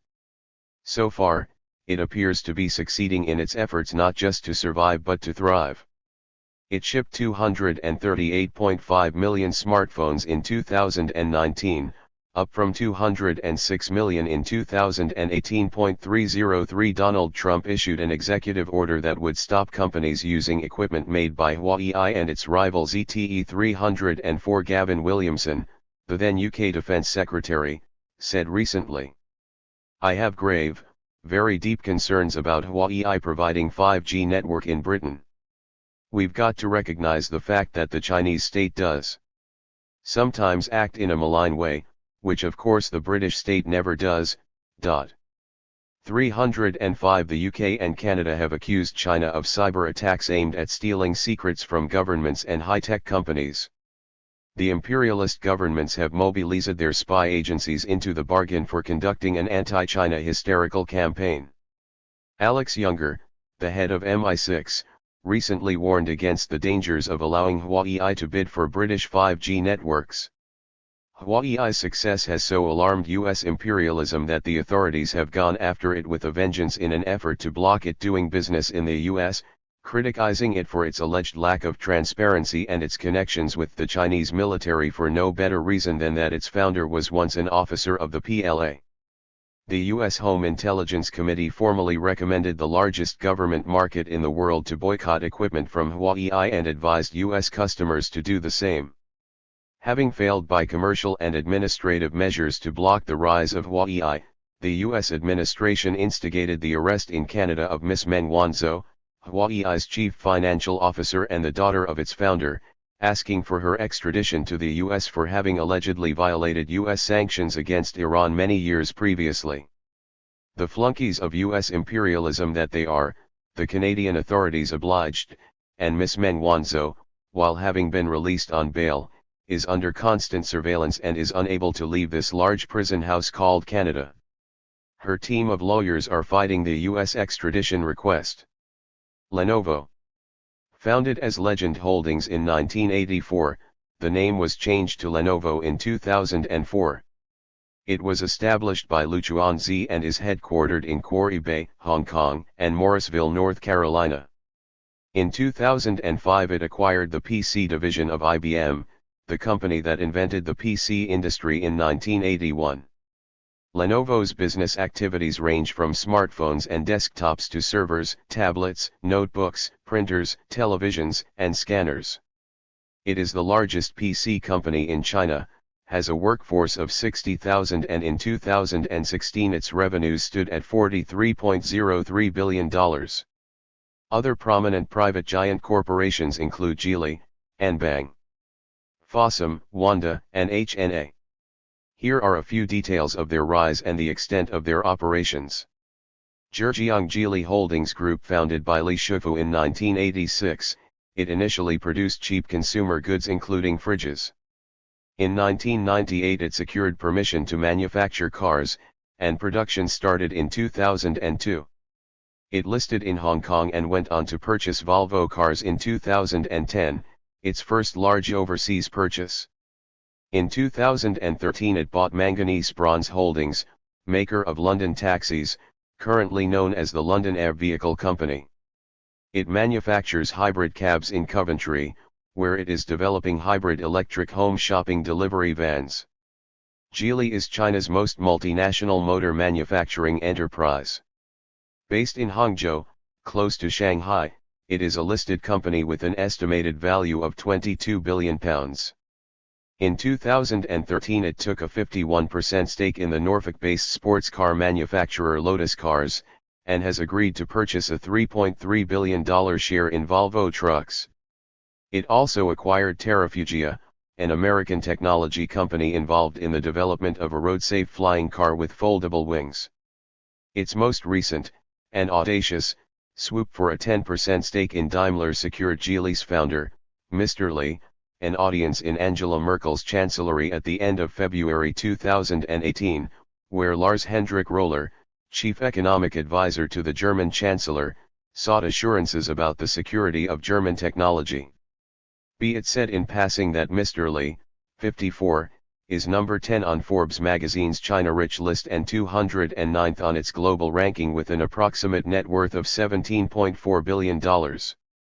A graduate of Yanqian University in Hebei Province, he is presently a member of the Chinese People's Political Consultative Conference, the high-ranking advisory body with a role in the legislative process. 306. Fosun International. The company was set up in 1992 by 5 graduates of Fudan University as an entrepreneurial startup but has since evolved into a leading investment group. Though its main activities are in China, it has a significant 306. David Charter, high-flying billionaire who is living the dream with cars, Financial Times, February 27, 2018. 269. International presence, with investments in the areas of tourism, culture, fashion, and brewing. With assets estimated to be RMB 500 billion at the end of June 2017, it owns household names such as Club Med and Cirque du Soleil. The insurance-focused group also owns Wolverhampton Wanderers Football Club. Guo Guangchang, its chairman, also known as China's Warren Buffett, with a net worth of $8.73 billion in January 2018, is one of the top 50 richest people in China and a member of the CPPCC. His company also owns vast tracts of the center of Shanghai. Anbang. Anbang is a global insurance company estimated to be worth about £222 billion, with a place since 2017 in the Fortune Global 500 list of the world's wealthiest companies. It has made a number of acquisitions, purchasing anything from insurance companies in Asia to retirement homes in Canada. It owns the Waldorf Astoria Hotel in Manhattan, for which it paid $1.95 billion. In June 2017, Anbang spent more than $6 billion on buying several top U.S. hotels. Wu Xiaowai, its chairman, married a granddaughter of the former Chinese leader, Deng Xiaoping. Under Wu's chairmanship, Anbang came to occupy a leading position among a group of Chinese conglomerates that emerged from nowhere to attain global prominence. Founded in 2004, it grew from a regional insurance and financial services group into a behemoth with businesses in China, South Korea, North America, and the EU. In 2014 it purchased Fidia, a Belgian insurance company, and the Waldorf Astoria. Soon after, it acquired Vivat, a Dutch insurer, and Nagelmakers, a Belgian bank. In 2016 Mr. Wu considered investing in a Manhattan office building owned by the family of Jared Kushner, husband of Ivanka, the daughter of U.S. President Trump. The deal fell through because of ethical concerns raised by members of the U.S. Congress. In June 2017, Mr. Wu was detained and has since then been charged in Shanghai with fraudulent fundraising and embezzlement, allegations to which he pleaded guilty and resulted in a jail sentence of 18 years. The China Insurance Regulatory Commission intervened on February 23, 2018, confirming months of speculation surrounding Anbang fueled by the government's attempts to rein in spending sprees by Chinese companies on 270. Chapter 15, Creating Global Champions. Foreign assets and stem their dangerously high levels of debt. Citing the need to protect small investors and protect public interest, the CIRC stated it was taking control of Anbang Insurance for a year but that the company would continue to operate as before during the period.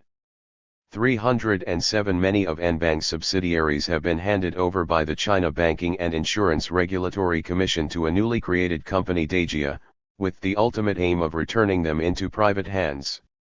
The regulators aim to limit the collateral damage as they unwind Anbang. Their stated goal is to manage the company for a year, stabilize its business and return it to private hands. With its reliance on short-term debt and aggressive undisciplined deal-making, Anbang's business model was inherently unstable and presented a danger to the financial sector, to say nothing of millions of insurance policy holders. Its takeover ought to help stop that. In addition, its takeover is a confirmation of President Xi's oft-repeated warning that no one is immune from his anti-corruption crusade. HNA.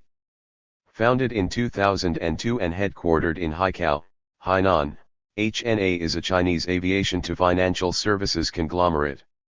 Starting as a small airline, it has since become involved in numerous industries, including aviation, tourism, real estate, logistics, financial services, the health industry and many others. It owns 25% of Hilton hotels worldwide. It bought a 9.9% stake in Deutsche Bank.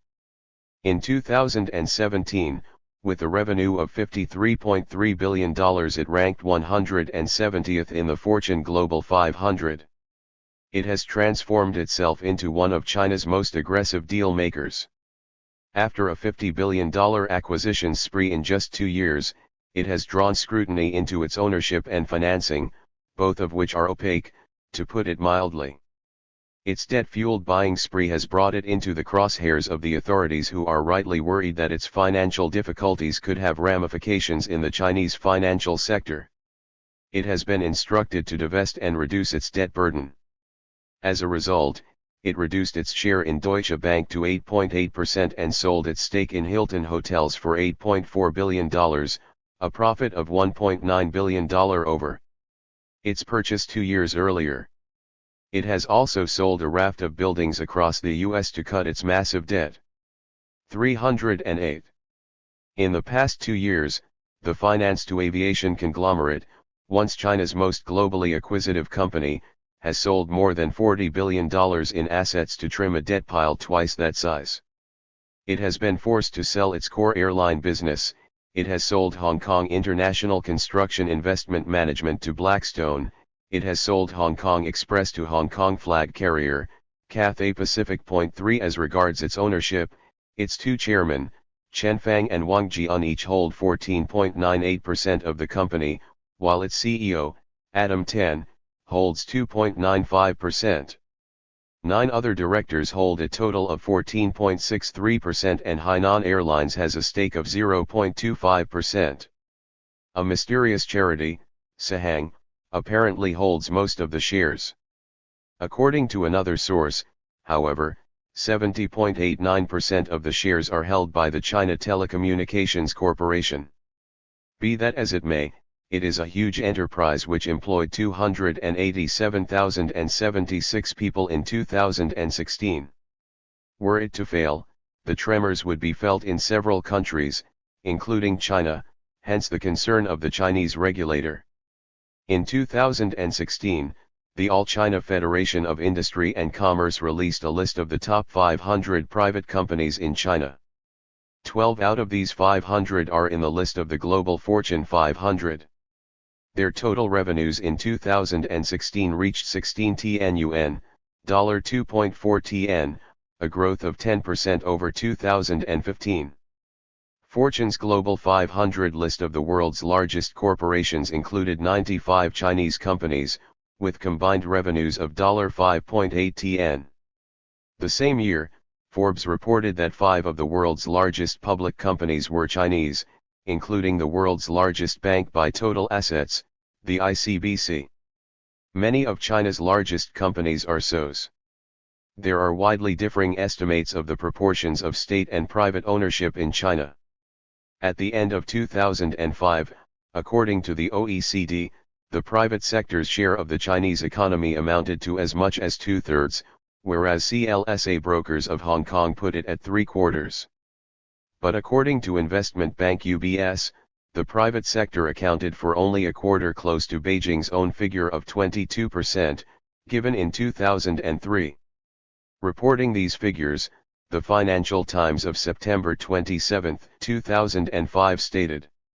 As regards employment, the Financial Times went on to say, more important than the headline figures is the economic transformation underlying them. All three analyses depict an economy reshaped by entrepreneurial dynamism and market capitalism. 309. According to the OECD, China's domestic private sector increased output fivefold from 1998 to 2003. 30. Private companies are also the big employment generators, in part because they are concentrated in labor-intensive industries. Between 1999 and 2003, they created 18 jobs, while SOEs shed 22 and, by Beijing's estimates, they added 9 last year. Entrepreneurs now earn 7 times the average wage. This in a country that had no privately owned companies before 1980. Nicholas Lardy of the Peterson Institute for International Economics is the most vehement proponent of the view that the private sector is predominant, and growing with each passing year, a thesis which he propounds in his book Markets Over Mao, published in 2014. He asserts that, prior to the reform, 1978, almost all important prices were set by the State Price Commission, in disregard of the market. While all profits at the time were remitted by state enterprises to the Ministry of Finance, the State Planning Commission decided on the main investment priorities, which were 309 Guy de Jonquières, China's new economy is not immune to business downturn. Funded through the state budget. Under the reforms, that system was replaced by one in which the most important source of investment was the retained earnings of enterprises, closely followed in importance by bank credit. He outlines the transition in the ownership structure of the Chinese economy away from a situation in which almost all economic output was produced by state-owned or collective enterprises to one in which private enterprises produce 2/3 of total output. In the field of employment, state and collective enterprises presently account for about 1/5 of urban employment. Prior to 1978, there was no market for labor in China. Starting with the mid-1980s, the state phased out the system of permanent employment in the SOEs, with enterprises given the right to hire and fire. However, the real end to the system of permanent employment in SOEs took place in 1995 under the slogan "Seizing the large and letting go of the small," which led to downsizing and massive redundancies. As a result, by 2010, private sector employment, where wages are regulated by the market, reached a total of 415 million non-agricultural workers, 55% of China's total labor force. Lardy is firmly of the view that China's economic rise in the reform era, which began in 1978, is mainly the story of the expanding role of markets and private enterprise. The private sector, according to him, is the major driver of China's economic growth, employment, and exports, and has even begun to contribute to the increase in China's outbound foreign direct investment. Since the manufacturing industry was opened to private business in 1989, the share of state enterprises in manufacturing has declined from 80% in 1978 to 20% presently. On virtually every metric, private firms have consistently outperformed state firms. They grow faster, employ capital more efficiently, create more jobs, and increasingly generate more exports than state firms. 310 The state sector, on the other hand, dominates the tobacco industry, the oil and gas industry and many parts of the service sector, including finance and health. Even in the oil sector, NUC is more profitable, the only measure of success according to Lardy, than either Sinopec or CNPC because it is younger and less burdened by heavy obligations to present and past workers. At last, the cat is out of the bag. Private enterprises are more profitable, and therefore successful in the eyes of bourgeois economists, because they have the minimum of obligations towards their labor force. In the construction industry, the SOs accounted for 75% of the value of construction and in 1975 employed 75% of all workers in the industry, there being no private construction industry then. By 2010 the share of output of the SOs had shrunk to less than a third. The share of industrial output produced by state enterprises fell from 78% in 1978 to 26% by 2011 according to the National Bureau of Statistics, i.e., it declined from 3/4 to 1/4. Manufacturing, which accounts for 40% of China's GDP, is dominated by private firms, both domestic and foreign. While FDI constitutes a very small portion of capital formation in China, in some sectors foreign-funded enterprises make a very large contribution to output. In manufacturing, for example, these enterprises accounted for 25% of the value of output in 2010 with approximately 15% of this produced by wholly foreign-owned companies.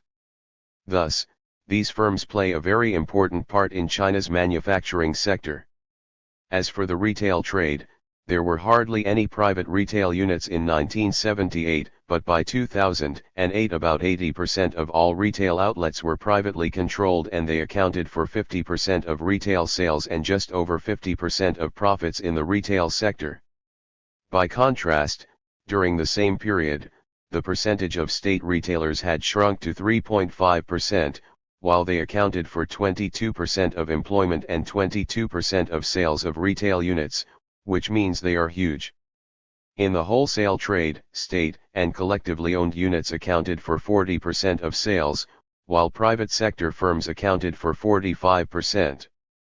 If one adds wholesaling activity controlled by foreign enterprises, it amounts to private wholesale activity accounting for just over 50%, whereas in 1978 both the wholesale and the retail trade were almost the sole preserve of the public sector. Lardy says that where there are low barriers to entry, private enterprises have largely displaced state companies, as, for example, in manufacturing, mining, construction, the retail and wholesale trades, and catering. Where, however, there are barriers, be they caused by huge capital requirements or 275. Government regulations. The dominant position held by state enterprises in 1978 has eroded very little. Official statistical data reveal, Lardy says, that the number of private enterprises stood at 5,918,000 in 2012, 70% of all enterprises. David Pilling puts the figure much higher. Writing in the Financial Times of June 25, 2015, he stated that privately run businesses accounted for 75% of China's national output, adding that by 2013, China had about 12 million privately held and 42 million family-run businesses, as against 2.3 million state-owned companies. 311. Lardy explains the phenomenal growth of the private sector by reference to three factors. A. The evolution of state policy toward the private sector. B. The greater efficiency of private enterprises in terms of profitability, resulting in a higher return on investment and thus a higher level of retained income relative to assets as compared to SOs. C. Increasing access to bank credit. As regards policy, in March 1978 the NPC amended the Constitution so as to allow individual laborers to operate within the limits permitted by law. These limits laid down that family businesses could employ no more than 7 non-family members. In 2001, Jiang Zemin, General Secretary of the CPC, in a speech marking the 80th anniversary of the founding of the CPC, invited private entrepreneurs to join the party. By 2005, about a third of entrepreneurs had done so, a substantial increase from the 20% who had done so by 2000, the year previous to Jiang's speech. A. Capitalists seek membership of the party partly to gain prestige and be close to political power and partly to gain economic benefits. About a third of the capitalists who have become so rich as to be listed in Rupert Hugworth's annual compilation of China's wealthiest people, the Hurun list, are party members. Many are, or aspire to become delegates to the NPC or CPPCC, partly for reasons of prestige and partly because of the 312. Regular and recurring access to decision makers and the opportunity to influence laws and regulations. In 2014 more than 100 delegates to the NPC or CPPCC were RMB billionaires. Whether this co-opting of capitalists is increasing the influence of the party over private enterprise or promoting the influence of the latter over the party is a subject of furious controversy which will only be resolved through the passage of time.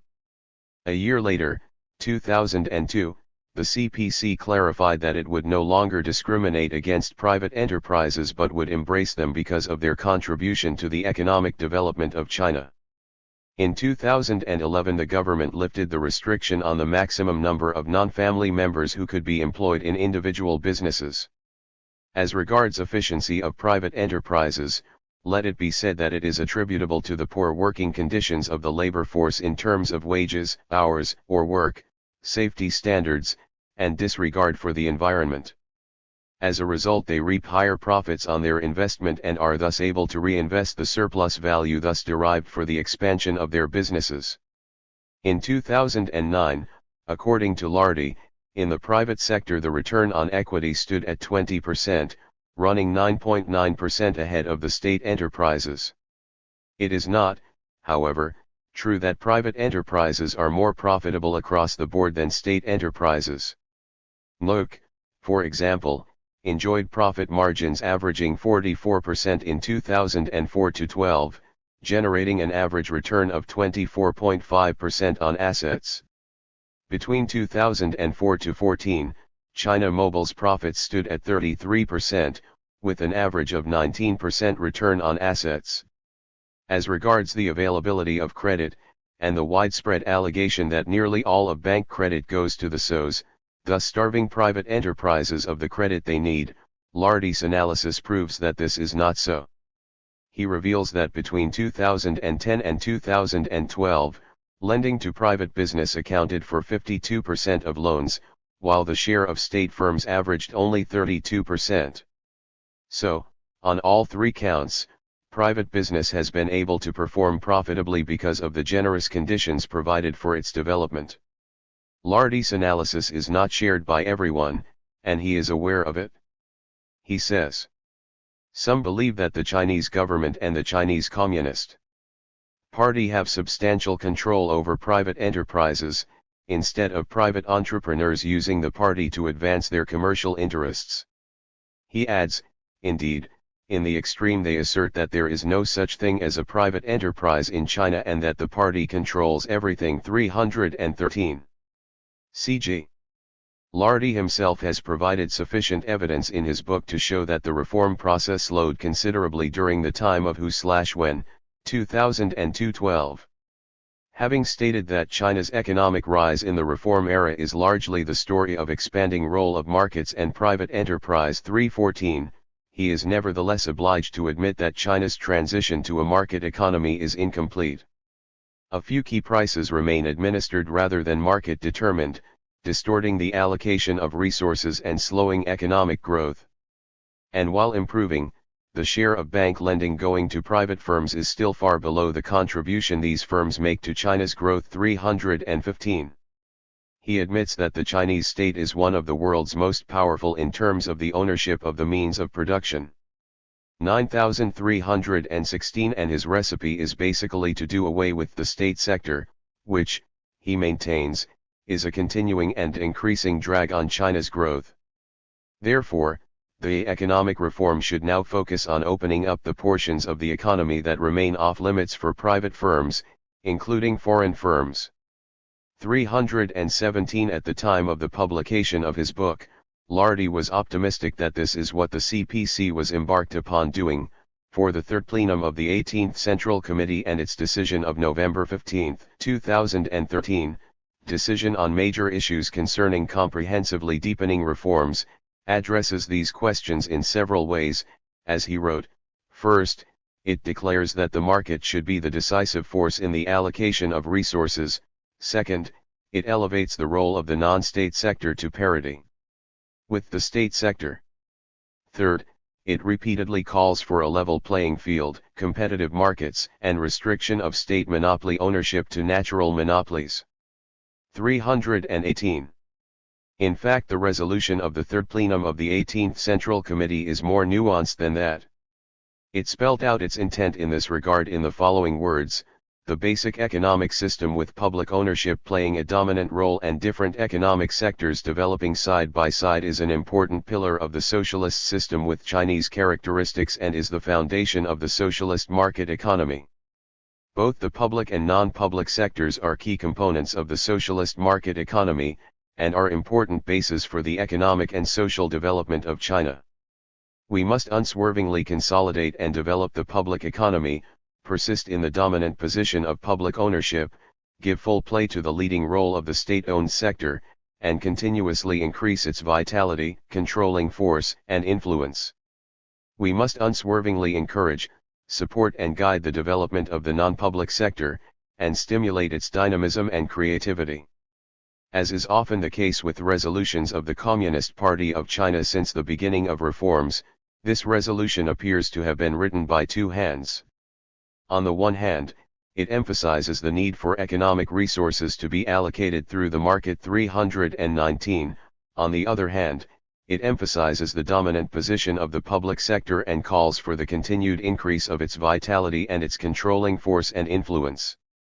Having cited the above section of the third plenum resolution, Arthur Kroeber observes that the party and cadres still allocated economic resources, though no longer through the national plan, adding, the state sector of the economy remains dominant in many ways despite no longer producing the majority of GDP. 320. Elsewhere in his book, Kroeber says, the PRC has a socialist market economy, a mixed economic system in which a growing market sector interacts and hybridizes with, but largely remains subordinated to a more established state sector.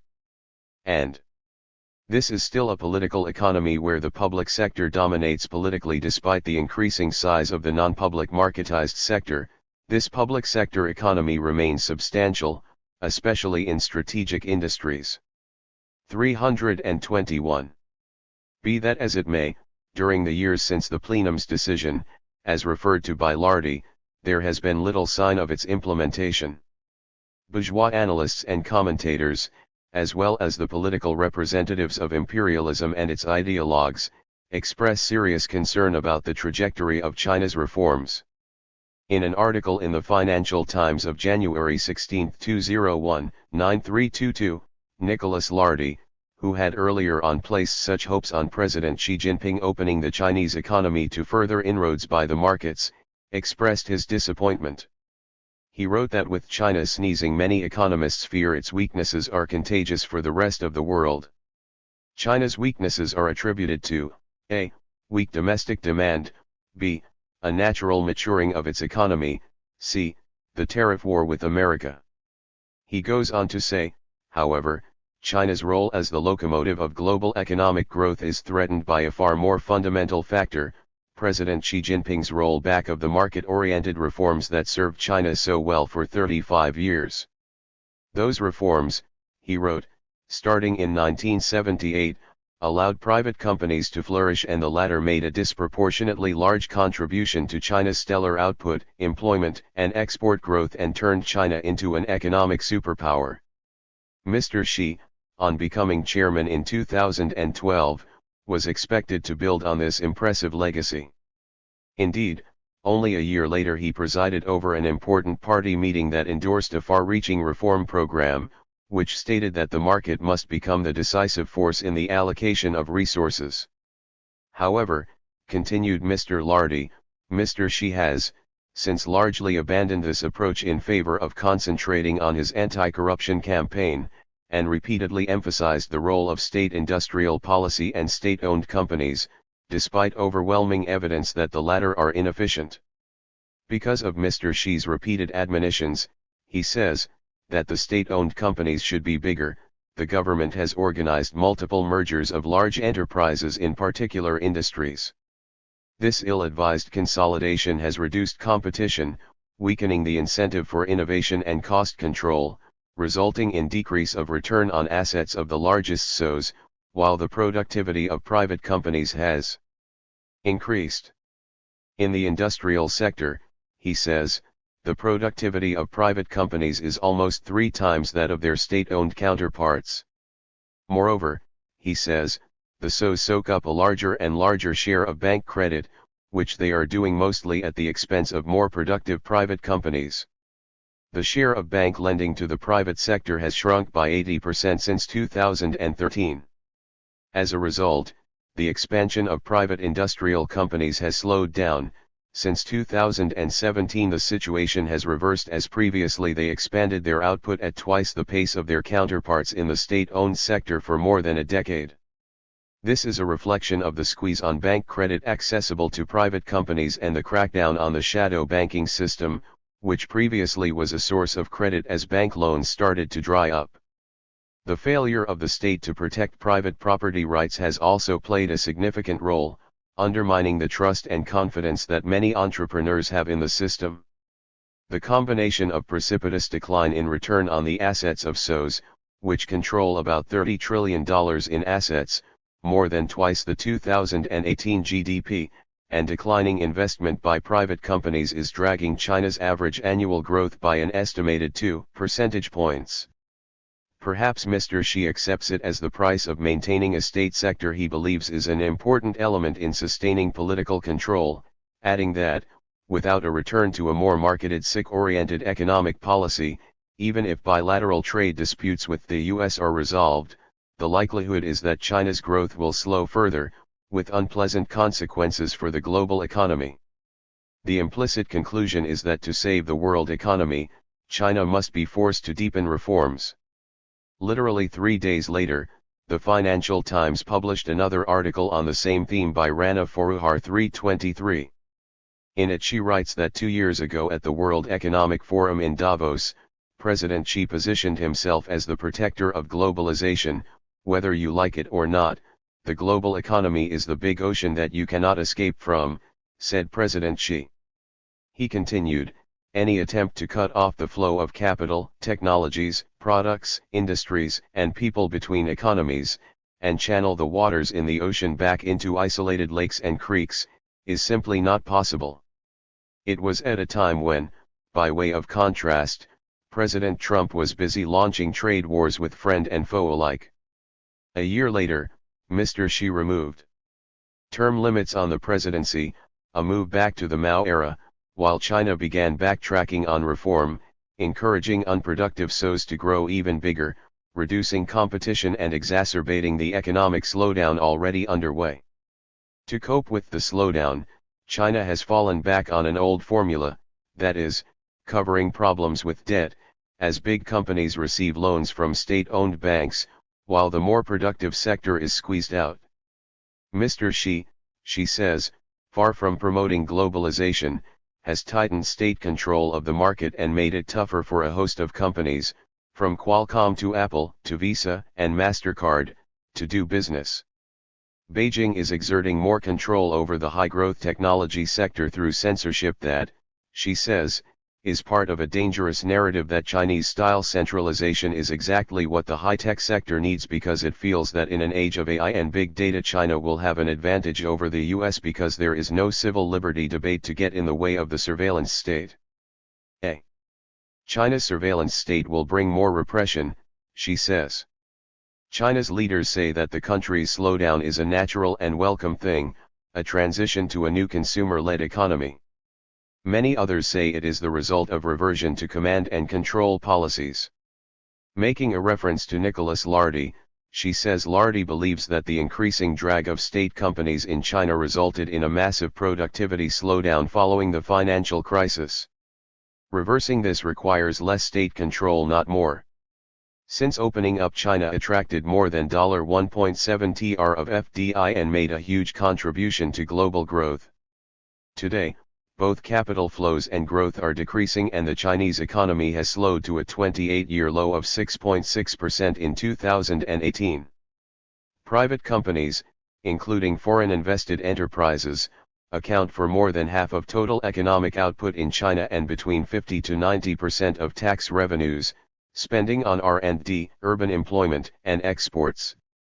According to data cited by Lardy in his The State Strikes Back, in 2016 they received only 11% of new loans issued by the official bank sector, while more than 80% flowed to the SOEs. Before Mr. Xi took control, private sector companies and SOEs received 52% and 32% of new loans respectively, with the rest going to collectively owned groups and other companies that do not fit into the state or private sector. This imbalance, combined with President Xi's enthusiasm for ever bigger, stronger SOEs, and his repeated admonishment that the Communist Party is the ruler of all, has demoralized many private sector entrepreneurs and other proponents of broader reforms. She adds that only 2 months earlier President Xi, in a much-hyped meeting with some of the country's richest entrepreneurs on November 1, 2018, pledged unswerving support for the private sector. Now, however, the private sector is finding it hard to access funds as growth slows. There are other articles about the same time in the same vein, all complaining about the unfair treatment of the private sector, its inability to get access to loans, and the state's emphasis on enhancing the role of SOEs. They complain further that, while small privately owned businesses contribute 60% of GDP and 90% of new jobs, a wave of de facto nationalization hit the private sector in 2018 as cash-starved companies were forced to sell to better-financed state groups. Serious bourgeois journals are beginning openly to admit that the US-backed bet on China has failed to materialize. In an article in Foreign Affairs, Kurt M. Campbell and Ely Ratner write, "The United States has always had an outsized sense of its ability to determine China's course. They lament that neither carrots nor sticks have swayed China as predicted. Diplomatic and commercial engagement have not brought political and economic openness. Neither military power nor regional balancing has stopped Beijing from seeking to displace core components of the US-led system. China has pursued its own course, belying a range of American expectations. Plus, the belief that commercial interaction with China would bring about greater liberalization of the Chinese economy, drove the U.S. decision to grant China Most Favored Nation status in the 1990s, and to support its accession to the WTO in 2001. Although trade in goods between the U.S. and China exploded from less than $8 billion in 1986 to $578 billion in 2016, since the early years of this century, China's economic liberalization has stalled. Contrary to Western expectations, Beijing has doubled down on its state capitalist model. Instead of opening up the country to greater competition, the Chinese Communist Party, intent on maintaining control of the economy, is instead consolidating state-owned enterprises and pursuing industrial policies, including its Made in China 2025 plan, that aim to promote national technology champions in critical sectors, including aerospace, biomedicine, and robotics. Growth, say these writers, has not resulted in political liberalization, for the authorities fear that such a development would threaten domestic stability and the CPC's grip on power. China is instead sliding ineluctably into a political climate more reminiscent of Mao Zedong in the 1970s than Deng Xiaoping in the 1980s, they say, using the words of Orville Schell, a leading U.S. expert on China. CG 9. Neither U.S. military power nor diplomatic engagement has dissuaded China from trying to build a world-class military of its own. China is on the path to becoming a military peer the likes of which the United States has not seen since the Soviet Union. U.S. military action and its uninvited violations of national sovereignty of, and economic sanctions against countries whose regimes it does not like, have convinced China more than ever before to protect its sovereignty and make common cause with Russia. China has also embarked on setting up its own regional and international institutions, with the United States outside looking in, instead of committing to existing ones. Its launch of the Asian Infrastructure Investment Bank and Belt and Road Initiative, the grandiose vision for building land and maritime routes to connect China to much of the world, have given Beijing the power to set an agenda of its own. The combination of distraction resulting from its involvement in the Middle Eastern wars, and increasingly prominent view in China that the US and other imperialist countries are in an inexorable and fast decline, have emboldened China to press its advantage. The failure of US imperialism to emerge victorious from its costly wars in Iraq and Afghanistan, and the undermining of its economic model by the financial crisis of 2007-08, have given China some cause to propagate its own model of development as a new option for other countries. As a result, Washington now faces its most dynamic and formidable competitor in modern history. To face this challenge, say the authors, requires of the US to shed its wishful thinking. By questioning past assumptions, the Trump administration has taken a step in the right direction. However, they say, the Trump administration's focus on trade deficits, its abandonment of multilateral trade deals, and questioning of the usefulness of alliances, puts Washington at risk of adopting an approach that is confrontational without being competitive. Beijing, meanwhile, has managed to be increasingly competitive without being confrontational. The authors have no solution for the dilemma facing the US, other than to suggest that the US should base its policy on a more realistic set of assumptions about China and acknowledge just how much of our policy has fallen short of our aspirations. 324 The Economist of March 1, 2001, 8325 is of the same view. The West has lost its bet on China, it says. Writing in the Financial Times of February 27, 2018, Lucy Hornby stated that China's future policies are likely to favor state-owned enterprises and a more top-down role for Beijing. Mr. Xi's first term saw the removal of many institutional and factional protections that allowed private companies to thrive. Private Chinese companies are now obeying orders to plow their cash into underperforming state assets, echoing the marriage between private capital and the state that marked the party's early reign in the 1950s. 326 She added that the CPC, by clearing the way for President Xi to be in office after his present term expires in 2022, has, in the process, strengthened the state's command and control power over the world's second-largest economy. In August 2015, the Chinese government said it would reform SOEs, but on September 21 that same year it explained that the CPC must tighten control of them so as to maintain the socialist development, and it ruled out mixed ownership of SOEs, let alone their wholesale privatization. In an article in the Financial Times, Zhou Zhang wrote that in the 2 decades following 1978 much of the state sector was privatized.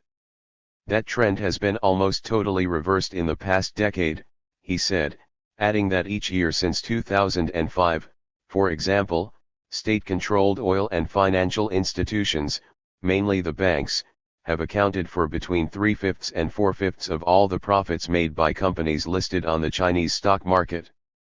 Government tax revenue has increased from about 12% of gross domestic product in 1996 to 23% in 2013, reversing steep earlier declines. Most privately held businesses are still too small, too inexperienced, and too fragile to succeed. Companies owned by the state dominate every market where there are profits to be made, from telecoms to tobacco, from insurance to infrastructure. Point 327 An article which appeared in The Economist of March 1, 2001, 8328 captures the significance of the SOEs in China with the following observations. SOEs account for 40% of China's stock market and a third of its investment. They dominate heavy industry. At a global level, their appetites sway commodity prices and many of them are expanding abroad. They account for 45 cents of every dollar of debt in China, with the result that their health determines whether the country's financial system will escape a crisis or explode. They have become a loaded gun on the negotiating table between China and America. Of the companies overseen by SASAC, 63% are listed on the stock market. The state, instead of giving up its control of the SOEs, has instead strengthened its grip on them following the subprime crisis in 2008. China's massive stimulus program led SOEs to expand and run debts. By way of contrast to what happened in imperialist countries, which handled the financial crisis by doling out massive bailout packages to the megabanks and by inflicting draconian austerity measures on the working class, the composition of the Chinese fiscal stimulus of RMB 4,000 billion was as follows: major infrastructure, railways, express airways, airports, and electricity grid, RMB 1,500 billion, 37.5%, post-Sichuan earthquake reconstruction RMB 1,000 billion, 25%, affordable housing RMB 400 billion, 10%, rural development RMB 370 billion, 9.3%, industry and technology RMB 370 billion, 9.3%, environment RMB 210 billion, 5.3%, health, education, and culture RMB 150 billion, 3.8%, bringing the total to RMB 4,000 billion. Following the near meltdown of the financial edifice of imperialism and the resultant collapse of global demand, China was adversely affected. Its exports declined precipitously. Since domestic demand could not be raised quickly enough to take the place of the lost exports, the Chinese authorities resorted to channeling the stimulus funds into the items listed above. By its very nature, the stimulus package strengthened the public sector at the expense of the private sector, about which the ideologues of imperialism as well as the capitalist roaders in China have never ceased to complain. About 30 SOEs listed in Hong Kong have amended their constitutions since 2016 so as to give the CPC a formal role in their governance. The top 60 SOEs, not including the banks, have a market value of $1.5 tr. An example of their outbound investment is the purchase in 2016 by ChemChina of Syngenta, a Swiss chemicals firm, for $46 billion. Total operating profits of the top 60 listed SOEs, excluding banks, have risen by 17% since 2016, but the returns on capital are a dismal 5%, half of the level expected of private firm, says The Economist. In his book, Will Hutton remarked on this phenomenon much earlier. The real preoccupation of the Chinese, he wrote, is shown in their unwillingness to privatize, to sell majority control of state-owned enterprises to private investors on the stock market, to reduce the party's influence on the banking system or to reduce capital controls. 329 The Chinese policy, he goes on, has been driven by an overriding reality: the vanguard Communist Party must stay firmly in control, keeping hold of the key power levers while managing the reform process. This, he adds, is not free market capitalism but Leninist corporatism, whatever this clumsy and unscientific expression means. A few pages earlier, he asserted that China's economic model is a conflation of markets and political authoritarianism. Reform will require genuine economic pluralism. China's failure to come to terms with Mao points to a wider political incapacity to create independent, pluralist institutions vital for economic development. 330. If the above statement implies that there can be no economic development without a functioning multi-party bourgeois political system, it is simply absurd and historically inaccurate. Looking at the maze of statistics coming from several quarters, it is very difficult indeed to determine what proportion of the Chinese economy is state-owned and what proportion owned privately.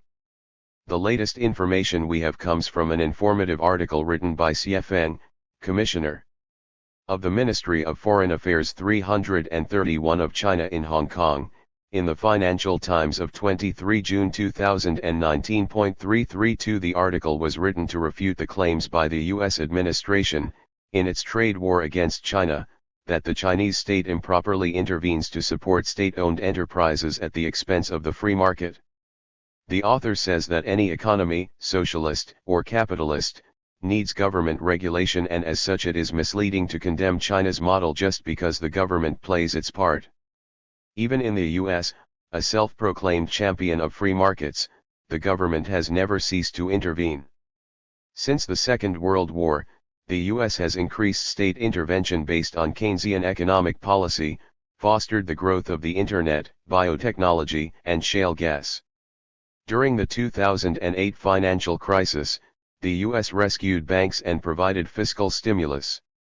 Donald Trump's administration has resorted to protectionism and measures to bring back manufacturing jobs, as part of its America First goal. Mr. Xie goes on to say that SOEs are not unique to China and they originated in the West. In sectors such as infrastructure, public services, and scientific and technological research, the US government acts as regulator and stakeholder. Mr. Xie wrote further, China has a socialist market economy. The market plays a decisive role in resource allocation, while the government also plays its part. China's industrial and credit policies guide rather than dictate results, and its macro-regulation is in line with World Trade Organization rules. Chinese SOEs are independently operated, responsible for their profits and losses. Many are listed joint stock companies. The non-public sector enjoys equal status and is an integral part of a socialist market economy. Mr. Xie gives the following important figures. The private sector contributes more than 50% of China's tax revenue, 60% of gross domestic product, 70% of technological innovation, and 90% of new jobs and businesses. Chinese private businesses accounted for 83.7% of imports and exports in 2017, up from 57.5% in 2001. 333. In view of this, he says it is groundless to claim that China's government-backed SOEs have undermined other countries' interests through unfair competition. The Americans turn a blind eye to these facts. According to their logic, the US is a free market defender, however much its government intervenes to support its enterprises, while China is practicing state capitalism however limited its government intervention. He adds, when state support is needed, the US advocates intervention, but when it enjoys a clear competitive edge, it pushes for free trade.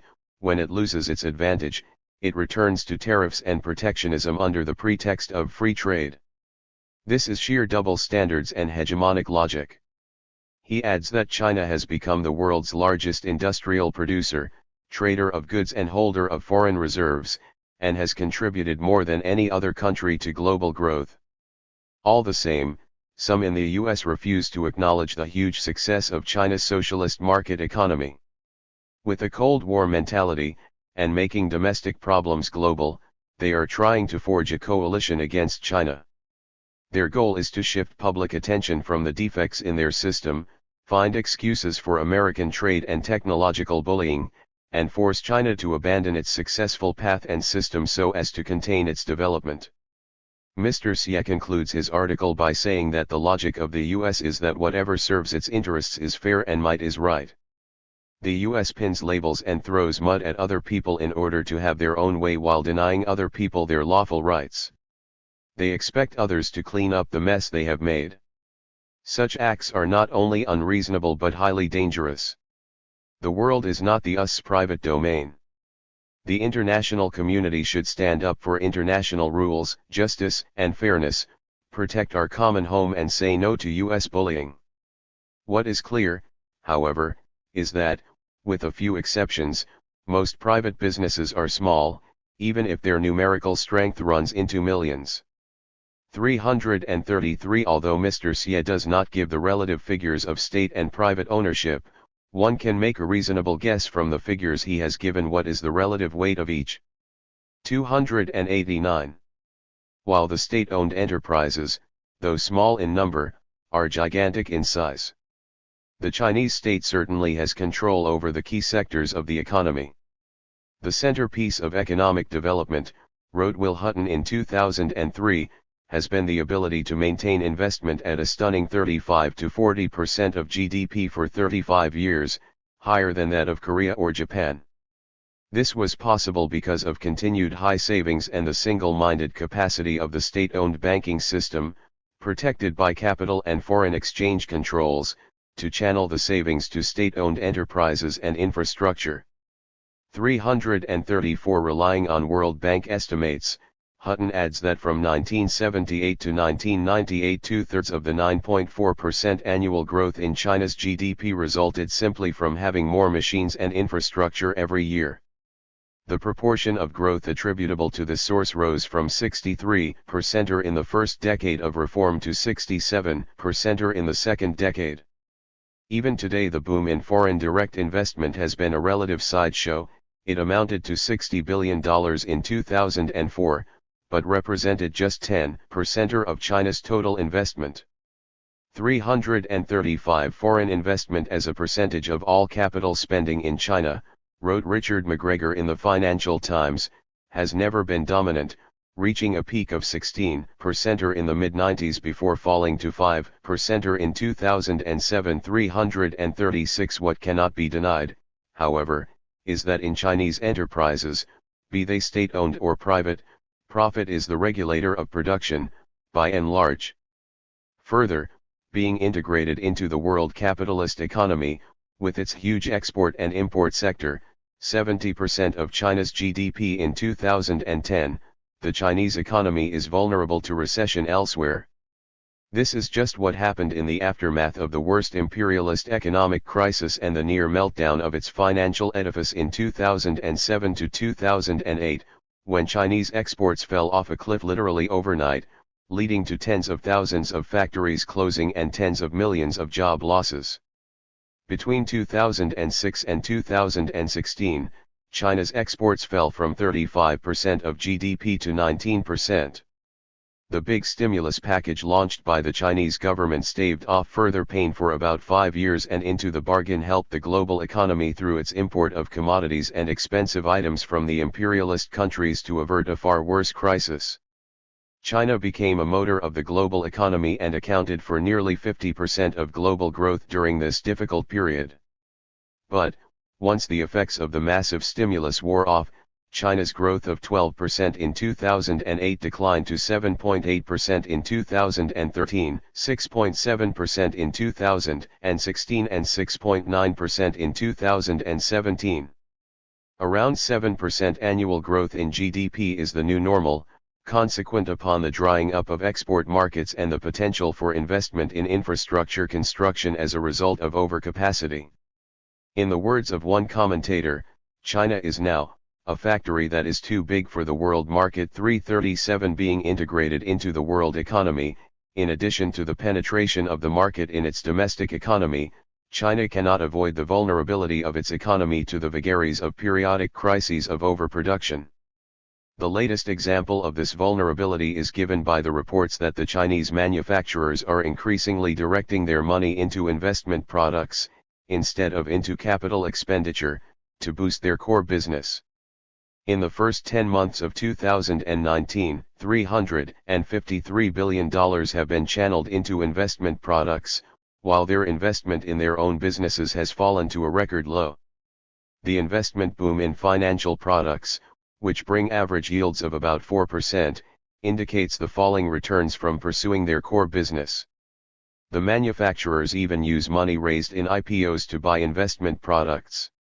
In 2019, China's $8.4 tr shadow banking industry came to life, accounting for 45% of total lending in the economy in the second quarter, the highest since 2013. 338. Be that as it may, China is certainly climbing up the technological, scientific, and value scale ladder.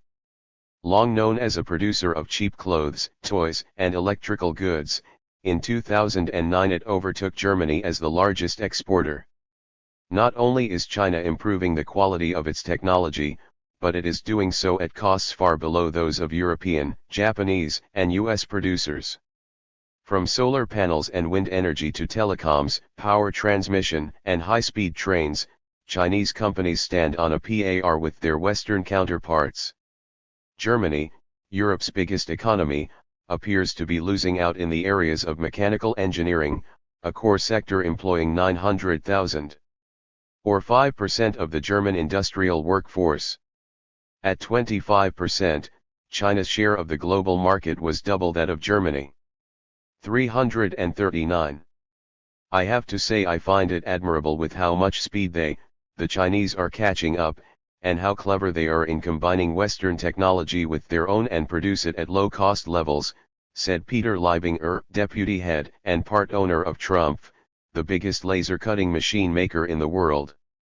3 Chinese manufacturers overtook Germany a while ago as the world market leaders in the machinery industry, selling in 2009 €300 billion worth of machinery, as opposed to Germany's €178 billion. In the field of railways, China's has more high-speed rail track than all other countries combined. Its high-speed rail link between Beijing and Shanghai and the Qinghai-Tibet Railway, 800 miles of which run at 14,500 feet above sea level and 500 kilometers of the track laid on permanently frozen soil and a 3 kilometers long tunnel through the rock, are marvels of modern engineering. John Gapper of the Financial Times wrote, "To travel on one of China's high-speed trains as I did recently is to experience China's rapid industrial advance. We cruised from Nanjing to Shanghai at speeds of which Amtrak's service from New York to Washington can only dream." 340. Mr. Gapper says that the train represents China's determination to achieve technological lead by all means possible. Through a combination of purchase, digestion, absorption, assimilation, and reinvention, the Chinese are making remarkable progress in industry after industry. CRS, the Chinese corporation that builds high-speed trains, through reworking foreign technology, has left its former partner, Kawasaki Heavy Industries, maker of Japan's bullet train, dumbstruck. The speed of China's advance has shaken imperialist corporations and their political representatives to the core. US, EU and Japanese companies went into China to extract the maximum of profit, and they have reaped a bonanza and gorged themselves on the exploitation of the Chinese workforce. In the process they have been obliged to transfer technology to state-backed partners in China to gain access to the vast Chinese market. They now find themselves facing not only a shrinking market share in China, but also facing fierce competition from their former Chinese partners for business all around the world, with Chinese companies selling at prices well below those charged by them, Western companies. As regards road transport, in the 10 years 1998 to 2008, from having less than 10,000 kilometers in 1998, the country's total expressway network grew to 78,000 kilometers, second only to the total length in the US. By the end of 2011, China's expressways had reached a total length of 85,000 kilometers. In 2011 China produced its first high-speed bullet trains. BID, car maker, is the largest battery power producer. This Shenzhen-based company developed the first all-electric fleet of 16,000 vehicles, while London has a mere 200. Only by 2037 will all of London's 9,200 buses be electric. China is at the cutting edge in developing battery-powered technology and has 400,000 electric buses on its roads, compared with the UK's total of 377. 98% of all electric buses are in China, following a decade-long strategy of electrification and transition from combustion engine vehicles. 341. In the field of building dams and producing hydropower, amongst scores of other projects, the Three Gorges Dam over the Yangtze River is the world's largest power station and an astounding engineering feat. In the field of space exploration and space technology, China has made great strides.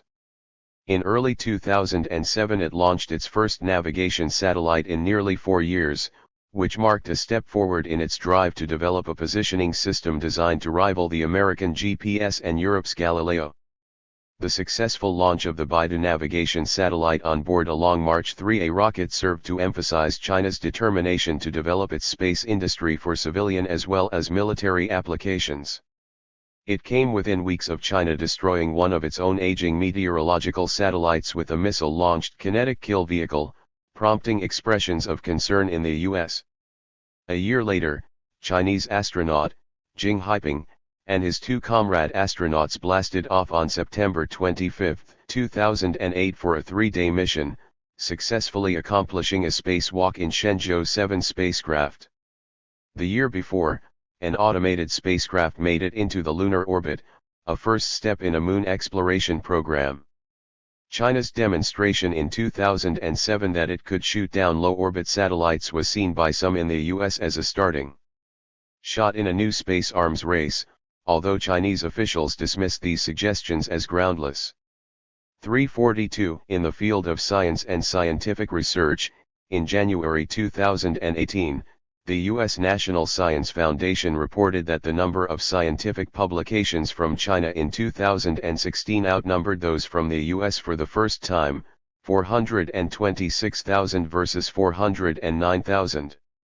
The old patronizing idea that China, just like the rest of East Asia, is only capable of imitation but not innovation, is becoming less and less credible with each passing day. The Thousand Talents Plan, for attracting bright scientists by providing resources, lab facilities, and large salaries, has been put in place in China. The annual expenditure on research and development in China increased from 1995 to 2013 by a factor of 30 and reached $234 billion in 2016.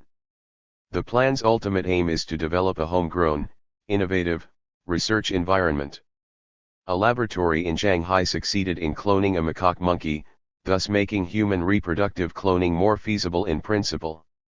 In January 2018, Chinese research scientists announced that they had sent securely encrypted data using rules of quantum mechanics via satellite to Vienna in Austria, a demonstration of the potential of quantum internet that was characterized by the Dutch quantum physicist Ronald Hansen of the Technical University of Delft as a milestone towards future quantum networks. 343 China has become world famous for installing megaprojects in record time.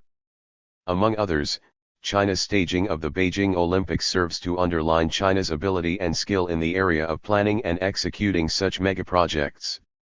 Western journalists reported this great event in the sporting life of China with a mixture of admiration, malice, and trepidation.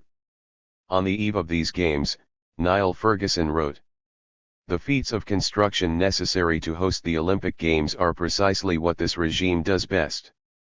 Regular visitors to Beijing have seen the city substantially remodeled over the past year, with the building of about 1.7 billion square feet of new floor space, including 110 hotels. Like the revamped airport, the striking new National Stadium, where the Olympics will officially begin at 8:08 p.m. on August 5, exemplifies China's new status as an economic powerhouse. This, after all, is the country that now accounts for 3 of the world's 6 largest companies in the FT Global 500, PetroChina, China Mobile and Industrial and Commercial Bank of China. This is the economy that, according to the Carnegie Endowment for International Peace, will overtake the US in gross domestic product as early as 2035. It might actually happen earlier. 344 Having paid this well-deserved tribute to Chinese endeavor, in staging the most successful games in the history of the Olympic movement, Mr. Ferguson reverts to doing something that he does best, namely, bringing issues irrelevant to the subject matter of the article for the sole purpose of damning China, from Darfur, Zimbabwe to Tibet and the Uyghurs of Xinjiang. In the present context, it would be a waste of time and space to make an effort to refute these calumnies. In an article in the Financial Times, Victor Mallet wrote on the eve of the Games that China had opened 3 new underground railway lines, that it planned to place at least 40 million potted plants around the Olympic sites and city streets, that it had deployed 10,000 police, paramilitaries, and soldiers to enforce security. Such organizational feats support the verdict of Hein Verbruggen of the International Olympic Committee that the quality of preparation, the readiness of the venues, and the attention to operational detail for these games have set a gold standard for the future. From the Bird's Nest Olympic Stadium, described by Edwin Heathcote, the Financial Times architectural critic as possibly the most inventive, beautiful, and extraordinary stadium to have been built since Rome's Colosseum to the new metro lines. The concrete and steel underpinnings of the Beijing Olympics are an undoubted achievement. 345 again, as befits his profession as a bourgeois scribe, Mr. Mallet goes on to sound a sour note, saying that Beijing had detained dissidents, closed popular nightclubs and presiding over no-fun games. He condemned China for its ruthless approach to training athletes in the quest for medals, that the games will be marked by nationalist propaganda reminiscent of Berlin in 1936 and sporting victories as sweeping as those of East German swimmers in the 1976 Montreal Games. These stupid remarks amount to saying that there should be no hard training for such sporting events, and winning medals itself is a disgrace and a sign of oppression and authoritarianism. China was most successful in these games, for its athletes won more than 50 gold medals and over 100 medals overall. In the field of urbanization, by the end of 2011, 52.27%, 691 million, of China's population were living in urban areas. Between 1990 and 2011, over 270 million rural residents moved into urban areas. China has 170 cities with a population of over 1 million each. Today it has 15 supercities with an average population of 25 million. In view of China's rise, the New York Times, as long ago as 2009, wrote thus: economists have long predicted that an increasingly powerful China would come to rival and eventually surpass the United States in economic influence. While the American economy is still more than 3 times no longer the size of China's, the nascent global recovery suggests that this long-anticipated change could arrive sooner than had been expected. Such a shift would have significant ramifications for the United States and the rest of the West, even after the global recovery takes hold. The economic center of gravity has been shifting for some time, but this recession marks a turning point, said Neil Sauce, chief economist for Credit Suisse in New York. It's Asia that's lifting the world, rather than the US, and that's never happened before.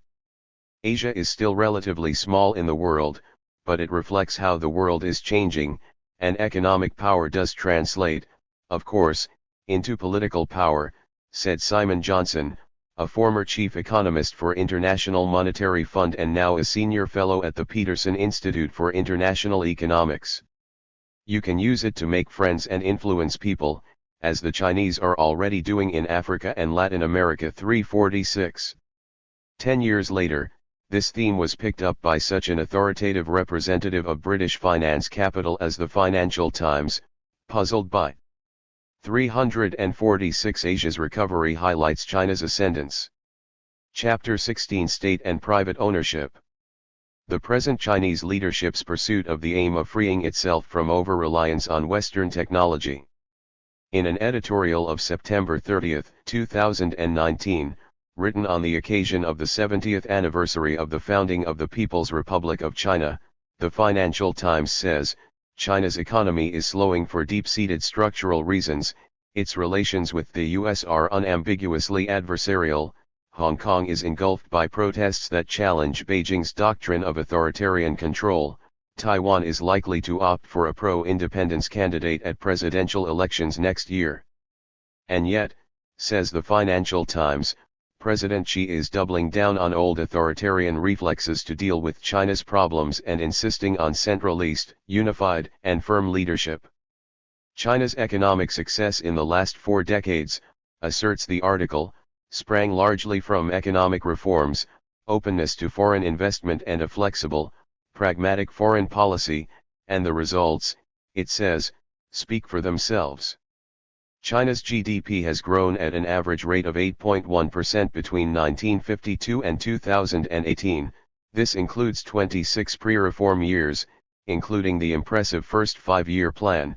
Be it noted, 770 million people have been lifted out of poverty, and life expectancy has risen from 35 in 1949 to 77 today. $2 tr in foreign direct investment entered China over the past 4 decades.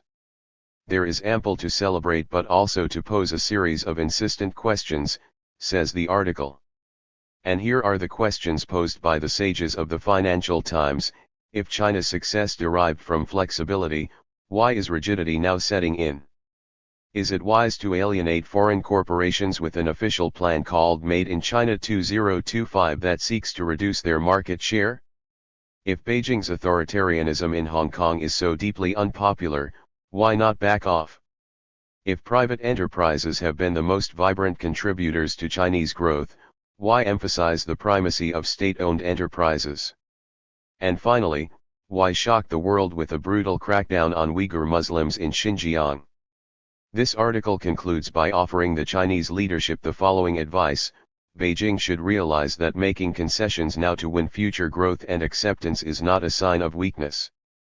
347 China's leadership can well afford to treat with contempt such advice and the malicious content of this article.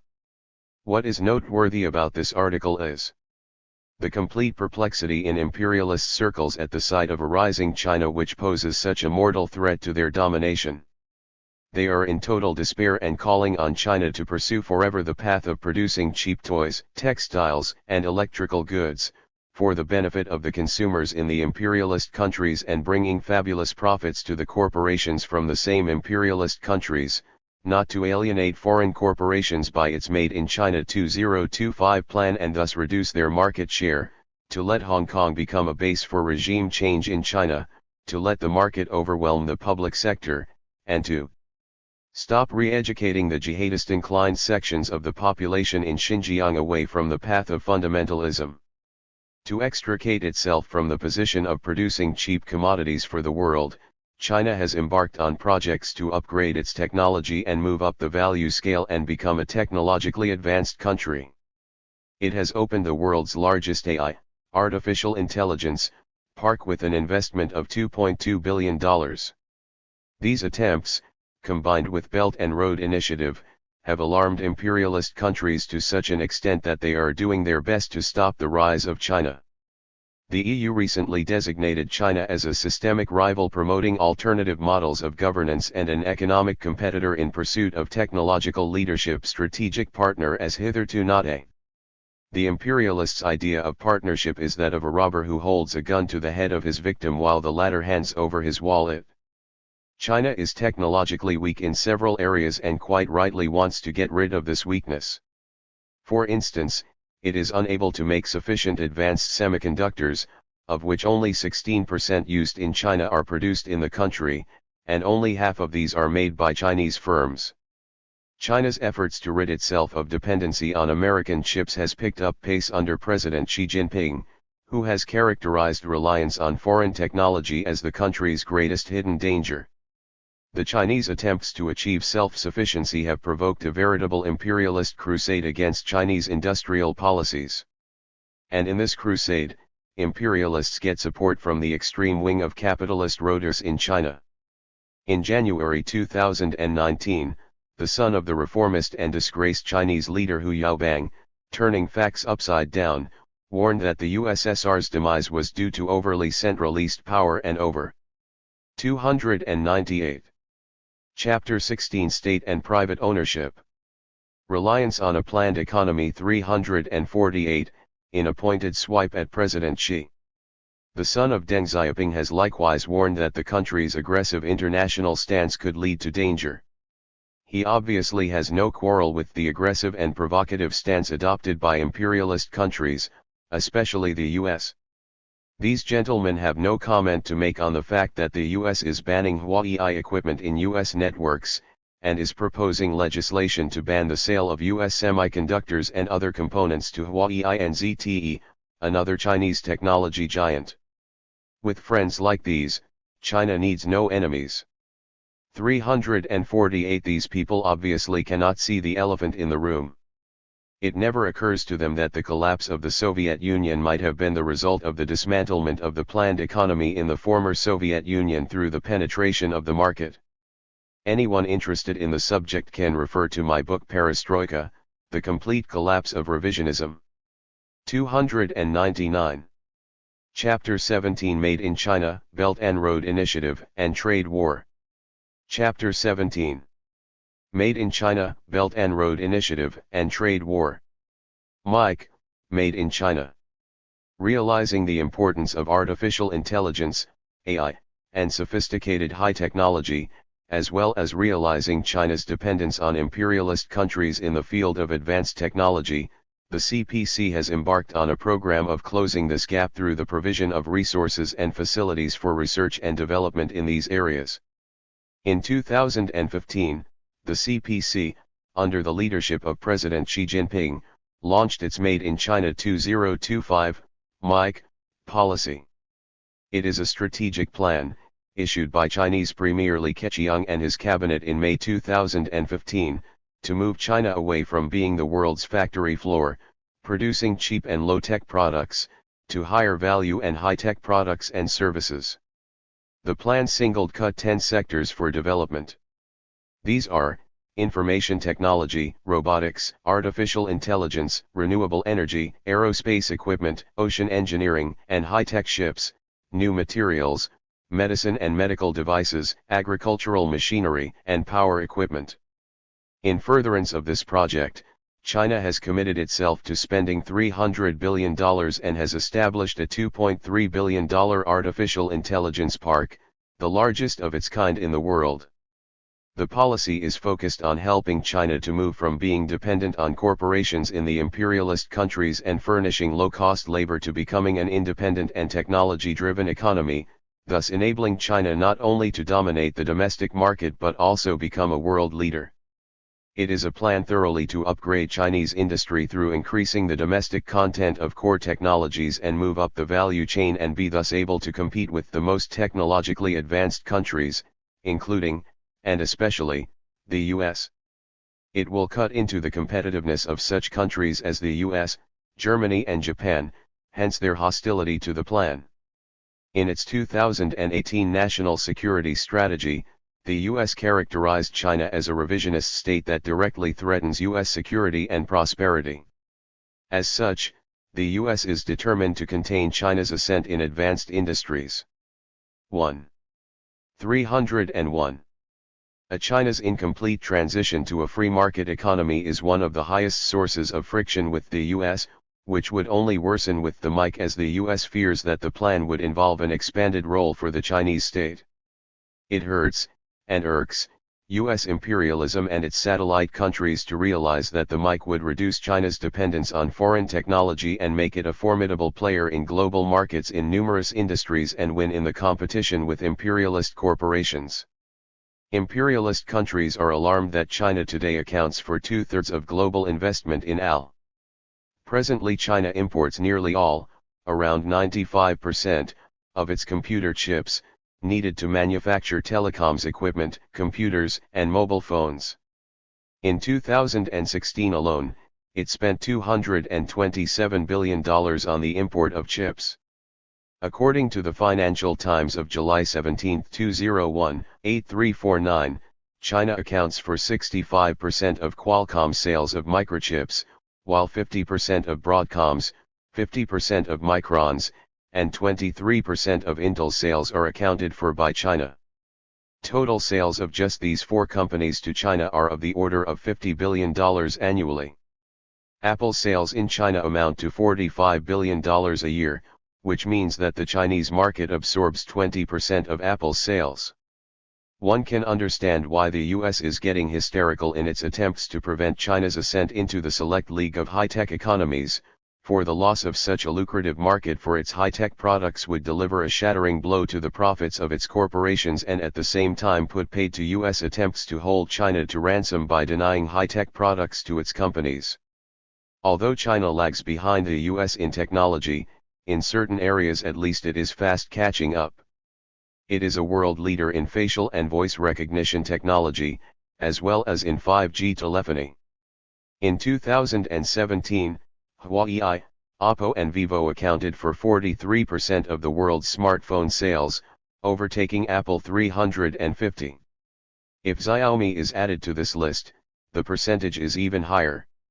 Alibaba and Tencent are the biggest technology companies, with valuations of $392 billion and $382 billion respectively. These two and other Chinese technology companies have been on a shopping spree abroad, acquiring technology companies. In the words of the Financial Times of June 18, 2018, between 2015 and 2017, the five biggest U.S. tech groups, especially Apple and Microsoft, spent $228 billion on stock buybacks and dividends, Bloomberg data shows. During the same period, the top five Chinese tech companies spent just $10.7 billion and plowed the rest of their excess cash into investments that broaden their footprint and influence. It's hard to escape the view that the Chinese groups are like all of us, creatures of their heritage. They are using their investments as one way to help fulfill the ancient Chinese definition of the Middle Kingdom center around which all else revolves. 351. BRI, One Belt One Road. In 2013, China launched the Belt and Road Initiative, BRI, a grand infrastructure project to link more than 80 countries through a network of railways, roads, ports, power stations, pipelines and electricity facilities in Asia, Europe, the Middle East and Africa. Involving a huge $1.3 tr in expected costs over a decade, China has already undertaken approximately 1,800 programs under the BRI. It has built, or secured stakes in, 30 major ports sprinkled from the Indian Ocean to Africa and Europe. Although initiated to link China to all the countries envisaged in this initiative, it is regarded by the US as a challenge to its ambition to dominate the vast Eurasian landmass, which is home to the majority of the global population and is a repository of huge mineral resources, not to speak of the market and the avenues for investment it offers. Precisely for this reason, imperialist countries, especially the US, have been busy creating obstacles to frustrate this program. A case in point is Pakistan, which figures prominently in this scheme. China is committed to spending $62 billion to construct the China-Pakistan Economic Corridor, CPEC, which would connect western China to the Arabian Sea by road and rail, and the ports of Gwadar, Balochistan, and Karachi. The US leaned heavily on the IMF to deny a loan to Pakistan unless it made public details of loans obtained from China. In the end, China lent another $5 billion to Pakistan to help it avoid this intrusive scrutiny. In South Asia, Bangladesh, 352 after Pakistan, is the second biggest recipient of Chinese investment. In Sri Lanka, China has built the port of Hambantota, which sits close to a strategic commercial and military waterway in the Indian Ocean. On March 23, 2019, Italy became the first G7 country to subscribe to China's BRI, in the face of US opposition to, and condemnation of, Italy. At the end of 2019, 14 countries from the European Union, from Central and Eastern Europe, as well as Portugal and Italy, had signed up to the BRI. While the EU is China's largest trading partner, China is the EU's second largest, just behind the US. The German car maker, Volkswagen, sells nearly 40% of its cars in China. The UK is the largest European recipient of Chinese foreign direct investment, accounting for $80 billion over the last 15 years.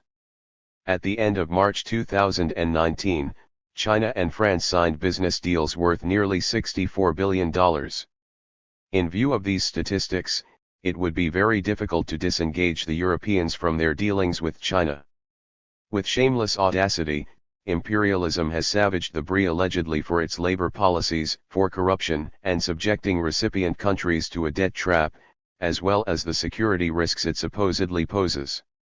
In fact, all China is doing is to connect itself to various countries in a way that makes it very difficult indeed for the US to prevent China from trading with other countries, and into the bargain helping with the development of the economies of the recipient countries. Trade war. For some time, the US has been waging a trade war on China.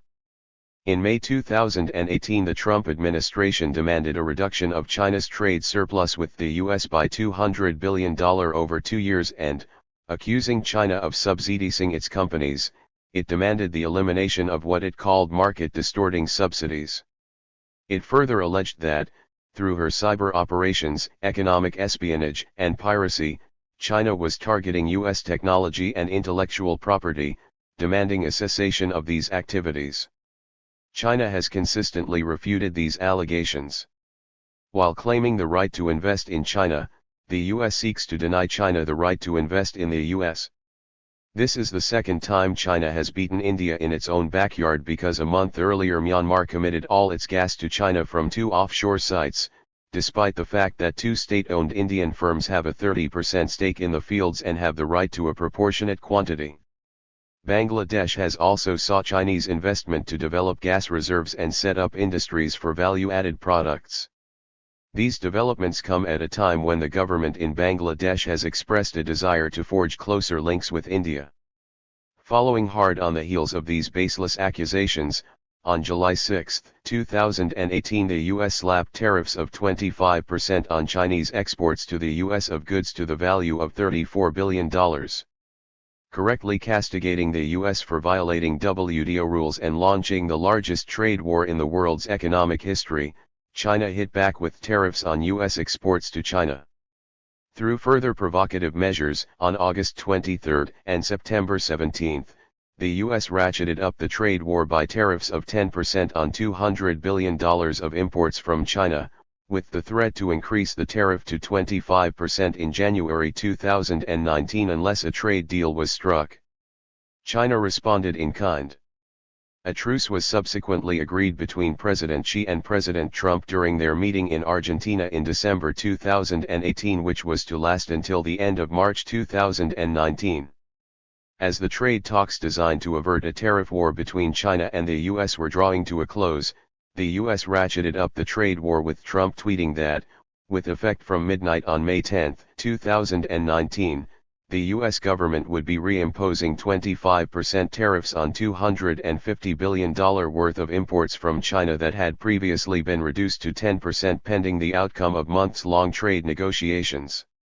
He went on further to threaten to impose levies on another $325 billion worth of imports from China, a threat that has since been implemented 353.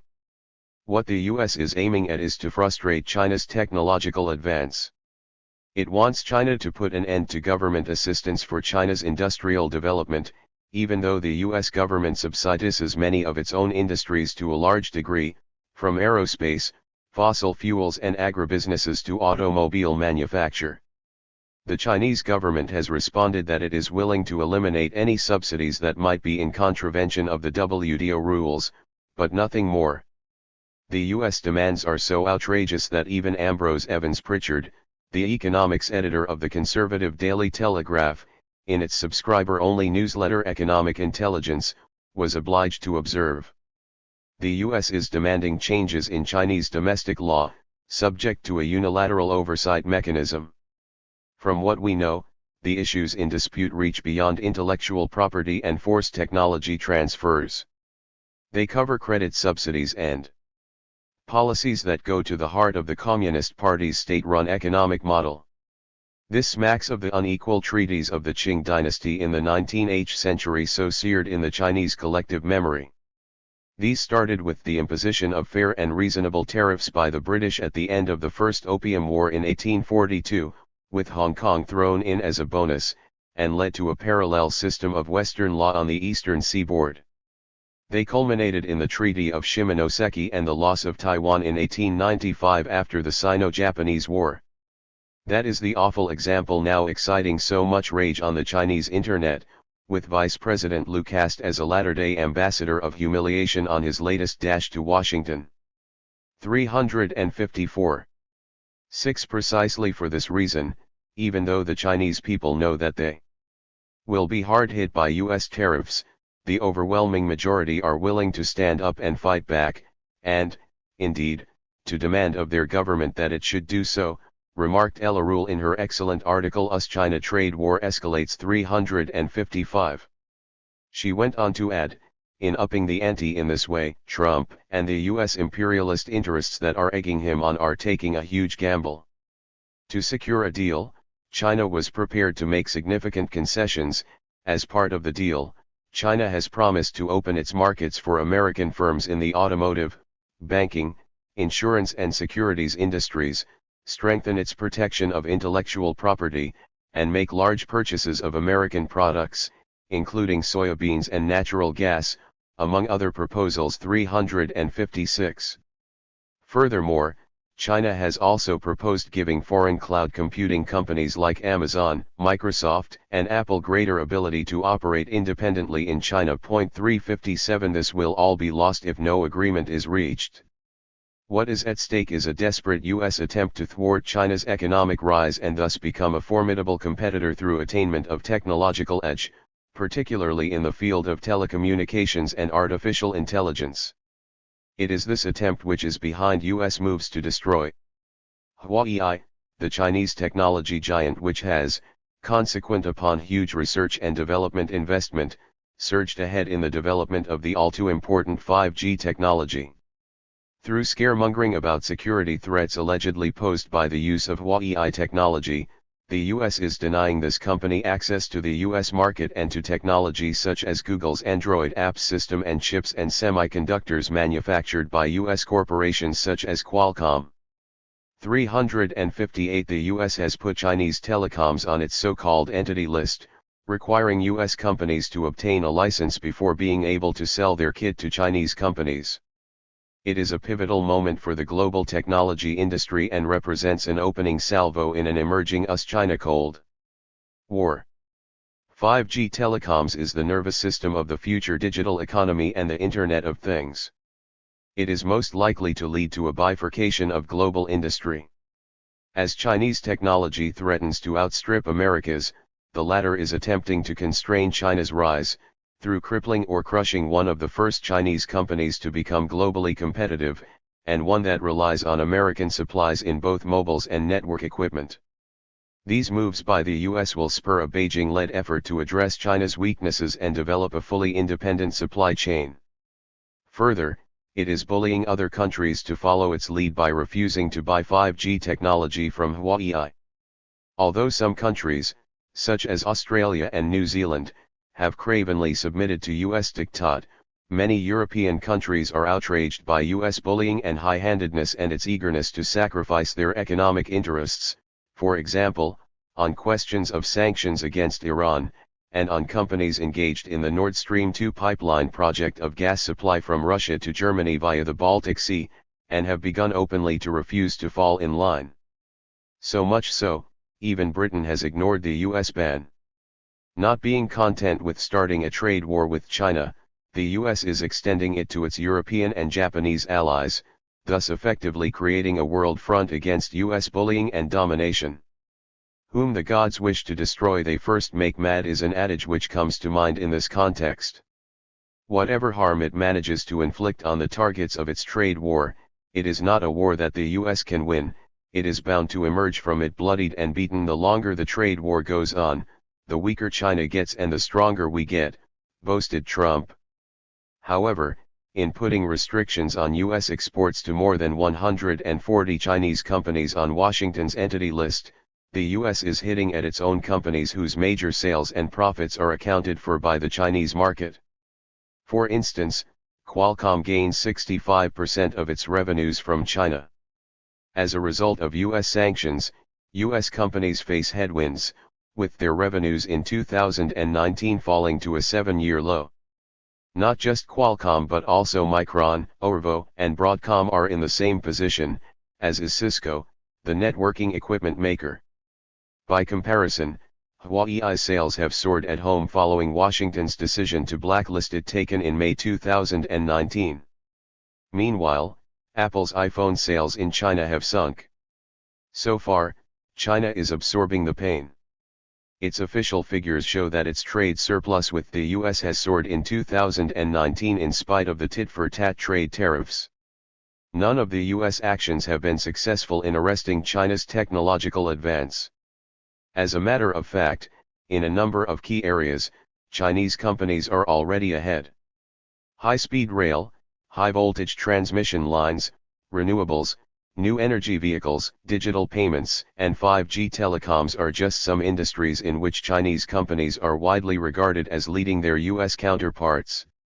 Almost all sources agree that China is catching up fast. Foundational disciplines such as artificial intelligence even in. With dominance at stake, neither side appears ready to cede an inch. 359 The author, Mr. Kinge, concludes that the trade war is bad for the US as the US companies and their affiliates in China sell 9 times more than their Chinese counterparts sell in the US, with the result, as the two countries decouple, that the US has more to lose. As China's exports to the US in 2017 totaled $505 billion, while those of the US to China were just shy of $130 billion, the Trump administration felt that the trade imbalance is such as to make for an easy victory for the US. But the matter is far from that simple.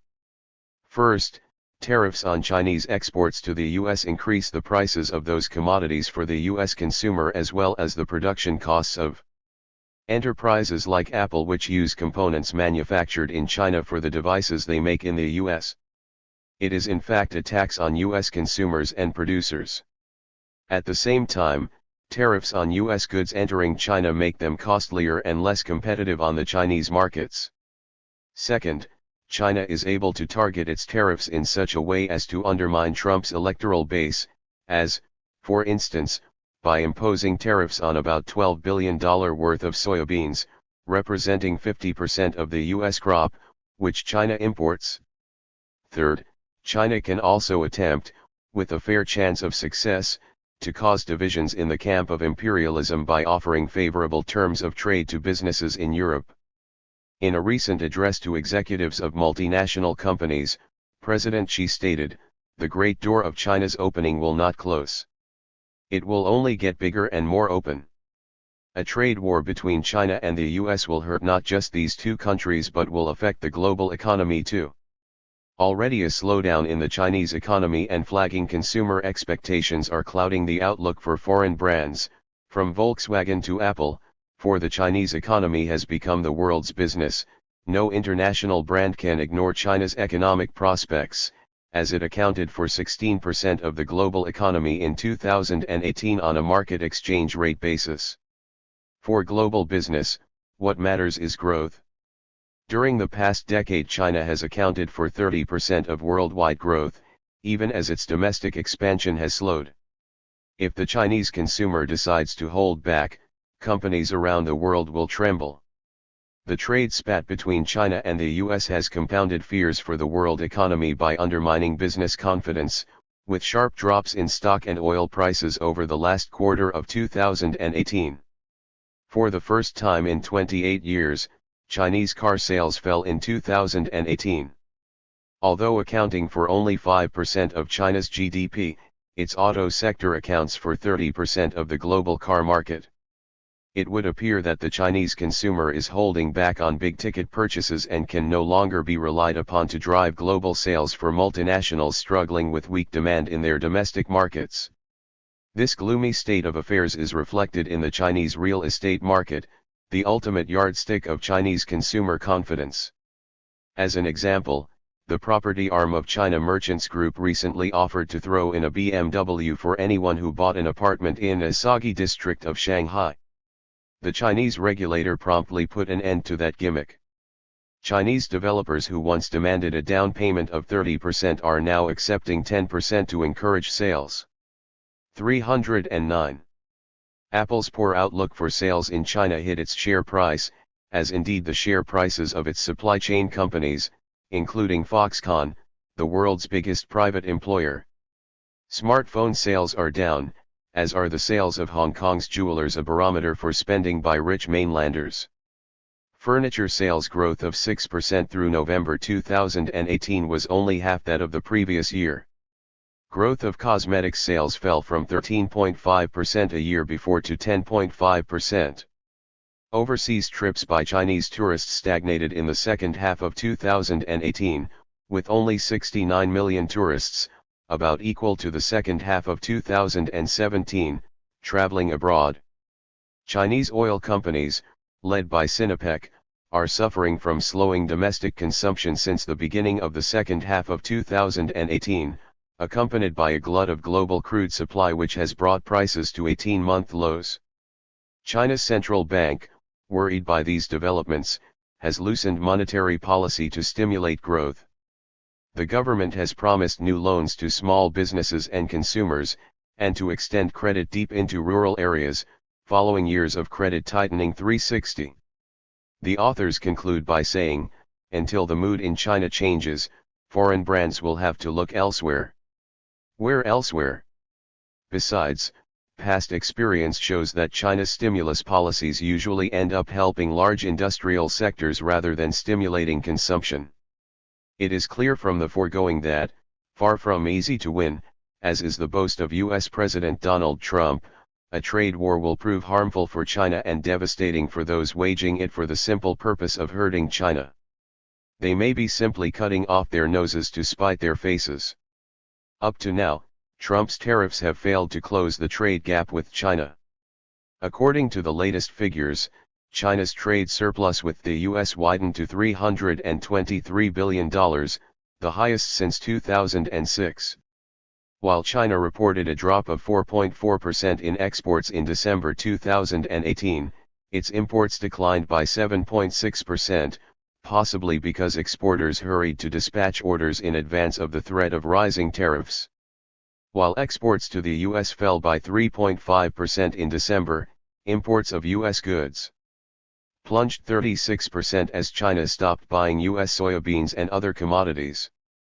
The trade deal just concluded may still be scuppered in the near future over US demands for structural changes to China's economy. The dispute between the US and China is not confined to trade and goes far beyond it. Very recently, US Vice President Mike Pence accused China of interference in US politics, of stealing intellectual property and cyber attacks. He denounced China's debt diplomacy and its trade and investment policies and a culture of censorship. It is clear that the US is increasingly moving away from the policy of engagement with China that it has pursued for the last 40 years towards a policy of confrontation. China's companies, as for instance Huawei, are being denied market access, and China is being pressed to allow greater primacy to market forces. Only then, asserts the US, could there be constructive engagement between China and the US. It is a much more intractable conflict than a mere trade dispute, for it challenges China's aspirations and its development model, and the challenge that they represent to US primacy. For its part, China is playing for time to continue its economic expansion. That's why it has amended the law on forced technology transfers and to crack down on infringements of intellectual property rights. Basically, the US standpoint is a declaration of war on China. Only time will tell if it leads to armed conflicts between these two powerful countries. Anything that China does to defend itself and safeguard its interests in areas of economics and security is portrayed by the US as aggressive action on China's part. In the end, China has no option but to defend itself. A. 311. Chapter 18, China-Africa Relations. Chapter 18. China-Africa Relations. Notwithstanding the non-hegemonic nature of China's dealings with Africa, or perhaps precisely because of this, China's success in Africa has become an obsession in Washington. China is often accused by bourgeois commentators, as well as by some self-styled socialists and communists, of exploiting Africa in the same way as colonialism and imperialism have done over a long period. Facts, however, tell a different, an opposite, story. Since 2000, China-Africa trade has increased 20 times to reach more than $200 billion in 2012. 7 of the world's fastest-growing economies in 2013 were in Africa. 361 from 2000 to 2007, 2/3 of the economies in Africa grew at more than 5.5% a year, and nearly 1/3 reached an unprecedented 7% annual growth, in large part thanks to China. 362 China has shown extended solidarity and friendship towards Africa over several decades. In the 1970s, as an expression of solidarity with the newly independent states of southern Africa, it built the 1,850 km Tanzam Railway linking Zambia's copper belt with the Indian Ocean ports of Dar es Salaam and Mombasa, thus freeing landlocked Zambia from the stranglehold of apartheid South Africa and the white minority Rhodesian regime. In November 2006, China held a two-day China-Africa summit attended by 48 African countries, where the then Chinese leader, Hu Jintao, promised $5 billion in soft loans and credits. He also pledged to invest $1.9 billion in a range of projects covering infrastructure, raw materials, and finance. During his visit to Tanzania in March 2013, President Xi Jinping signed an agreement to build a large port and an industrial zone in Tanzania at an estimated cost of $10 billion. He also reaffirmed China's promise of $20 billion in loans to Africa over the following 3 years. This was followed by a promise by President Xi in 2015 of a total of $60 billion in Chinese investments to Africa to demonstrate a common future. Further momentum behind China's engagement in Africa has come from the Belt and Road Initiative, BRI, a very significant Chinese program to finance and build infrastructure in more than 80 countries in Asia, Africa, the Middle East and Europe, a program which has been rolled out in Africa without any friction or obstacles. No wonder, Rex Tillerson, the then U.S. Secretary of State and former head of the U.S. oil giant, Chevron, on his 5-nation tour of Africa in March 2018, alarmed at the speed with which Chinese-African relations have been progressing, warned that the African continent should be watchful before accepting Chinese investment, saying countries should not forfeit any elements of their sovereignty as they enter into such arrangements with China. 363 The hypocrisy of this remark is breathtaking, coming as it did from the chief diplomat of a country that has been guilty of violating the sovereignty of dozens of countries across the world, in the process overthrowing legitimate governments, slaughtering millions of people and wreaking wholesale destruction and devastation, from Korea and Vietnam to Iraq, Afghanistan, and Libya, to name but a few.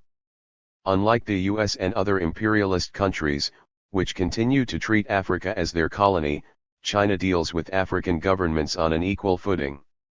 During his visit to Tanzania, in a keynote speech in Dar es Salaam, on March 25, 2013, President Xi declared, "Africa belongs to African people.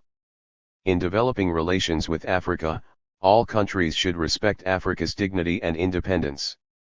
Such remarks must irk, to put it mildly, the representative spokespersons of imperialism, for, in addition to development, Africans crave dignity and independence, all of which have been denied to them by imperialism, but which China accords. There is much substance and sincerity in President Xi's words, which are eagerly and warmly received by African governments and African masses. 4 days later, during his visit to the Republic of Congo, in a speech delivered to the Congolese parliament in Brazzaville, President Xi hammered home the message of China's undying friendship towards Africa. In these words, no matter how the international situation will change, China is always Africa's all-weather friend and partner.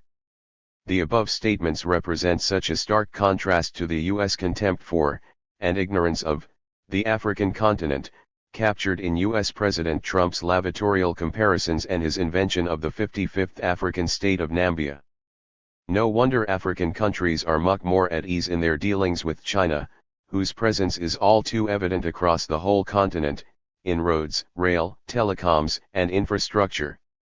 The U.S. relationship with Africa, on the other hand, is almost exclusively extractive, as Mr. Tillerson, the former head of Chevron, which, along with ExxonMobil, are the biggest investors in Africa, should know.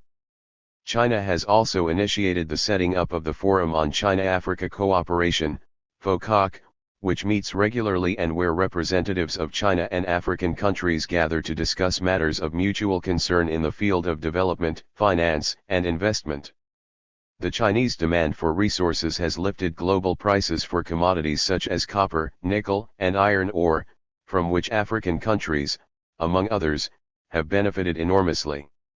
Writing in the Financial Times of December 10, 2000, 9364, David Pilling had this to say in response to Western criticism of China's influence in Africa.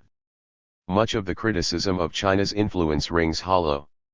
As Chinese, and Japanese, officials point out, the West's record is less than exemplary. European contact with Africa can best be summed up as decades of naked rapaciousness followed by a spectacularly unsuccessful attempt to make amends.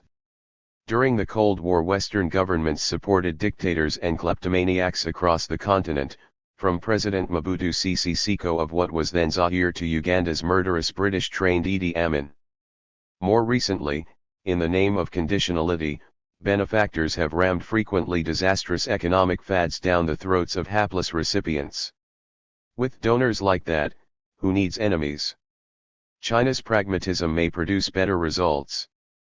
First, an emphasis on infrastructure means that, even if deals are corroded by corruption, at least the recipient country ends up with a road, port, or hospital, okay, or perhaps a soccer stadium.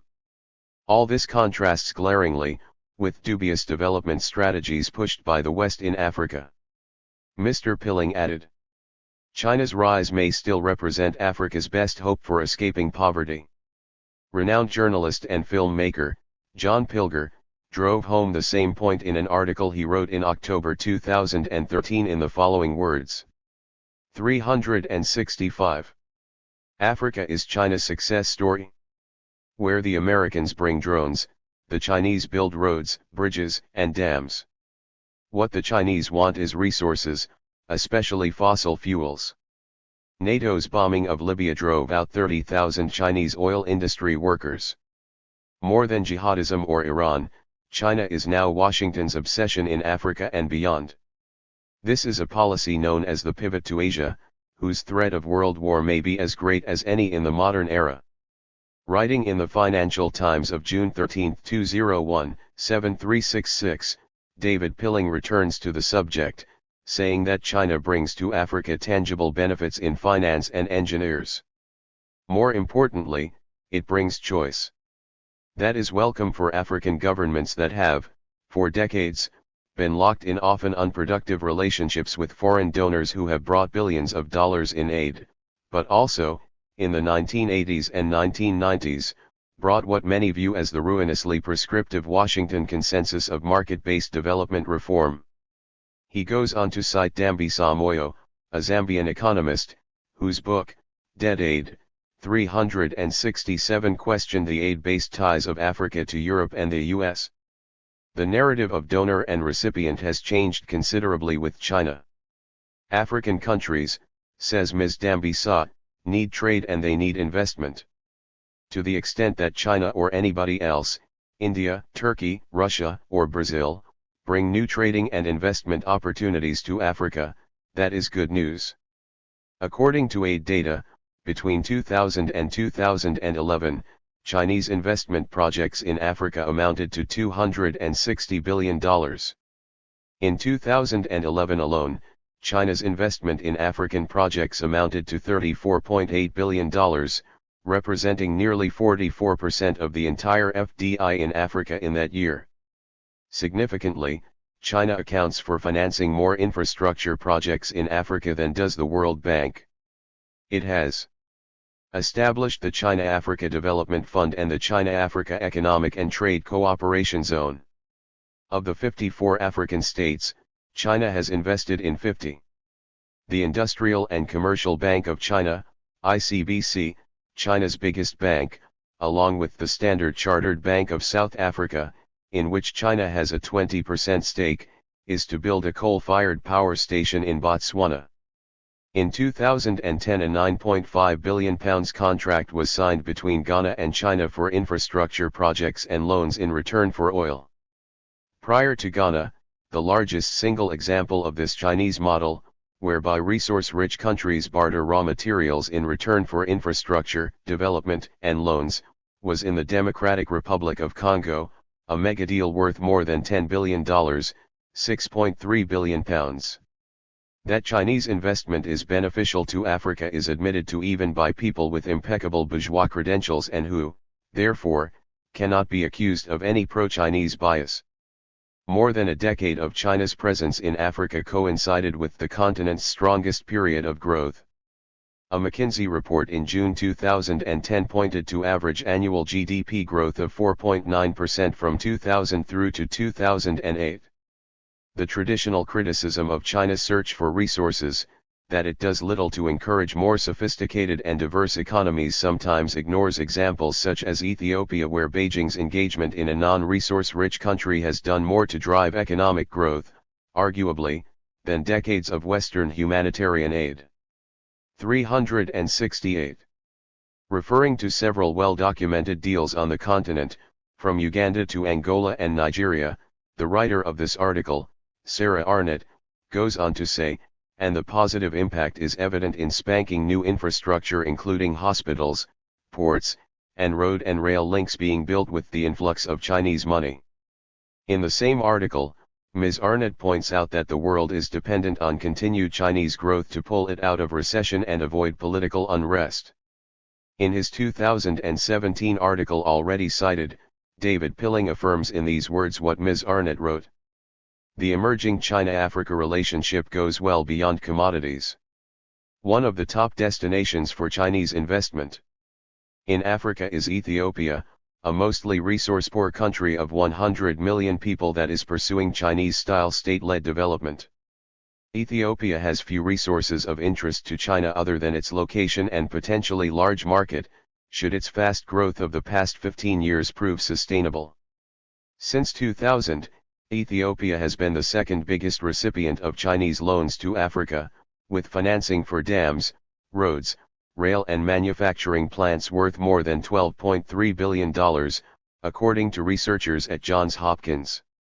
This is more than twice the amount loaned to oil-soaked Sudan and mineral-rich Congo. In fact, a far larger portion of U.S. direct investment, 66% vs 28% for China, going into mining. The secret to Chinese success in Africa, as in many other places, is that it does not interfere in local politics, offers massive infrastructure investments in return for long-term concessions for resources, and terms that are mutually beneficial. Doubtless, by its success Africa, as elsewhere, China is encroaching upon areas that were hitherto the exclusive preserve of imperialism and targets of its super-exploitation. Hence the latter's feigned outrage at alleged Chinese imperialism, a charge which is picked up by imperialism's flunkies among the fake left in the centers of imperialism as well as some within the ranks of the African bourgeoisie. In the latter category must be included Lamido Sanusi, the governor of the Central Bank of Nigeria, who wrote, "So China takes our primary goods and sells us manufactured ones. This was also the essence of colonialism. The British went to Africa and India to secure raw materials and markets. Africa is now willingly opening itself up to a new form of imperialism. China is no longer a fellow underdeveloped economy, it is the world's second biggest, capable of the same forms of exploitation as the West. It is a significant contributor to Africa's deindustrialization and underdevelopment." 369.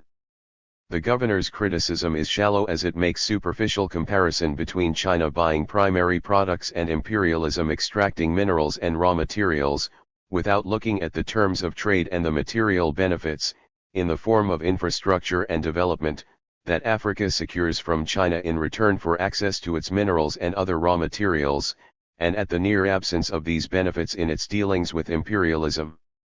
And this when imperialism, in addition to its investment